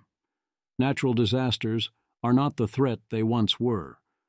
While we had an economic collapse of sorts in 2008, it was nothing like the Great Depression. The title of one of the definitive books on that crisis, and the one I read to better understand it, was literally Too Big to Fail. Existing large organizations were protected by government intervention. When they were so damaged that they could not be defended, instead of letting them fail, they were forcibly merged into even larger organizations. With our much larger productivity and surplus, our greater ability to do finance and run large deficits for long periods, and greater ability to absorb negative shocks, and our growing distaste for risk and loss of any kind, along with a long peace, and our judgment of leaders on extreme short-term perception of outcomes, we have biased things greatly against disruption. That then combines with the effects of regulatory capture and crony capitalism. The rise of mazes and maze behaviors is a vicious cycle. We've also seen a dearth of positive shocks. Technological breakthroughs, economic developments, and other big positive events allow new entrants to gain advantage over existing entrenched interests whose cached actions are increasingly inefficient and no longer make sense. It is unknown to what extent this dearth of positive shocks is due to inherent difficulty in pushing forward at the current technological frontier, to what extent it is a cost of choices we have made, and to what extent it was the intent of the choices that were made. In many cases, here and now, progress and disruption that would challenge existing systems is being forcibly suppressed. Some of the mechanisms of this will be among this list of causes, again with a mix between inherent, unintentional, and intentional. Incumbents of all kinds by default are fragile and would prefer the status quo not be disrupted. Being mazes only enhances these incentives. In other cases, we've run into some combination of increasing difficulty of underlying problems and our increasing lack of ability to do things even when not inhibited. Cause 4, increased demand for illusion of safety and security. Safety and security are important. They are not infinitely important. They are extremely poor choices for sacred values. Illusion of safety and illusion of security are increasingly seen as important sacred values. Occasionally so are actual safety and security. In important ways, we are less secure than in the past. Due to cultural changes, atomization, and government interventions, we cannot count on our family, our friends, or our community to support us. Even when we can count on them to support us, what we are counting on is a different order of magnitude of support from far fewer people. Government safety nets, even at their best, are a poor replacement.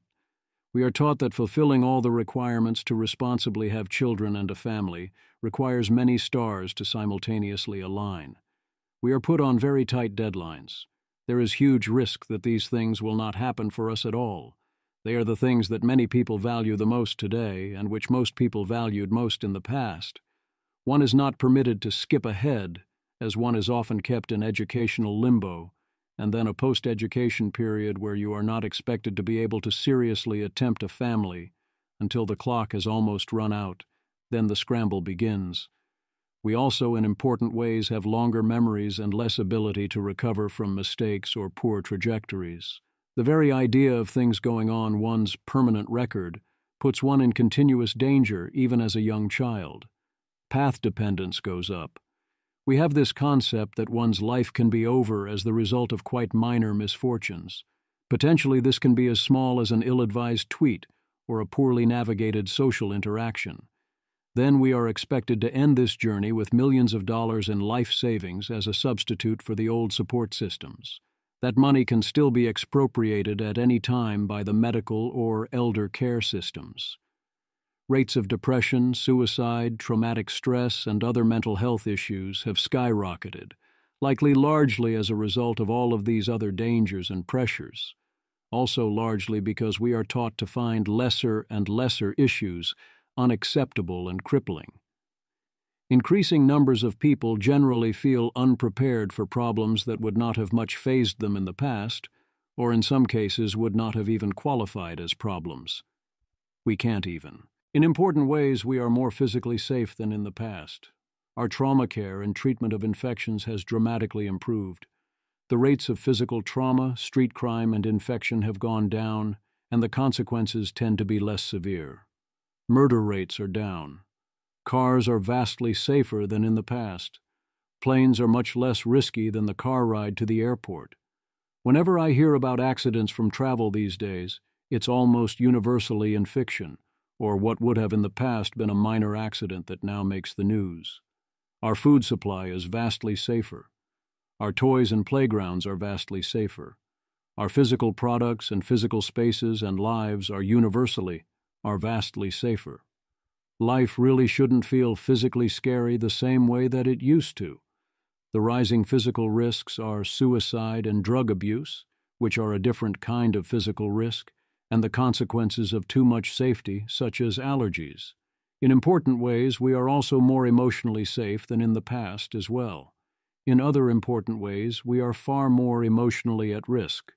We are safer in the sense that many unpleasant things that were considered normal parts of life are now considered unacceptable, and thus we guard against them. We still must deal with violence, with racism, with sexism, with abuse, with religious intolerance, with homophobia and transphobia, and hosts of other similar problems. Insert all additional concerns here. But without in any way saying that any of our current concerns are illegitimate, oh my, are all those problems in a vastly better place than they used to be. As Jim Norton commented in his most recent stand-up special, many of the stories our grandparents tell of how they met would, by modern ears, horrify us. Such questions are treated as much more of a priority than they used to be, especially in educational settings. We also make aggressive use of psychiatric medication. We are less safe from such things in two ways. We are less safe in the sense that we no longer are taught that such things are acceptable, or that we should be able to walk it off when they happen or take it on the chin. Nor are we forced to practice dealing with them, thus have a much harder time dealing with them when they happen. We have the problems that come with a revolution of rising expectations. We are also less safe in the sense that mazes turn everything into a signal and tool in the mazes' political games. Even when one could shrug off an event and its direct consequences, that event also comprises a move within the game. If people observe that offense can be done to you without retaliation, that is a license to everyone to ramp up the level of offense. This transforms your social identity into one to whom offense can safely be done, thus destroying your status and any hopes for success, including assistance with high placement into another maze. A lot of this safety comes at the direct expense of fun, learning, and efficiency. And a lot of it makes us so safe that people are failing to encounter the adversity they need to become resilient.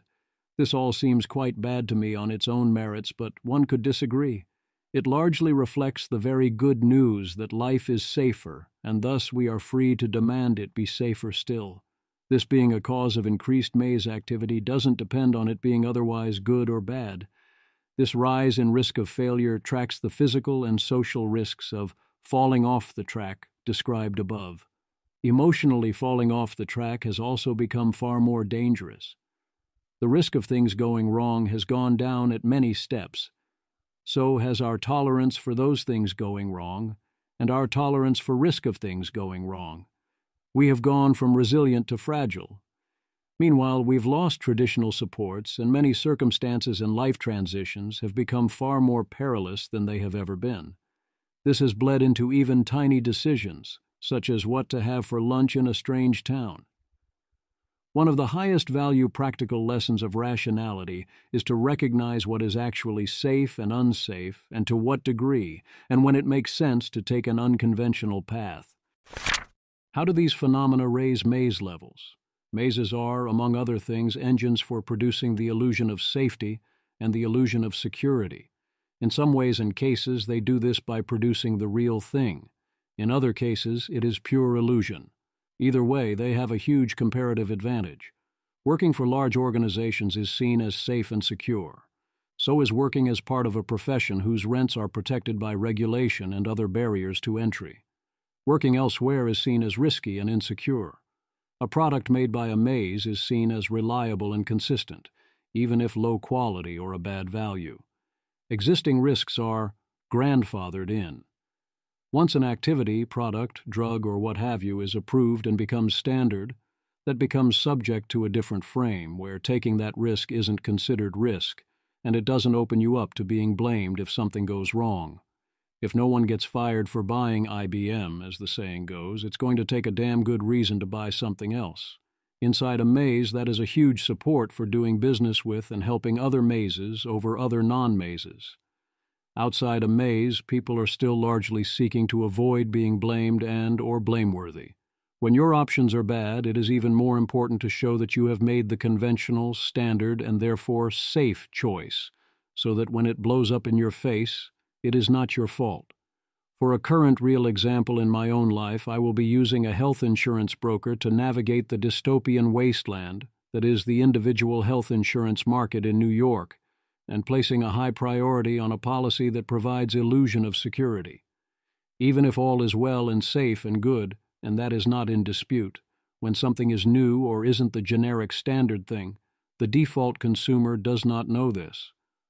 Why go to the trouble of finding out when anything that goes wrong is then your fault, even if it had nothing to do with your choice, or your choice actively made it less likely?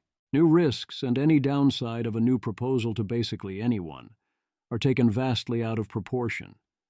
Mazes are much better equipped to handle this than non-mazes, as this forces one to play the system and the games of propaganda and public relations, hiding what needs to be hidden and spending huge amounts of time, money, and expertise on the right to do anything. Many of the costs involved are fixed. Small-scale efforts often don't survive this. Safety regulations and other requirements for doing things are almost always conceptualized based on what currently exists. Lobbyists made sure that existing systems could handle them and protested loudly if that would be expensive. If you're thinking of a new way of doing things, even if it makes the existing system look vastly unsafe in some way, it is likely to violate one of the existing technical requirements or make some aspect slightly less safe in some fashion. Real shame, that. I leave as an open question how often the purpose of the safety regulations is the prevention of innovation and competition. Cause 5, rent-seeking is more widespread and seen as legitimate. This is a result as well as a cause. Mazes have comparative advantage at seeking, securing, and extracting rents. Rents are what keep the mazes running once they are no longer capable of efficient creation of value. Thus, part of their reversal of morality is to turn the destructive act of rent-seeking into the legitimate and respectable thing that one does to earn a living, and make positive-sum actions seem increasingly illegitimate. That major forces in our society are pushing this, and that it has been working, have been addressed earlier in the series. To the extent that they haven't been, it's another post or even sequence, and I won't argue further for it here. Cause 6, big data, machine learning, and internet economics. Big data and machine learning swing the balance in favor of mazes. Mazes are full of people who could not communicate with each other, extreme case of the snafu principle, who are many steps removed from the object-level considerations they neither understand nor have the data or skill to process, and make decisions based on metrics and political considerations largely around those metrics, and not caring about incidental effects. Machine learning gives a powerful tool to anyone with a metric to optimize and lots of data that can be gathered. The explicit price of this is giving up on a gears-level understanding of what is going on or how things work, not caring too much about incidental effects and trusting the algorithm. Thus, machine learning helps mazes be much better at what they wanted to do anyway, while charging them prices they've already paid. Others are then judged by those mazes and metrics and pushed towards using more machine learning-style strategies. If they give in to this, outsiders lose their advantages of actually understanding how things work and what is important and seeing incidental effects, and are at a severe data disadvantage because the only data that counts is no longer the type of data they have. Mazes also benefit because big data and machine learning love huge amounts of data. Huge amounts of data demand scale. Instead of having humans in charge of decisions, now algorithms are in charge of those decisions. The blindness of those inside the maze becomes a blindness from lack of data for those who don't have sufficient scale. Internet economics is then shaped by this machine learning and by optimizing for metrics, especially when bidding for advertising and trying to reach the point where one can use advertising to scale. A lot of costs are fixed, which favors large over small. Other aspects do favor small over large and favor better over worse, so it's not a complete loss. And there's a lot of pushback. I'm not claiming this is one-directional or simple. In addition to the issue of what algorithms do to mazes that use them, there is the issue of what algorithms do to the people the algorithms are reacting to when they want to change or are shaped by how the algorithms react. When algorithms are optimizing how to react to us, we face similar underappreciated pressures even if we are not using them, which also contributes to all this. Our entire mode of thinking about the world becomes warped. That's a much bigger topic beyond scope. Cause 7, ignorance. Mazes are an example of a thing that, unless they have already sufficiently corrupted values in general, could be destroyed by the truth. Mazes depend upon the public, and in particular on potential workers and associates, not understanding how mazes work or what working in or with a maze will do to their lives and souls. People do understand that there is something soul-crushing about working for the man, and that is true as well, but mostly misses the point. It takes a minimum of years inside a maze to start to understand how mazes work from the inside, or how bad it gets in middle management if no one explicitly tells you. By that time, many are too invested to stop, or have already self-modified in ways that leave them no longer able to perceive the problem. Even if you have the data needed to put it together, my experience is that to fully appreciate what you are dealing with, you have to quit first, which would mean you need to quit before you realize how badly you need to quit. Whoops. If someone does explicitly tell you beforehand, you're inclined not to believe it, because such warnings usually lack the gears and sound absurd and come from people who appear biased against business or are experiencing sour grapes. Because things would sound so absurd, Those doing the warning will round down their warnings to sound reasonable. Then the listener does the same. Even when the source is credible and provides gears, as I hope this source does when combined with the original book, the brain constantly instinctively rounds it all down to avoid seeing the thing. Those who recoil in horror at the thought of working for a maze, who are not doing so based on hard-won experience, usually don't know the half of it. This is enough to ensure that workers at large corporations make more money than those at smaller ones. Tyler Cowen and other defenders of large corporations use this as evidence that large corporations make people more productive. I think this represents a terribly incomplete model of how labor markets work. Workers are not primarily paid in some relation to their marginal product. The accounting identity neither holds nor does it enlighten much. My model is more along the lines of workers are paid in relation to what it costs to attract talent to a position, and then the business either is or is not viable. One of the inputs to that is indeed the worker's perception of their marginal or average production at that job. There is some expectation that great success will be shared with the workers to some extent. Not to do so would make them upset. This is mostly a threshold effect and acts largely on marginal compensation via reciprocity and fairness. This isn't centrally about supply and demand curves meeting. In good times, one gets a raise. The exception is when there is a strong union. A strong union changes the calculation from what workers will accept to work here instead of elsewhere, to a zero-sum battle by the union to extract maximal resources from the corporation without too quickly driving it into bankruptcy, versus the corporation trying to retain profits and not let them do that. This conflict plays out in a legal structure where many otherwise legal things become illegal, otherwise illegal things become legal or mandatory, and the outcomes are weird. Union jobs really are different. Another input is the status that goes along with a job and what it feels like it should pay on that basis. In most cases, this runs in the perverse direction. A better job requires more compensation to keep people happy about their pay. Workers have the instinctual sense that higher status jobs should strictly dominate low status ones. They also have the, usually correct, instinctual sense that if the job does not pay, the promised status is fake/won't be accepted, and that if lower status jobs are not paid less, or equal status people who produce better are paid more, then their status is under threat, so they will revolt against such practices. Thus, everyone wants the higher status jobs. You cannot effectively balance this with pay. It really is a terribly bad idea to let the workers find out what the other workers are paid. A lot of this, one hopes, is based on how much someone wants to do that job and have the life that goes along with having that job. When we see that jobs in big corporations pay more, rather than conclude they must be more productive, I primarily take this as evidence of some combination of two things. One, that working at a big corporation is something people dislike, so you have to pay them more to do it. This despite them not knowing how much they should dislike it, and therefore demand in compensation, and despite a lot of career lock-in. We also see above-standard pay in large government bureaucracies.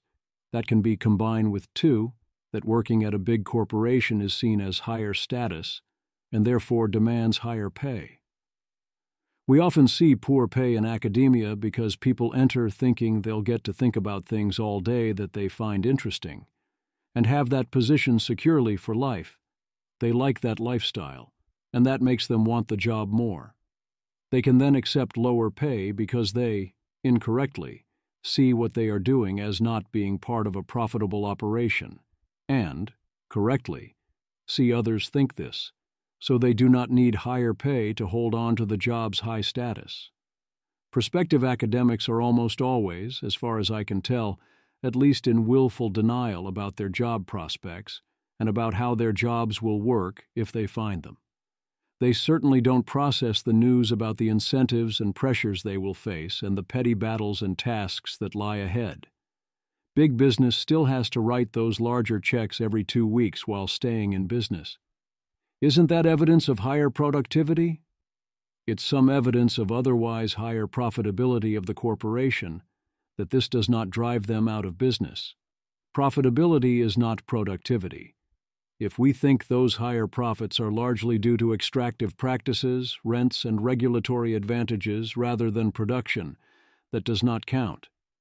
If we think that it is due to things inherent to the corporation, such as intellectual property or monopoly or returns to scale, and this in turn causes employees to demand more compensation, that also does not count if it's not the employees, or not all, but a handful of employees, doing the production.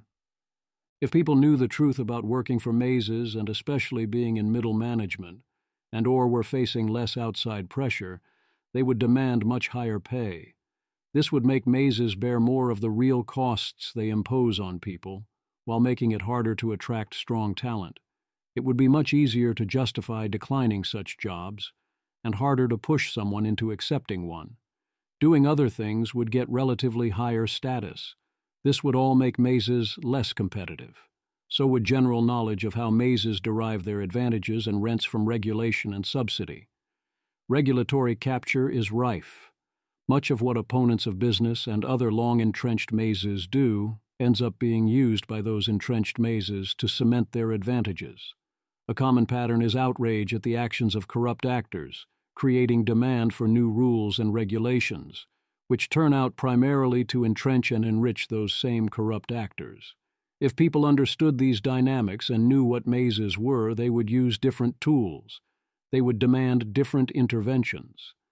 Then there are the things that business convinces the government to do directly.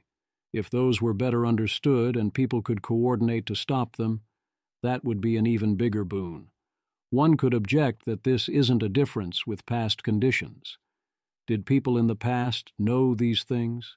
Ignorance often comes from not knowing the alternatives to the maze way of doing things, or that there exist or ever have existed things other than mazes, or of the ways in which mazes take over non-mazes and how to prevent that. People object that things are terrible, and they respond that since the incentives naturally trend towards these terrible things, how could things ever not be terrible? Despite things sometimes not being terrible, and things not being terrible in general. Those in charge of non-maze spaces invite the maze runners in willingly, without knowing they have sealed the space's fate. This was not true in the sufficiently distant past. It is not even true for your sufficiently distant past. It is learned behavior. We do not begin life this way. Children begin only knowing the non-maze way of doing things. Then we send them to school. Then we give them jobs. The hypothesis here is that things were different in the past because people were regularly exposed to non-mazes as central actors in their worlds. This taught them that small maze levels were the normal way of being instead of being mostly exposed to mazes as central actors, building their lives around them, and being taught that this was the normal way of being. People used to realize that the things involved in this were weird, and now they aren't weird anymore. This leaves us blind to what mazes result in. People used to expect better. Ignorance often also takes the form of not knowing how to do actual business. Most people today have no idea how to go about working on their own, feeling mostly that there be dragons, or generally how they or their worlds might survive without giant engines taking care of things for them on all levels. That did not used to be the case. Cause 8. Atomization and the delegitimization of human social needs. A large cost of working in mazes is that they do not permit full independent outside social lives. People are told to isolate themselves and neglect basic human needs. Our society's willingness to treat such a condition as normal, acceptable, and appropriate means that they can pull this off. In the past, in most times and places, I believe that people would have realized how terrible all of this increasingly has been and prioritized fixing it. This would have made people realize that joining an all-consuming maze was a huge life cost not to be taken lightly, rather than a source of palliatives to help one suffer through an impoverished social life. For those in middle management or above, they are being evaluated on everything they do. This includes who they choose to associate with, including who they marry and how they raise their kids, how they spend their time outside of work, what church, if any, they go to, and so forth. They are also under increasing pressure to spend every possible waking moment on job-related things. Socializing with coworkers mostly counts. Even for those not in middle management, jobs play havoc with their schedules and flexibility. Almost total reliability is demanded at most jobs in large organizations during standard hours, and most require also working outside of those hours when asked to do so. Any exceptions are quite costly. Vacation time is both slim and usually planned well in advance. This is hard on someone trying to live life, especially with a family. You end up tired all the time. Your life becomes a grind. Any free time largely needs to be spent recovering. The majority of your waking hours are spent interacting with your coworkers, who you mostly did not choose. They then effectively become your friends and often even your family, the same way they do in most workplace television shows. They are the people who have things in common with you, who you can reasonably keep up with and make plans with. Often they are the people you date, despite all attempts at policy to the contrary and whether or not there are bad dynamics involved. On a broader scale, you do not only keep the hours they tell you to keep, you live where they tell you to live, so you can work where they tell you to work. In the ongoing battle to create a rationalist community in New York, there is the constant assumption by everyone that finding a good job somewhere determines where you live. One of my 3 closest remaining friends, a former Magic, the Gathering professional, recently uprooted his family, including 3 kids, and sold his apartment because job offers in another city were somewhat better than those here. His entire family knows 0 people in the new city. That is now simply what one does. People who have skills or ambition are expected to walk away from everyone they have ever known for a job. This happens because basic human social needs have been delegitimized. Work provides one with one's social life and friends and even family, and we are expected to count that as a benefit. I believe that in most times and places this would rightfully be seen as a deeply impoverished bastardization of these concepts. People think their Facebook friends are friends, or even close friends. They're not. Atomization has many other causes as well. I have wide uncertainty how much higher Maze levels caused atomization, as opposed to atomization causing higher Maze levels. The delegitimization of basic human needs seems more tied to Maze issues. Given all that, how does one invest in real and deep long-term friendships and groups when they are increasingly unlikely to last? If you have a better answer than persevere and hope for the best, please share. I give great thanks for the few old friends that are still around. Cause 9, Educational System. We indoctrinate our citizens to the horrors of mazes early and often. Our first step is to imprison our children, starting from around the age of 5, for the bulk of their waking hours. During that time, all of their behaviors are tightly controlled, and they are taught that their success in life depends on satisfying the arbitrary demands of the person put in charge of them, who will mostly use negative selection to determine outcomes. When asked to justify doing this, the reply is typically that if you do not do this to your child now, your child will be ill-prepared to be subjected to increasingly intense versions of it as they progress through the educational system. You had better suffer and kill your soul now, or else you won't be prepared to suffer worse things later.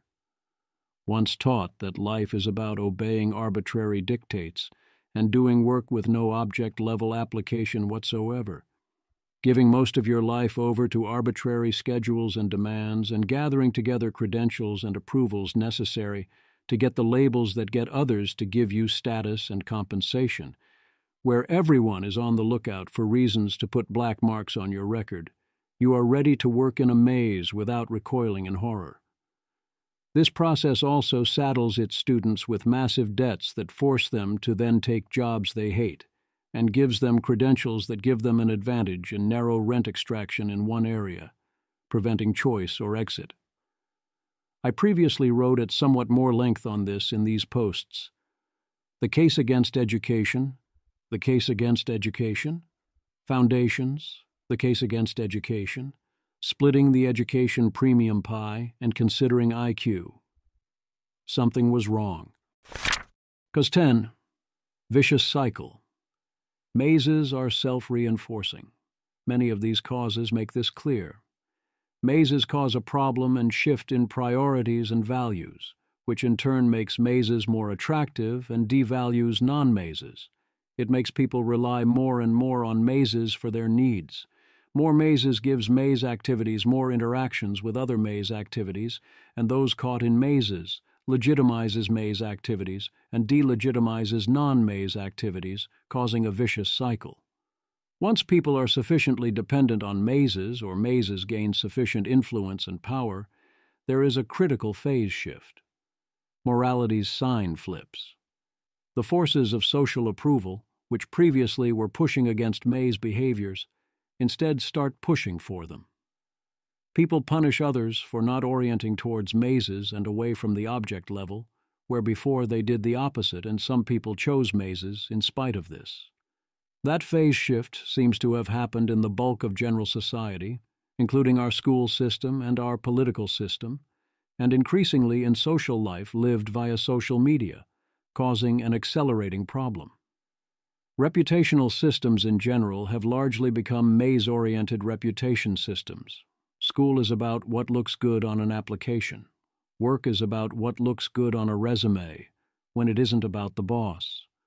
Romantic life is even based largely on what looks good on a dating profile, or in the first moments of interaction, favoring the legible over the illegible more than previous systems. The more one must likely deal with mazes in the future, and the more they determine our futures, the more guard one's reputation means make sure the searchable record does not contain things mazes will dislike, and let one tell to mazes the story one wants to tell. These new concerns crowd out what one would otherwise be concerned about.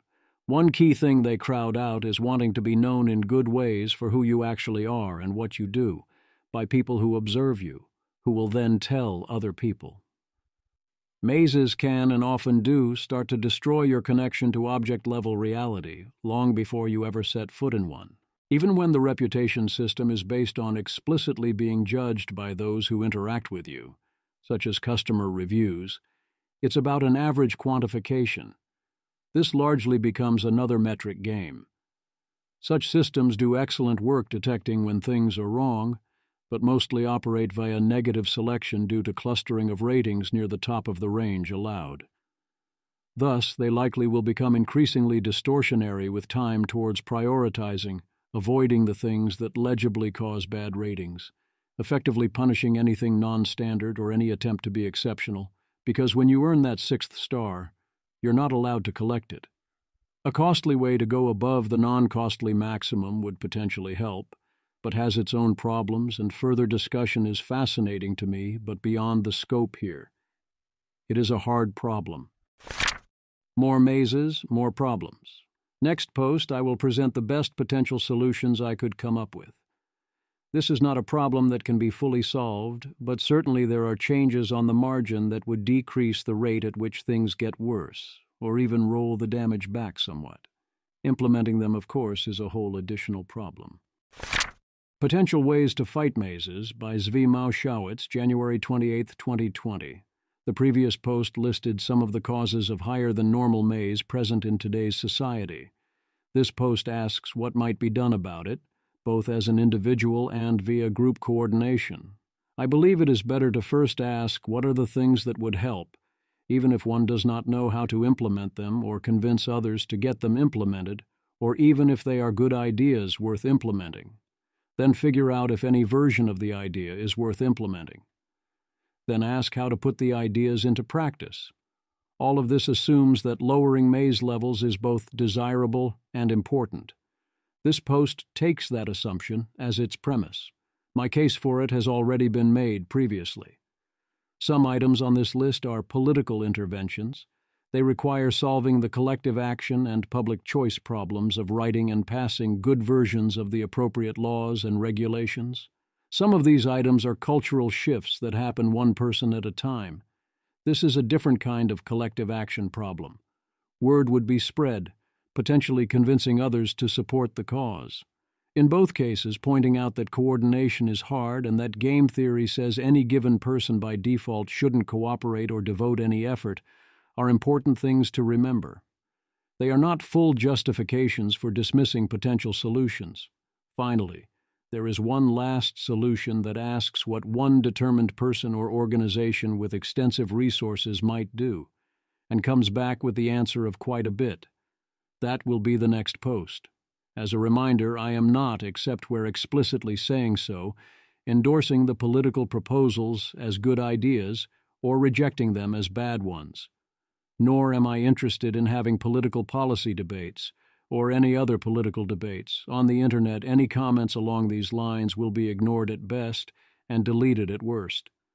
I am only saying these actions might help with the problem of mazes, without being obviously catastrophic. This post considers 9 potential ways to fight mazes in general, out of 9 I could come up with. The last method will be the next post in the sequence: potential partial solutions. Solution 1, knowledge. Not all solutions start with knowledge of the problem. Most of the solutions are good ideas anyway, even if you don't know about mazes.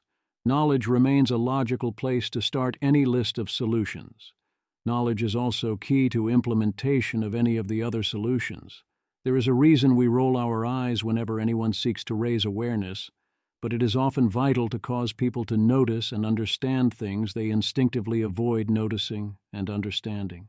People mostly do not understand what mazes are, how they work, or the effects they have on those who work for them or interact with them. People treat many aspects typical of these mazes as normal, that did not used to be considered normal, many of which are not conducive to human flourishing, life, or happiness. People entering mazes mostly do not expect what they will find therein.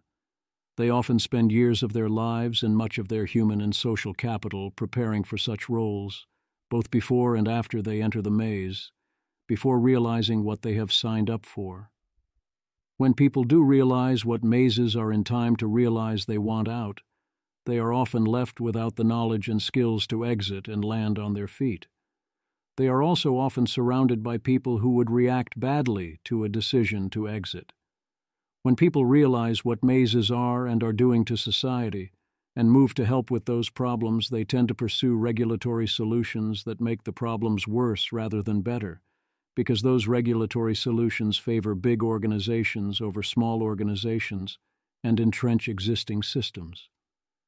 In addition to learning about mazes themselves, people learning what matters in life will generally raise their asking price to participate in mazes, no matter their level of understanding of what they are up against.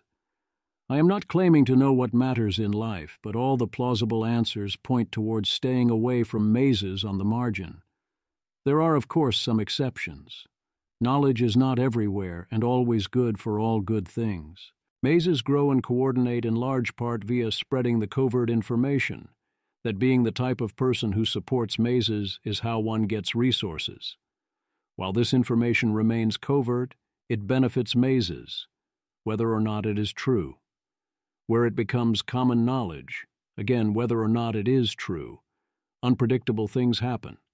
People can fight back, or they can use this to justify imposing maze values more forcefully on others. Another place mazes benefit from knowledge is in supportive technologies such as methods of building large organizations.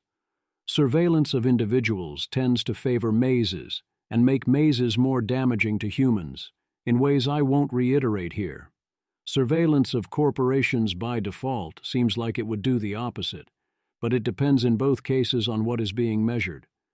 In most other aspects, both about mazes and not about mazes, common knowledge about the world and what is true of it and happening in it in general, as opposed to details about particular events, tends to strictly benefit the non-maze cause against mazes.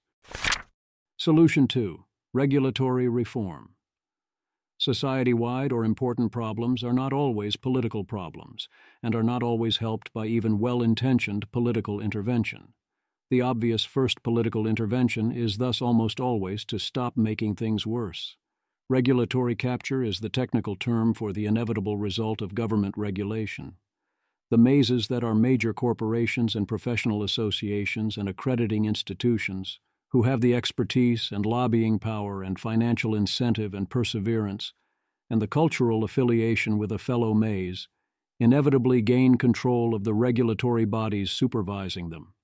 They then engineer those regulations as tools of expropriation, to limit supply and subsidize demand, to stifle innovation for oligopoly or monopoly, insiders and existing firms against outsiders and upstart firms, for the industry against the public. Regulatory gatherings are gatherings of those in the same trade. Adam Smith reminds us in The Wealth of Nations, these phenomena might be getting worse, but they are not new. People of the same trade seldom meet together, even for merriment and diversion. But the conversation ends in a conspiracy against the public, or in some contrivance to raise prices. If we were to simplify the rules and minimize the regulatory burdens, and the regulatory burden on doing pretty much anything at all, in particular on small businesses and the ability of individuals to do object-level work, that would help level the playing field. Even where action is effectively permitted, it is usually technically forbidden, and citizens have the correct intuition that doing pretty much anything useful is illegal and would be clamped down on if it threatened the powerful. Severely limiting occupational licensing would be the natural place to begin. Another strategy would be to end actual direct subsidies to the maze. Solution 3. End corporate welfare, too big to fail, and implicit subsidies. Blatant lies are the best kind. Some of the things propping up mazes at public expense in their fight against real production is sufficiently brazen that it is obviously and explicitly expropriation. Corporate welfare is everywhere despised and everywhere prospering. One could use mistake theory and think of this as an inadequate equilibria problem. If your area subsidizes a large corporation to move, expand, or stay, that enriches the corporation at the expense of the public and gives it an edge on its competition. You do it anyway, because it also transfers jobs and other resources from another jurisdiction to yours. Everyone else is doing it, so you can ill afford not to follow suit. Thus, everyone cries out for the policy to end, but does it anyway. Maze theory says that this is too generous. Mazes like to make deals with other mazes to expropriate resources from the public and potential non-maze competition. Thus, they instinctively work together to do this in steadily more corrupt fashion, on steadily grander scales. This correctly predicts a lot of obviously bad or obviously unnecessary deals even for the locality in question, such as many deals for new sports stadiums. It also predicts that corporations will often not follow through on their promises and not be held to account because the deal is primarily a conspiracy rather than a trade. One could respond by pointing to the winner's curse and the need to make risky deals that might not pay off, which also predicts some of the same. That response implicitly accepts that not only can different jurisdictions not cooperate to not go to destructive economic war with each other despite being part of a government, it also implies that they care so little about expropriation of the public by corporations that they do not even ensure that the deal is a net economic win for the local jurisdiction. The argument implicitly accepts that it's the incentives, and it would be crazy to act on anything else. The effect in either case is the same. Regardless of whether you think a given deal is locally good, these deals get more available and more generous as corporations get larger.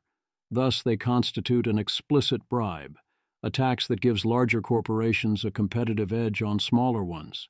And the balance shifts back. Implicit subsidies are expropriation of resources from the public, in the form of subsidies that are created knowing who the recipients will be, likely for doing nothing or what is already going to be done.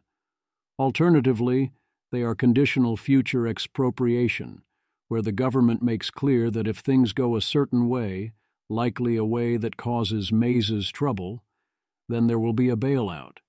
Mostly they go to mazes. Where they don't, they directly reward maze behaviors. This is obvious, pure corruption. Ending or minimizing this would help. Too big to fail is a special case of implicit subsidy. If you get big enough, the short-term collateral damage of your potential failure is so big that the government would have no choice but to prop you up at its expense. This is an enormous competitive advantage. Even if shareholders would be wiped out by the intervention, it makes such firms much better business partners, better places to pretend to work, better places to loan money. The shareholders reap those benefits. Even if they didn't reap the benefits, we all still bear the costs of keeping old dinosaurs around as they become less and less productive and competitive, and their maze levels continue to rise. Another subsidy is retroactively strengthened intellectual property protections. Some amount of protection is necessary to allow people to capitalize on innovation and creation, but there can be little doubt that copyright law has run amok at the behest of companies including Disney, and patent law is often now used as a way to bury anyone attempting something new or to protect rents and monopolies long past any reasonable bounds. Solution 4. Tort reform. As a very rough approximation, in America, the current way lawsuits work is that if something goes wrong, you can attempt to blame anyone in the area. Doing so means they lose a lot of time and money even if you lose in court. In court, you win if you convince a jury, although judges can throw it out. That introduces a lot of random variance, raises risk of doing anything, and greatly advantages anyone who can plausibly deploy the resources to fight back. Insurance against this is expensive and requires conforming to the legibility requirements and standards of care laid down by mazes, and still won't reliably work when things get truly bad, or someone decides to come after you for real because your time is still destroyed and you could potentially get liability in excess of any insurance. A key concept is standard of care, or the similar what a reasonable person would do. Effectively, this means that if you do the thing that is usually done and check off all your boxes, you are mostly safe. If you do anything else, you are at the whim of a jury of random people who do not know anything about the area and who are focused on the thing that went wrong. You can get a waiver of liability or other form of consent and assumption of risk, and this helps somewhat, but they often do not hold up, and many key rights to sue cannot be given away. When we employ lawsuits like this, we are enforcing an extreme form of asymmetric justice. If doing something means capturing a small percent of the gain and being on the hook for all or more than all of the loss, it is going to be hard to find profitable action or divergence from standard action. Our justice system enforces asymmetric justice towards communication, and especially keeping records even more than it does towards actions. Consider this recent column by the excellent Matt Levine. It vividly describes the conflict between engineering, which requires people communicate information and keep accurate records, and the legal system and public relations, which tell you that keeping accurate records is insane, because in the future someone will sue you or seek to embarrass you, and they will gain access to your records. Those who adopt the maze nature and seek success within a maze also want to destroy records, so they can avoid accountability for mistakes within the organization. Giving a valid, hugely valuable legal rationale for the destruction of knowledge, of favoring the implicit over the explicit in all recorded communication, seems incredibly bad.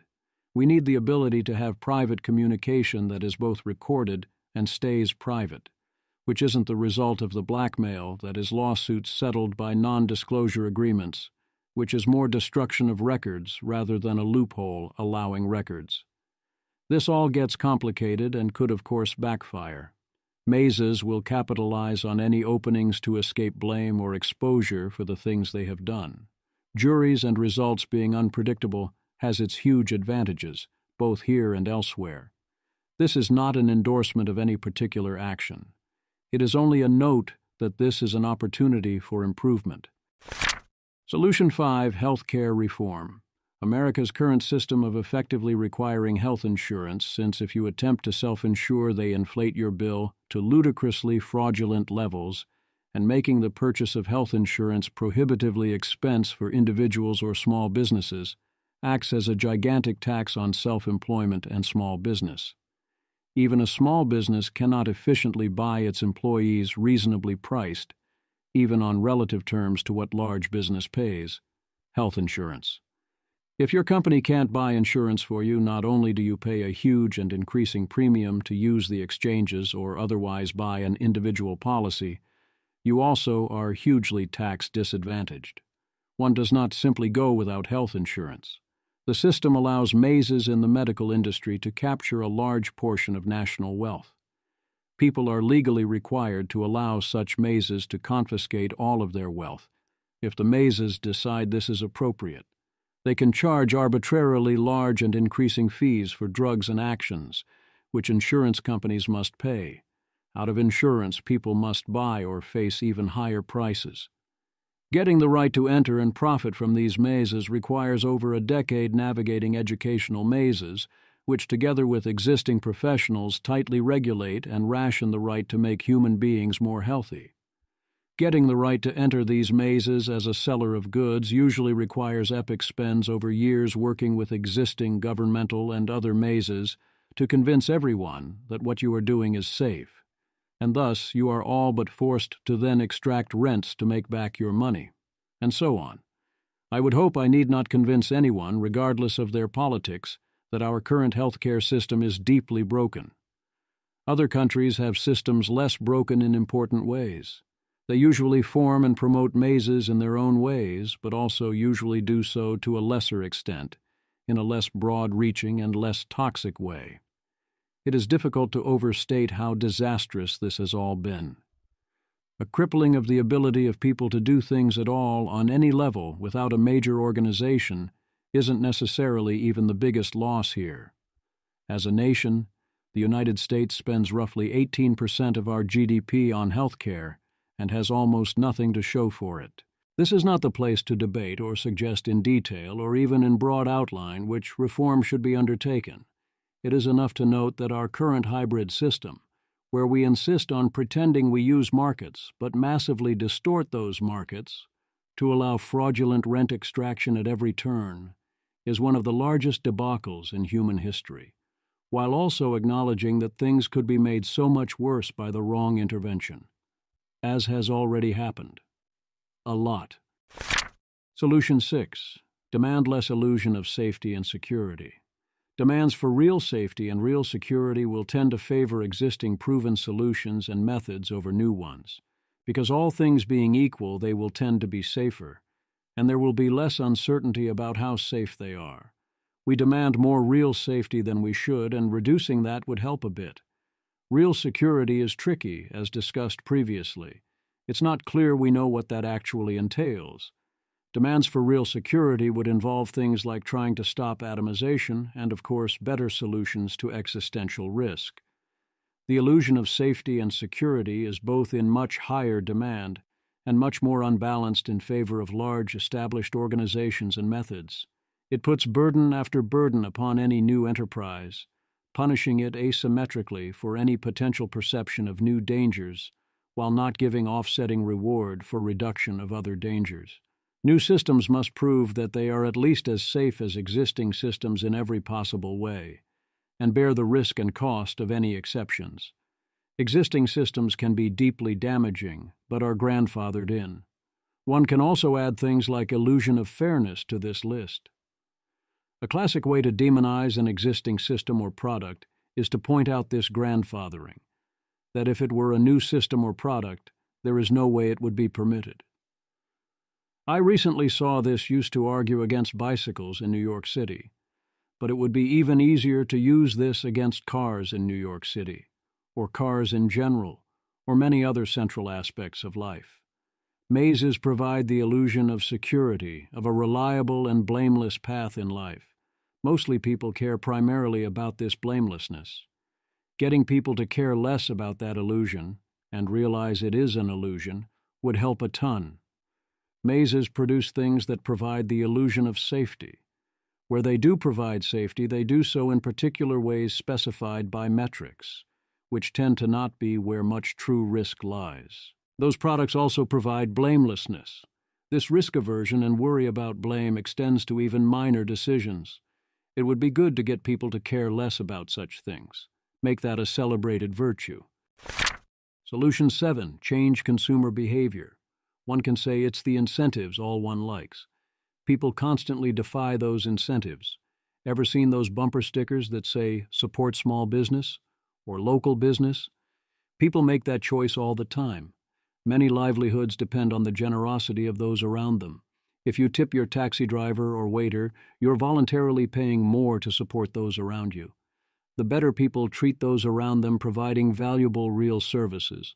And the more we prioritize making sure they get the profits rather than extractive corporations, the easier it becomes to provide valuable real services. Give your business to those around you that are adding value to your life in the ways that help them do better. Encourage others to do the same. Make it a celebrated virtue. Don't let stores designed to skim off the most profitable sales from those around them by being one block closer. Rather than adding real value, get your business. If the local place helps you figure out what to buy, don't then go online to find it 0.5% cheaper. If an internet service is taking a huge cut for arranging a transaction, consider picking up the phone. That story is about public goods and paying your share for those goods, including those that can't be directly monetized. In some cases, this will have such a big payoff that you alone will net benefit. But if that is everyone's threshold, that's obviously far too high. There are also good self-interested reasons to favor the local and small over the large. Exploration and variety are often undervalued, although there are contexts and people where they are overvalued. Story value is important and importantly undervalued, as is learning and experimenting, as is preventing one from wearing out the default options. Local or less popular options tend to be less easy to get started and less engineered to get you to choose them. Mazes have big data and are experts at steering business their way. Locals are not, and the best ones show a disdain for such operations. Thus, you will by default tend towards choosing the default or easy option, even if you can't point to how this is happening. Your instinct towards doing a non-blameworthy thing is also going to overly push one in that direction. It is important to correct for these and other similar biases. A good general life rule that should be its own post is, when in doubt, take the option you believe you are naturally inclined not to take when the decision should be close. Local or less popular options also are relatively safe from Goodhart's law and are more likely to care about illegible aspects of their offerings or about quality in general, even when it does not cash out into profits. If you don't account for these unknown illegible advantages and for them valuing you and your experience in the future for their own sakes, you're not giving them proper credit. Consider what is likely to happen over time. A maze will become more of a maze, and their offerings reliably get more customer hostile both over calendar time and as users use them. They will keep climbing hills. A smaller operation is under less pressure to do so and gets more rewards from not doing this. You also have opportunity to make the smaller operations stronger and better for what you care about through offering feedback and with your dollars. Thus, getting used to and relying on smaller operations is good long-term planning even if they are slightly worse right now. The more customer behavior can shift in these ways, the better the playing field for those offering alternatives to mazes. Solution 8. End maze legitimacy and high status, and or raise real work legitimacy and status. Two sides of the same coin. We currently give unusually high status to winners and those able to extract resources, especially via predictable rents. It shows they are smart and successful and reliable. Instead, we could strive to uphold the status of those who do honest work.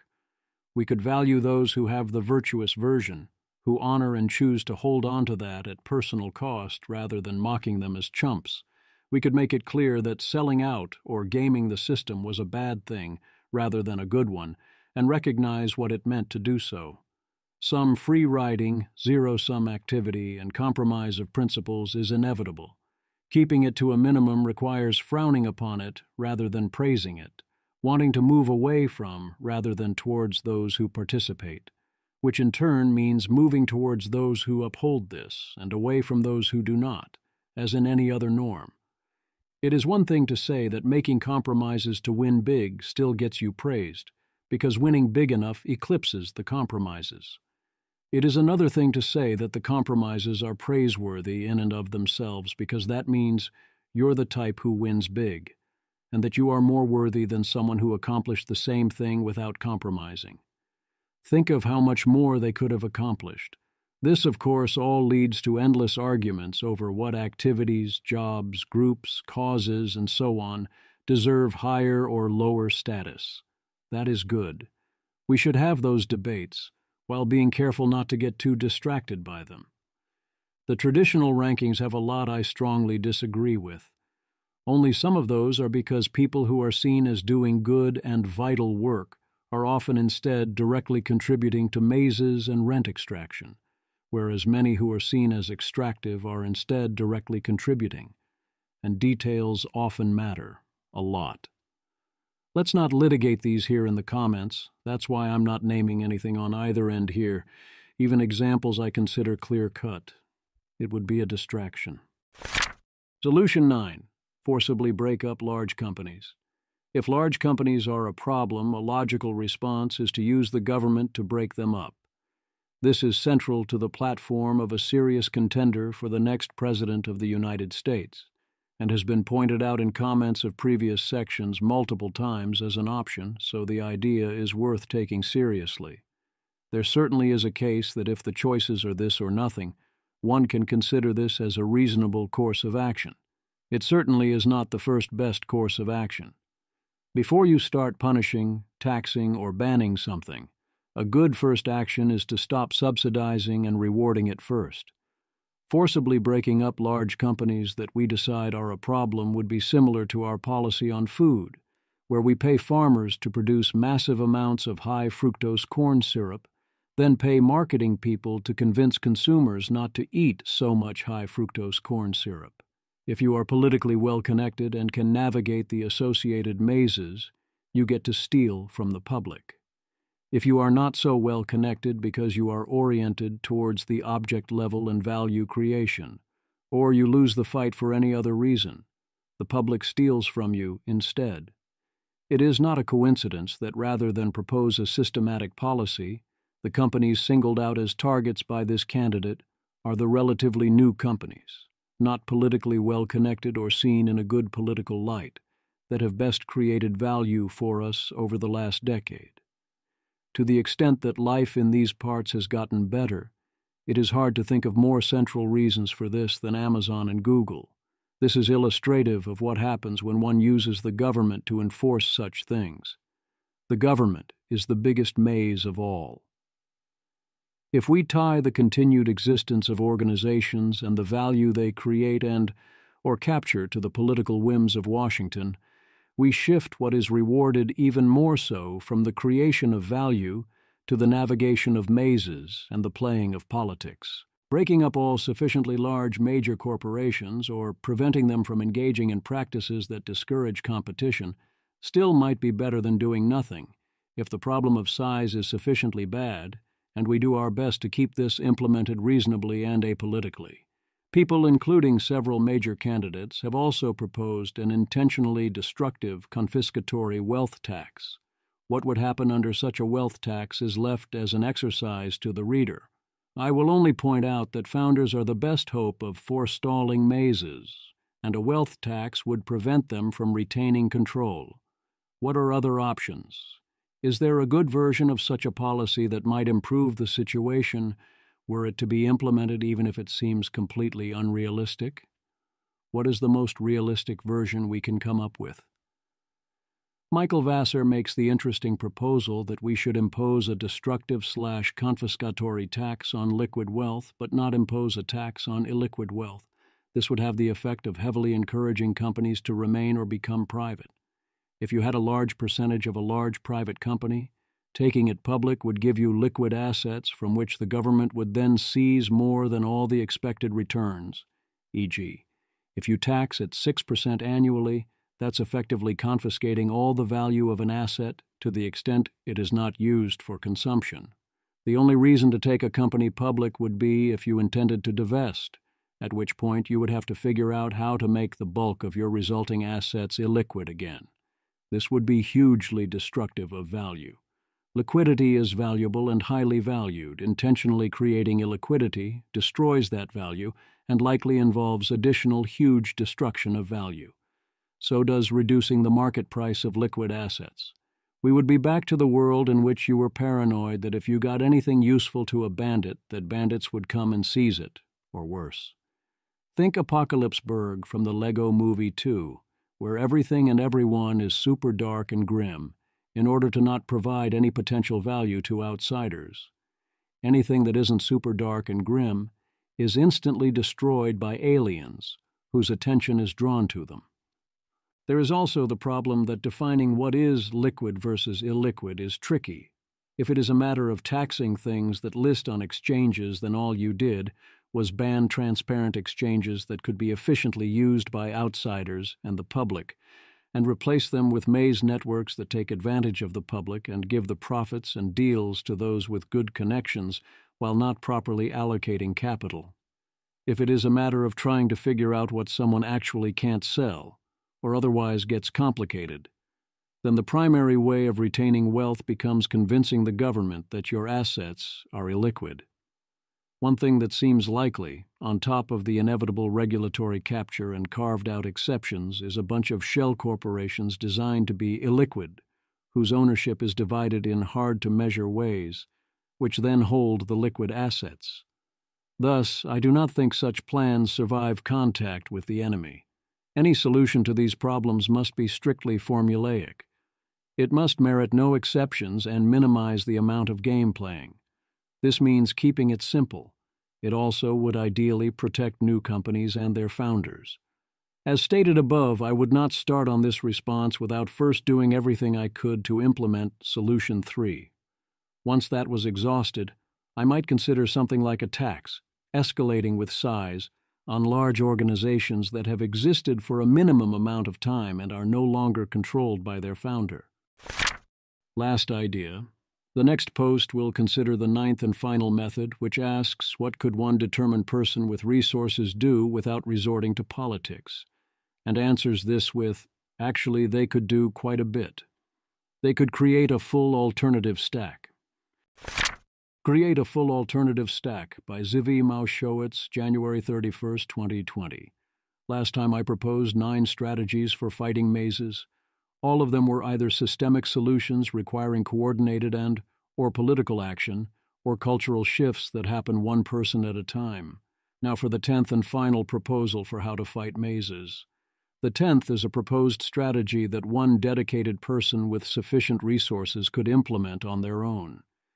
If you are in a position where you have the resources to implement this, please make an effort to take this proposal seriously, and please contact me if you are potentially interested and wish to discuss it further. Solution 10. Create a full alternative stack. In some ways, this is the most ambitious solution here. It may seem utopian. In other ways, it is the least ambitious and most practical. It could be implemented by a single sufficiently wealthy and committed individual or organization. All other known solutions can be implemented locally and would help locally, but need general adaptation to succeed in general. The full alternative stack offers a contract. Disengage entirely with mazes and traditional distortionary incentives, competitions, and signals of all kinds, and discard all zero-sum activity in favor of doing the thing, whatever the thing in question may be. Make no compromises to make oneself legible or attractive to outside sources of funding. Tolerate no maze behaviors of any kind. Hire and fire with this deeply in mind. In exchange, if you keep your end of the bargain, the stack will fully fund you and your operations at fair prices that do not take advantage of the hold-up opportunity presented by your giving up of other opportunities. Evaluation will be fully on the object-level merits and the generative processes involved. This is a form of tenure for the people. If they continue to act with integrity and work to accomplish positive sum things relevant to the stack's interests and spend responsibly, they and their family will have strong financial security. Think of this as similar to tenure at a university or to the system of universal employment for partisan hacks. If you are promising the stack gives you the opportunity to prove yourself.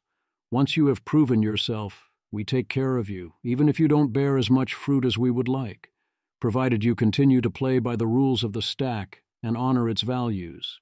Unlike many tenured professors nowadays, We would not then force you to seek grants, outside investments, or other outside funding for your work.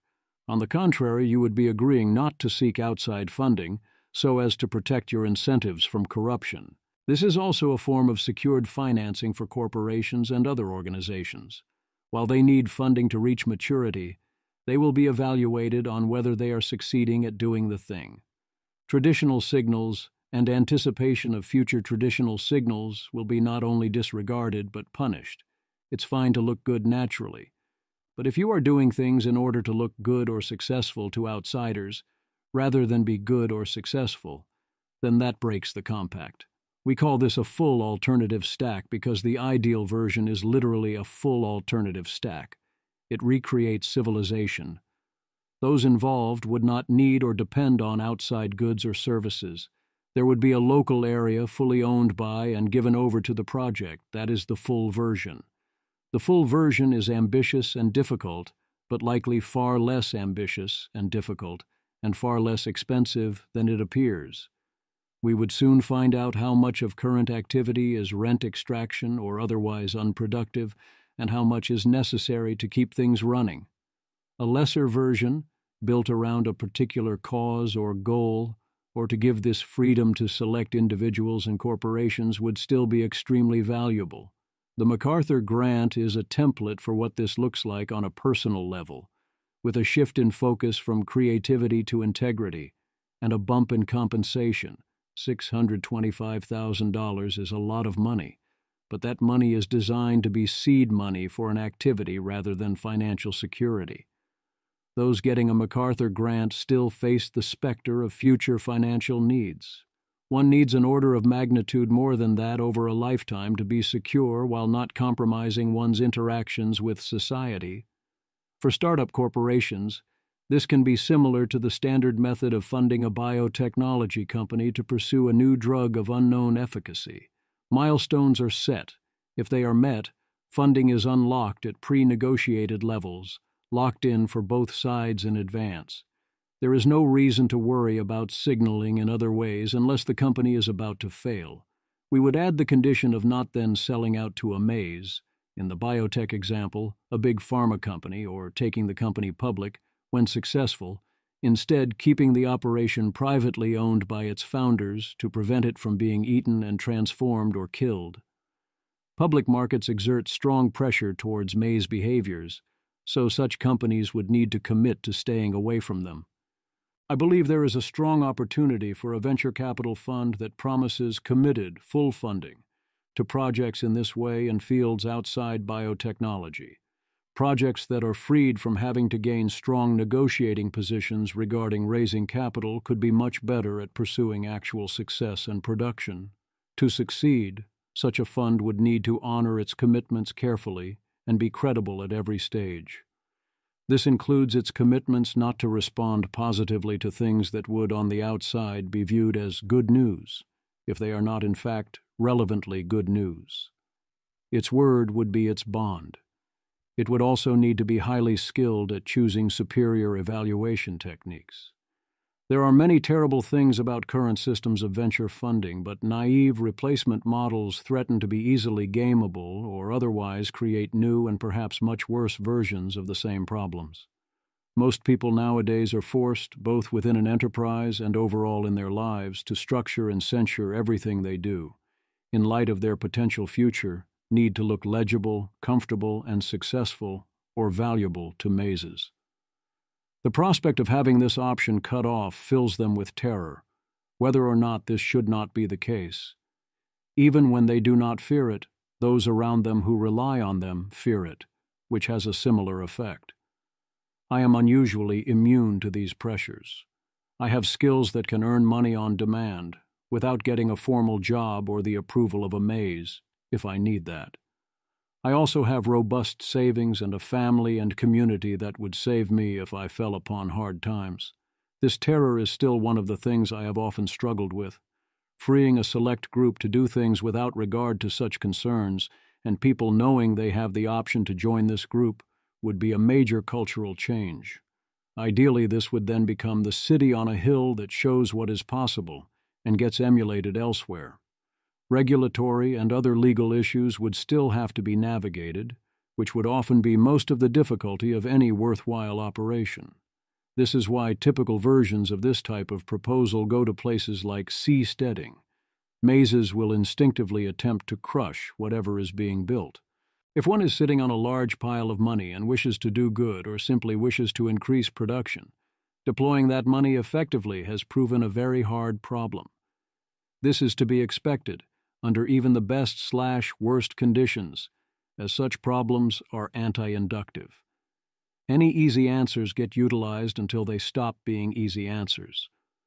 Once others find out your criteria for spending or granting money, some of them will Goodhart or commit fraud to extract those funds.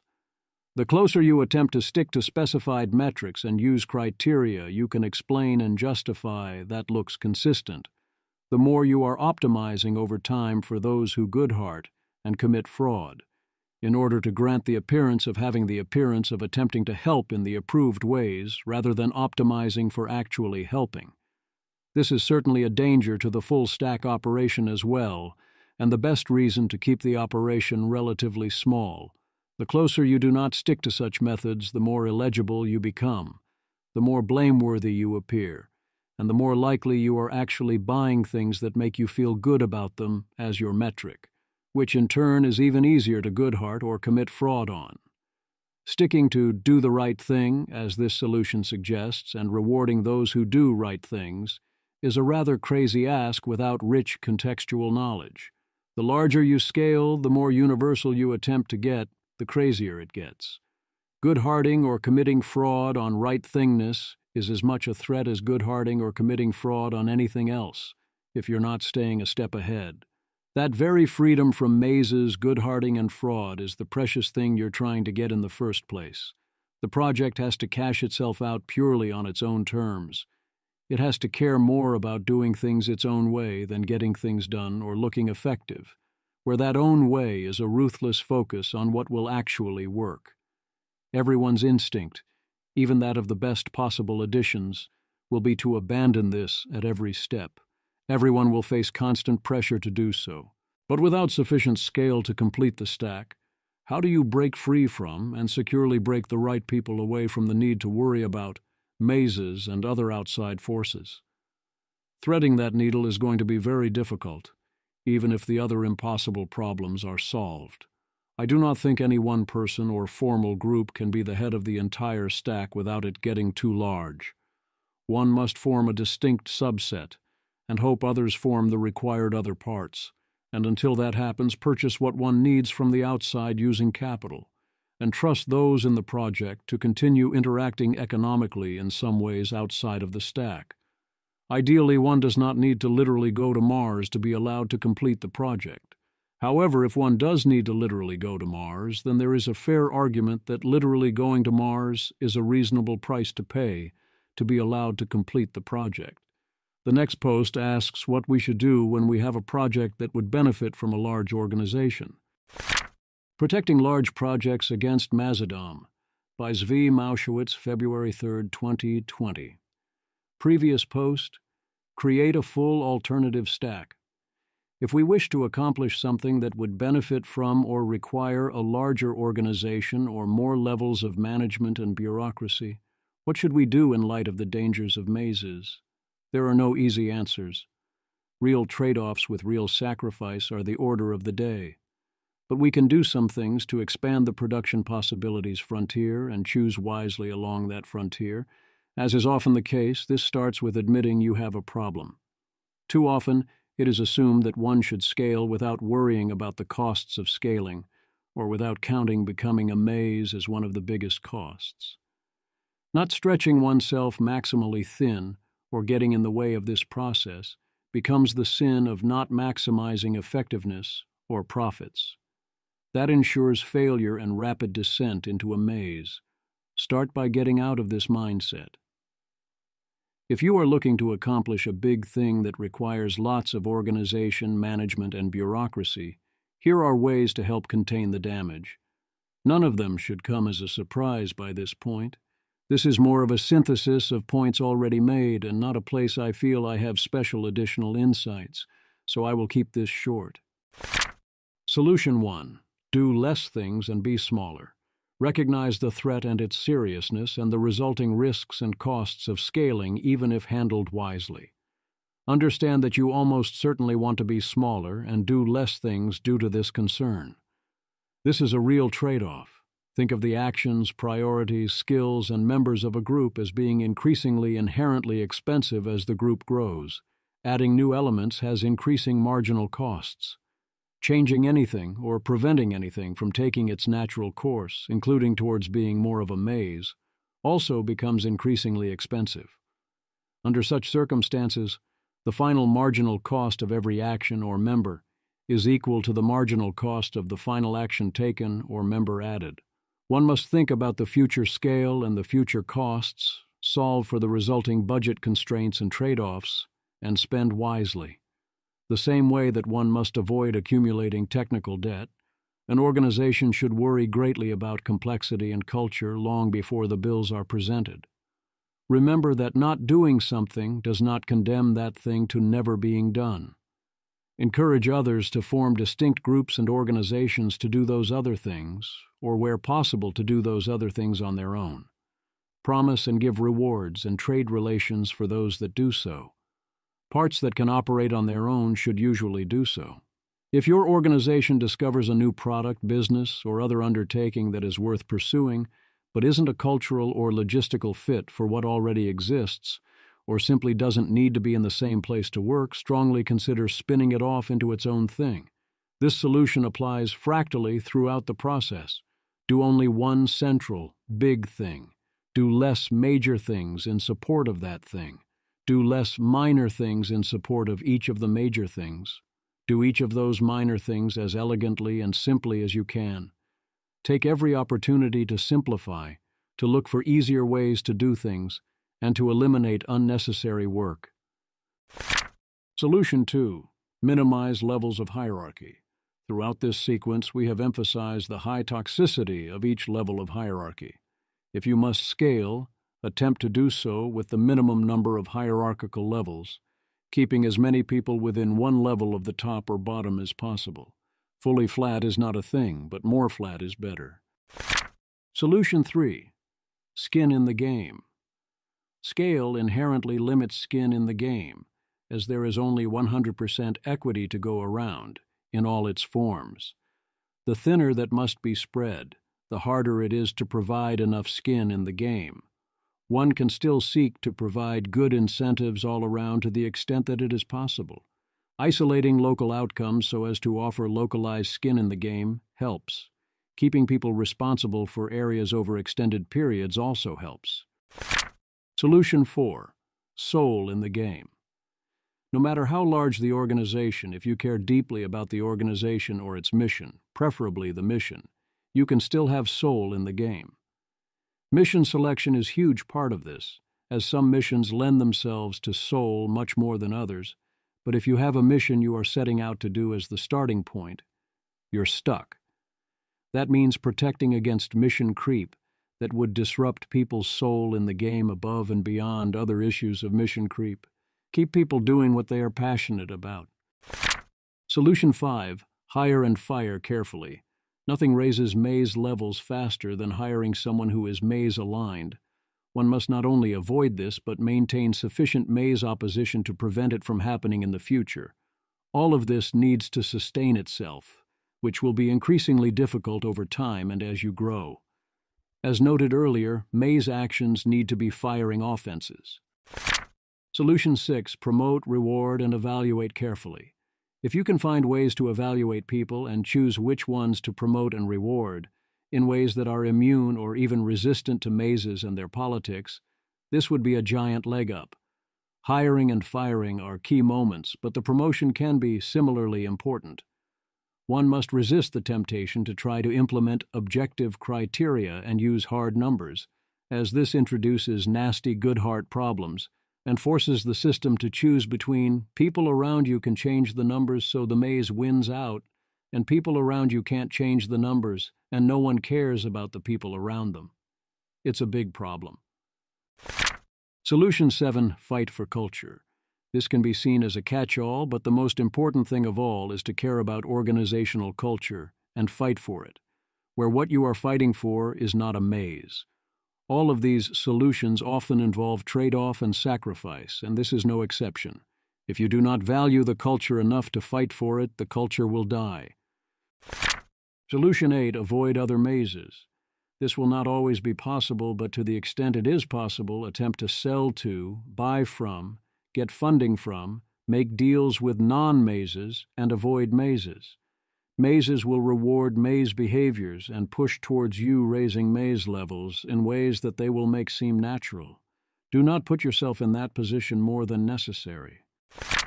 Solution 9. Start again. We must periodically start again. Even if everything is done right within any given organization, we are only staving off the inevitable. At a minimum, we must periodically clean house, but that seems unlikely to be enough for that long. Actually starting over and building something new every so often where frequency is highly context-dependent seems necessary. This goes for corporations, for schools, for governments, and for everything else. Final post, Mazes sequence. Roundup. Final thoughts and paths forward. Mazes sequence roundup. Final thoughts and paths forward by Zvi Mowshowitz, February 6, 2020. There are still 2 elephants in the room that I must address before concluding. Then I will discuss paths forward. Moloch's army. The first elephant is Moloch's army. I still can't find a way into this without sounding crazy. The result of this is that the sequence talks about maze behaviors and mazes as if their creation and operation are motivated by self-interest. That's far from the whole picture. There is mindset that instinctively and unselfishly opposes everything of value. This mindset is not only not doing calculations to see what it would prefer or might accomplish. It does not even believe in the concept of calculation or numbers or logic or reason at all. It cares about virtues and emotional resonances, not consequences. To do this is to have the maze nature. This mindset instinctively promotes others that share the mindset and is much more common and impactful among the powerful than one would think. Among other things, the actions of those with this mindset are vital to the creation, support, and strengthening mazes. Until a proper description of that is finished, my job is not done. So far, it continues to elude me. I am not giving up. Moloch's puzzle. The second elephant is that I opened this series with a puzzle. It is important that I come back to the beginning. I must offer my explanation of the puzzle and end the same place the sequence began. With hope. Thus, the following puzzle. Every given thing is eventually doomed. Every given thing will eventually get worse. Every equilibrium is terrible. Sufficiently strong optimization pressure, whether or not it comes from competition, destroys all values not being optimized, with optimization pressure constantly increasing. Yet all is not lost. Most of the world is better off than it has ever been, and is getting better all the time. We enjoy historically outrageously wonderful bounties every day and hold up moral standards and practical demands on many fronts that no time or place in the past could handle. How is this possible? Here is my answer. It is possible because old things that get sufficiently worse eventually die and get replaced by new things that are better. It is possible because competition is never perfect, and optimization for a fixed set of metrics is never total. People need and demand slack, and care about many factors on many meta-levels. No matter how many times we say it is difficult, not game-theoretically sound, or even impossible, coordination continues to happen all the time. Moloch wins when all things are equal, and the situation is at a strict static equilibrium. Things are not equal. The situation is not static or strict. While there are some places where Moloch has not won, exit to those areas serves as an additional safety valve. We have spent the bulk of this sequence dealing with mazes. Mazes are, among other things, a case of what happens when all of that breaks down, when we strip away the protections. They then go on to create all sorts of strange negative feedback loops and make life inside them, and if left unchecked, even much of life outside of them, quite bad. In many ways, even this sequence has only scratched the surface of the dynamics involved. Good news, everyone. To the extent that this makes one estimate that the world is a worse place and its people are less happy and less likely to succeed or improve, this is bad news indeed. But to the extent that we already knew there was a problem, to the extent that we already knew how functional our world was and how happy people are, this is not bad news. This is good news. We already knew there was a problem and had an amorphous sense of hopelessness and doom. Now that we know more about what the problem is, we have a more specific source of hopelessness and doom that we can try to do something about. We can explore further. We can limit the damage on a personal level, seek to get things done, and perhaps even improve conditions in general. The other good news is in our estimates of the effectiveness of doing object-level things. We know about how much real and useful stuff is actually created and accomplished, in the sense that we know what useful stuff we get to use and we live real lives. If we are screwing people up this much, we are wasting this much of everyone's time, and otherwise getting in our own way, then what does that say about how powerful it is to actually do things? If only a handful of people at a major corporation are producing all the value while everyone else plays politics, then what does that say about that handful of people? If, as my model holds, people who are allowed to actually do real things consistently output insanely great things, then imagine what would happen if we let more people do that. Then realize there are still places where this is possible. Imagine what you could accomplish if you did that. I hope this journey has been enlightening and that it inspires further explorations, along with concrete actions. Perhaps we can create useful common knowledge. With luck, some people will avoid falling into maze traps as the result of what has been written here. With even better luck, this can improve the fate of some organizations, or even lead to broader motions towards taking down maze levels. Conclusion.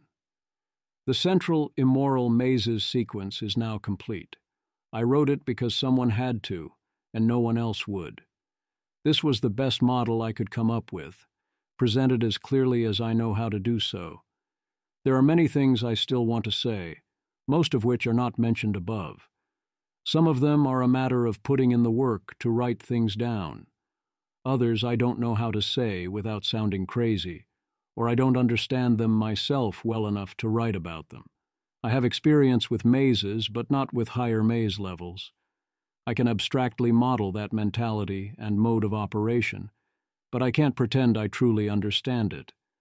The more others can join the conversation and move it forward from here, especially those with more direct experience but that manage to emerge intact enough to tell the tale, the more hope we have for making real progress.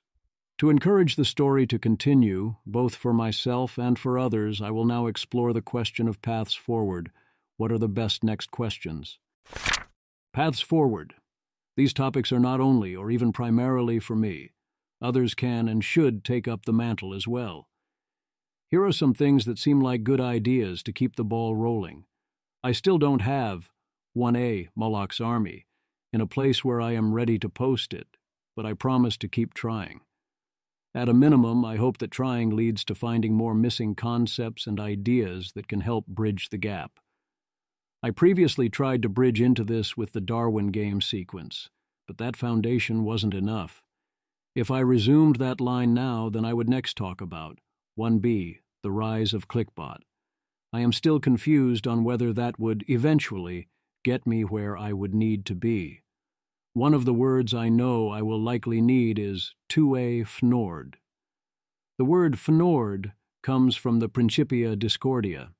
In its original introduction, we are all conditioned when we see the word fnord to not notice it, but to become stressed and irritated. Thus, it is peppered into places that people with power want us not to look, but it is entirely absent from things like advertising. Having a name for things that make you not want to notice them, and understanding how that dynamic works seems important. Mazes and many aspects of them are fnords. Another good closely maze-aligned Discordian concept is 2b, the snafu principle, whereby communication is only fully possible between equals, leading to situation normal all bleeped up. It should be mostly already covered by implication, but is worth a special focus / better place to link to. Another key idea I need are 2c, basilisks, as such things have much more important roles to play than the example that gave them their name. Needless to say, one must proceed with caution. Prior restraint will be a thing here. I introduced terms for things related to mazes, including maze behaviors, leading Wayday to ask the logical question. 3a, what are maze behaviors? It would be good to have a compact link-to-it answer. But I'm also coming around, after having started a draft of this, to the perspective that this is likely asking the wrong question. We could be better served to ask about 3b maze levels and especially about 3c, the maze nature, which I also introduced instead. The maze nature is closely related to Moloch's army and might be the right way in, or perhaps it will be the other way around.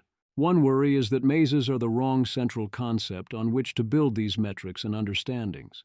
It might be more helpful, either in general or in some places, to talk about 4 simulacrum levels. Ben's post here is the best reference created so far, but it definitely needs to be improved upon.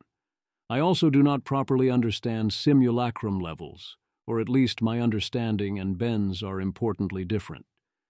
These things need to be explored carefully, as the dynamics seem central to what is happening to the world. Many of the proposed solutions and hypothesized causes would benefit from more careful treatment.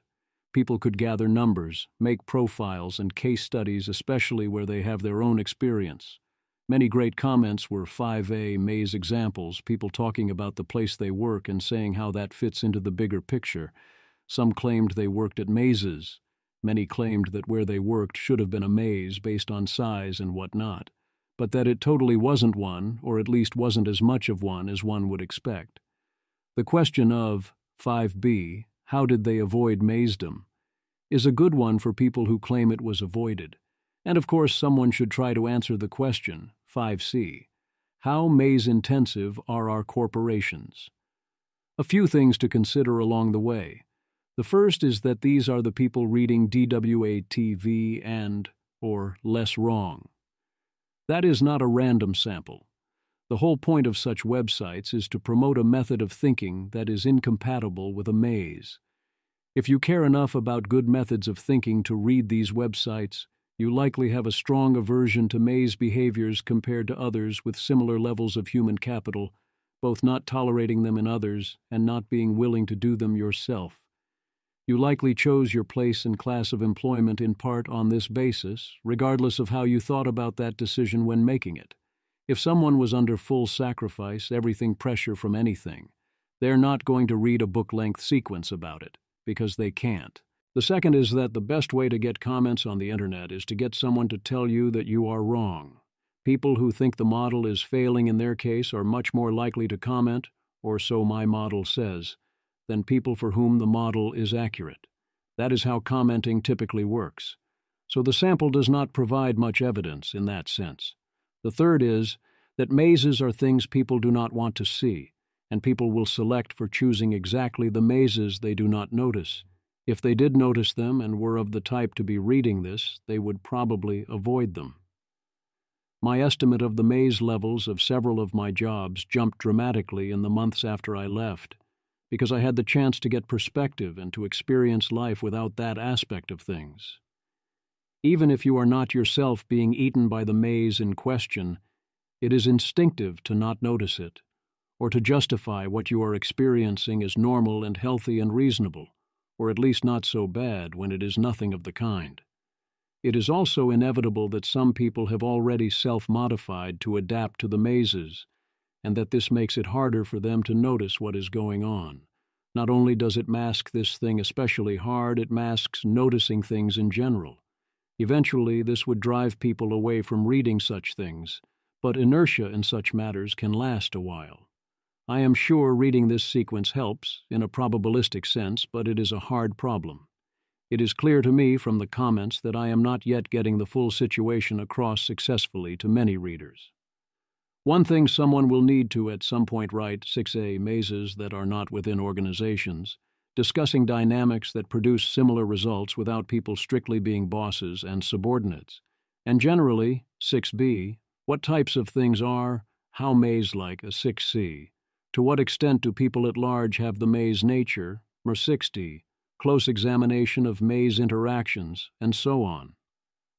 The model of perfect competition presented early in the sequence proved very non-intuitive to many people and got a lot of pushback.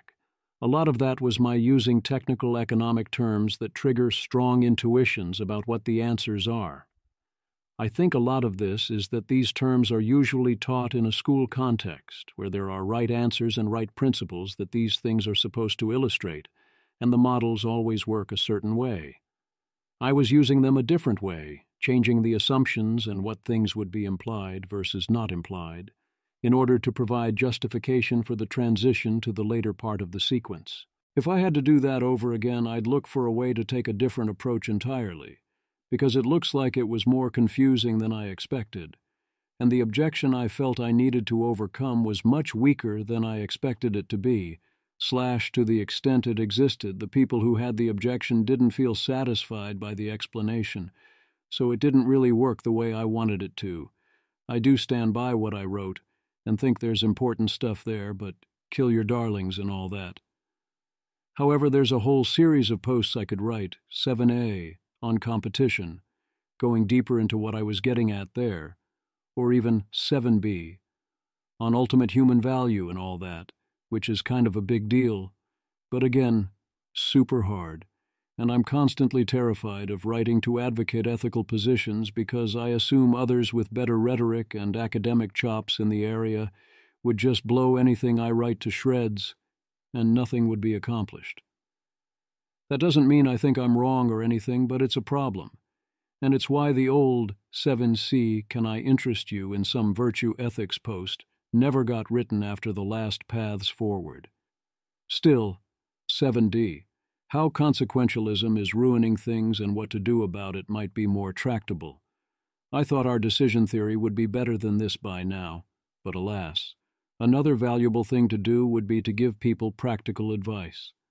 Advice on how to choose fields of study and careers and jobs and where to live and other major life choices to avoid the dangers of mazes while taking into account the many other things that matter. We have things like 80,000 hours, but that leads to a consequentialist calculation with many of the key terms missing because they haven't been quantified, and many of the best options never considered because they can't be standardized, which is playing right into the hands of mazes.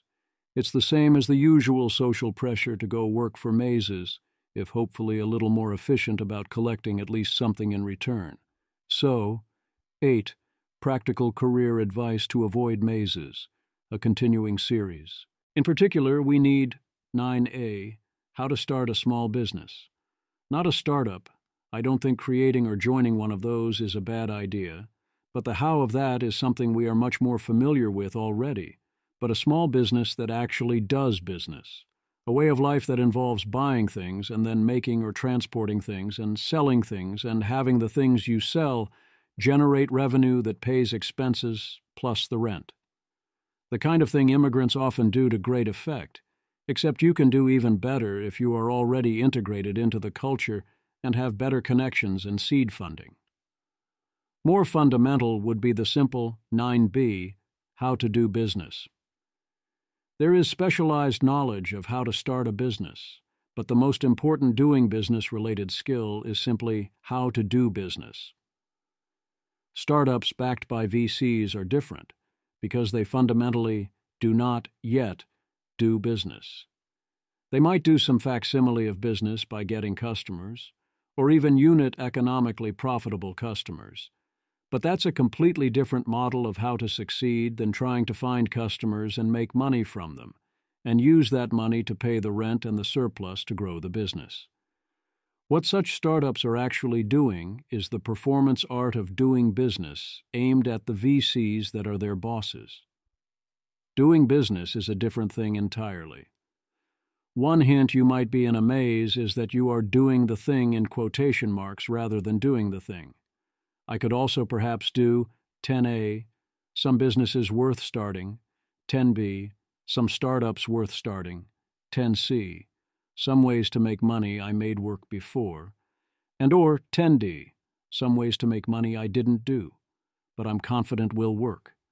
I'm sure good versions of 10C and 10D would be appreciated, but it's a truism that no one cares about your startup idea, whether or not they should, so perhaps not 10A and 10B. Looking at the potential causes in more detail and attempting to better understand their dynamics would also be valuable. 11A. To what extent do we need large organizations?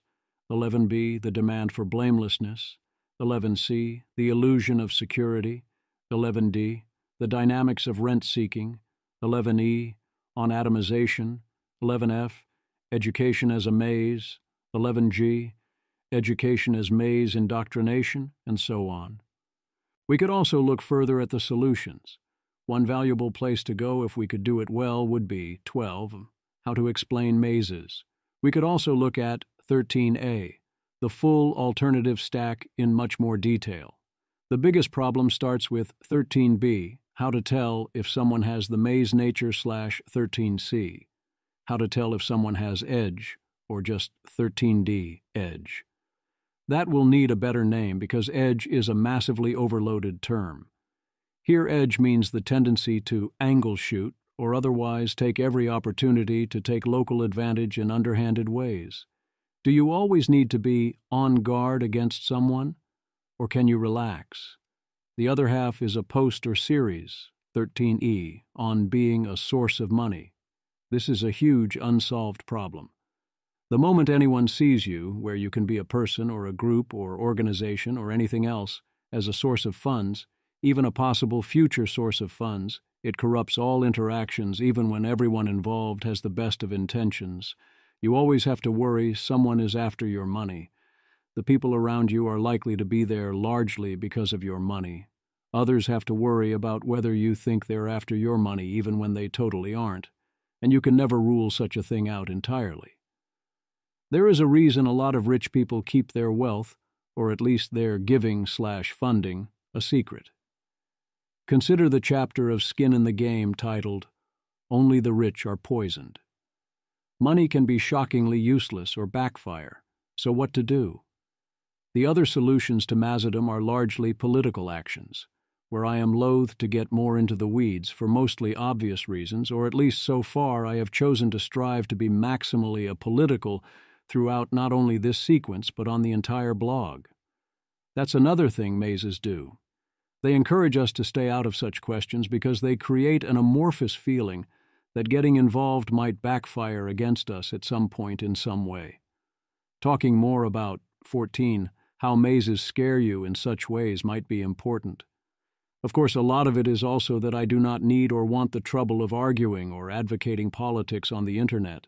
Nor do I expect much good to come of such a thing and all that. And once I start down that road, it is very easy to make oneself only seen from that perspective. It's mostly a massively overdetermined decision, but perhaps that decision is wrong or will become wrong. One more related to this than you would first think thing I've wanted to do for a while, but that would require a lot of work, and which might not come together, and which is motivated by this post, is to tell, 15, the journey of the sensitive one. It would look over the story of the artist Jewel as told in explicit content in chronological order across her first 5 albums. It might be most valuable of all to simply get case studies. I would love to see someone take this perspective and in particular examine, 16A, what happened to Boeing.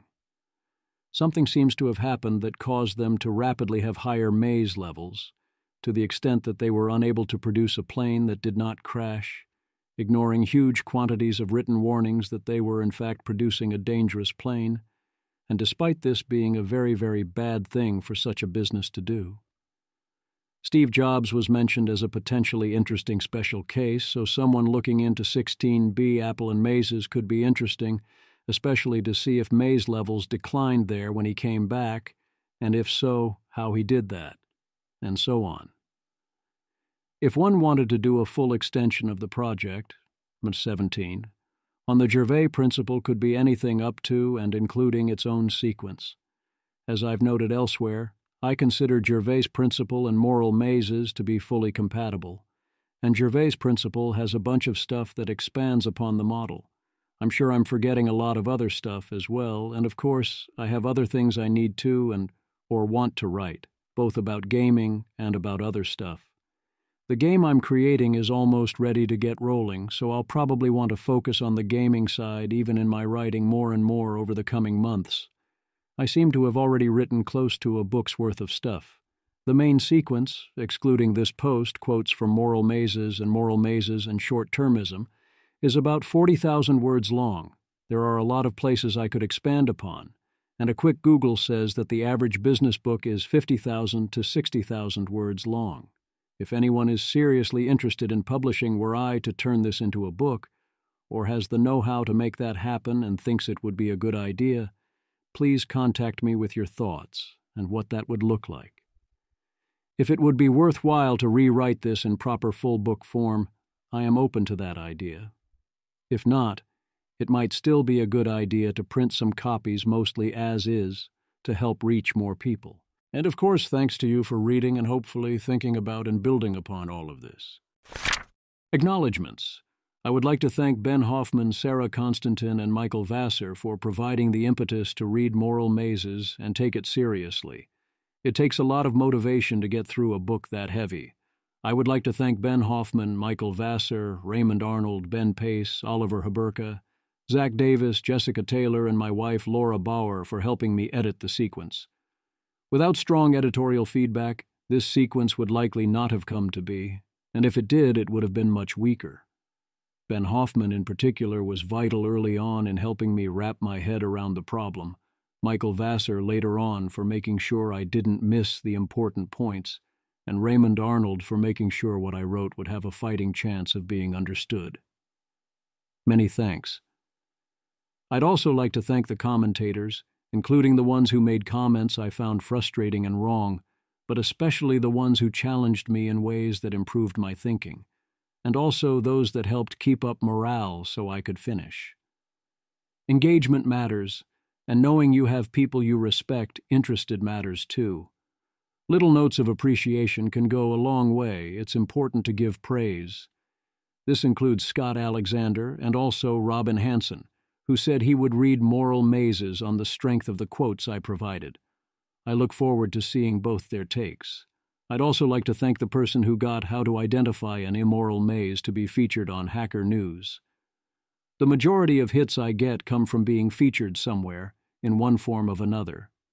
I do my best not to let that change what I write, other than being happy to edit posts to make them stand on their own better, if this is standing between them and being linked in this way. If that is ever the case and the modifications seem reasonable, please do let me know. Finally, thanks again for reading. I hope the time you have invested has proved worthwhile.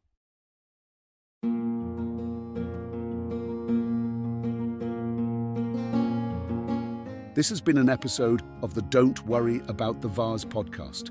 If you enjoyed this podcast, please visit thezv.substack.com to support the author. If you enjoy having AI-narrated episodes, please note this is a listener-supported podcast. To receive new posts and support the cost of creation, consider becoming a subscriber at dwatvpodcast.substack.com. Thanks for listening.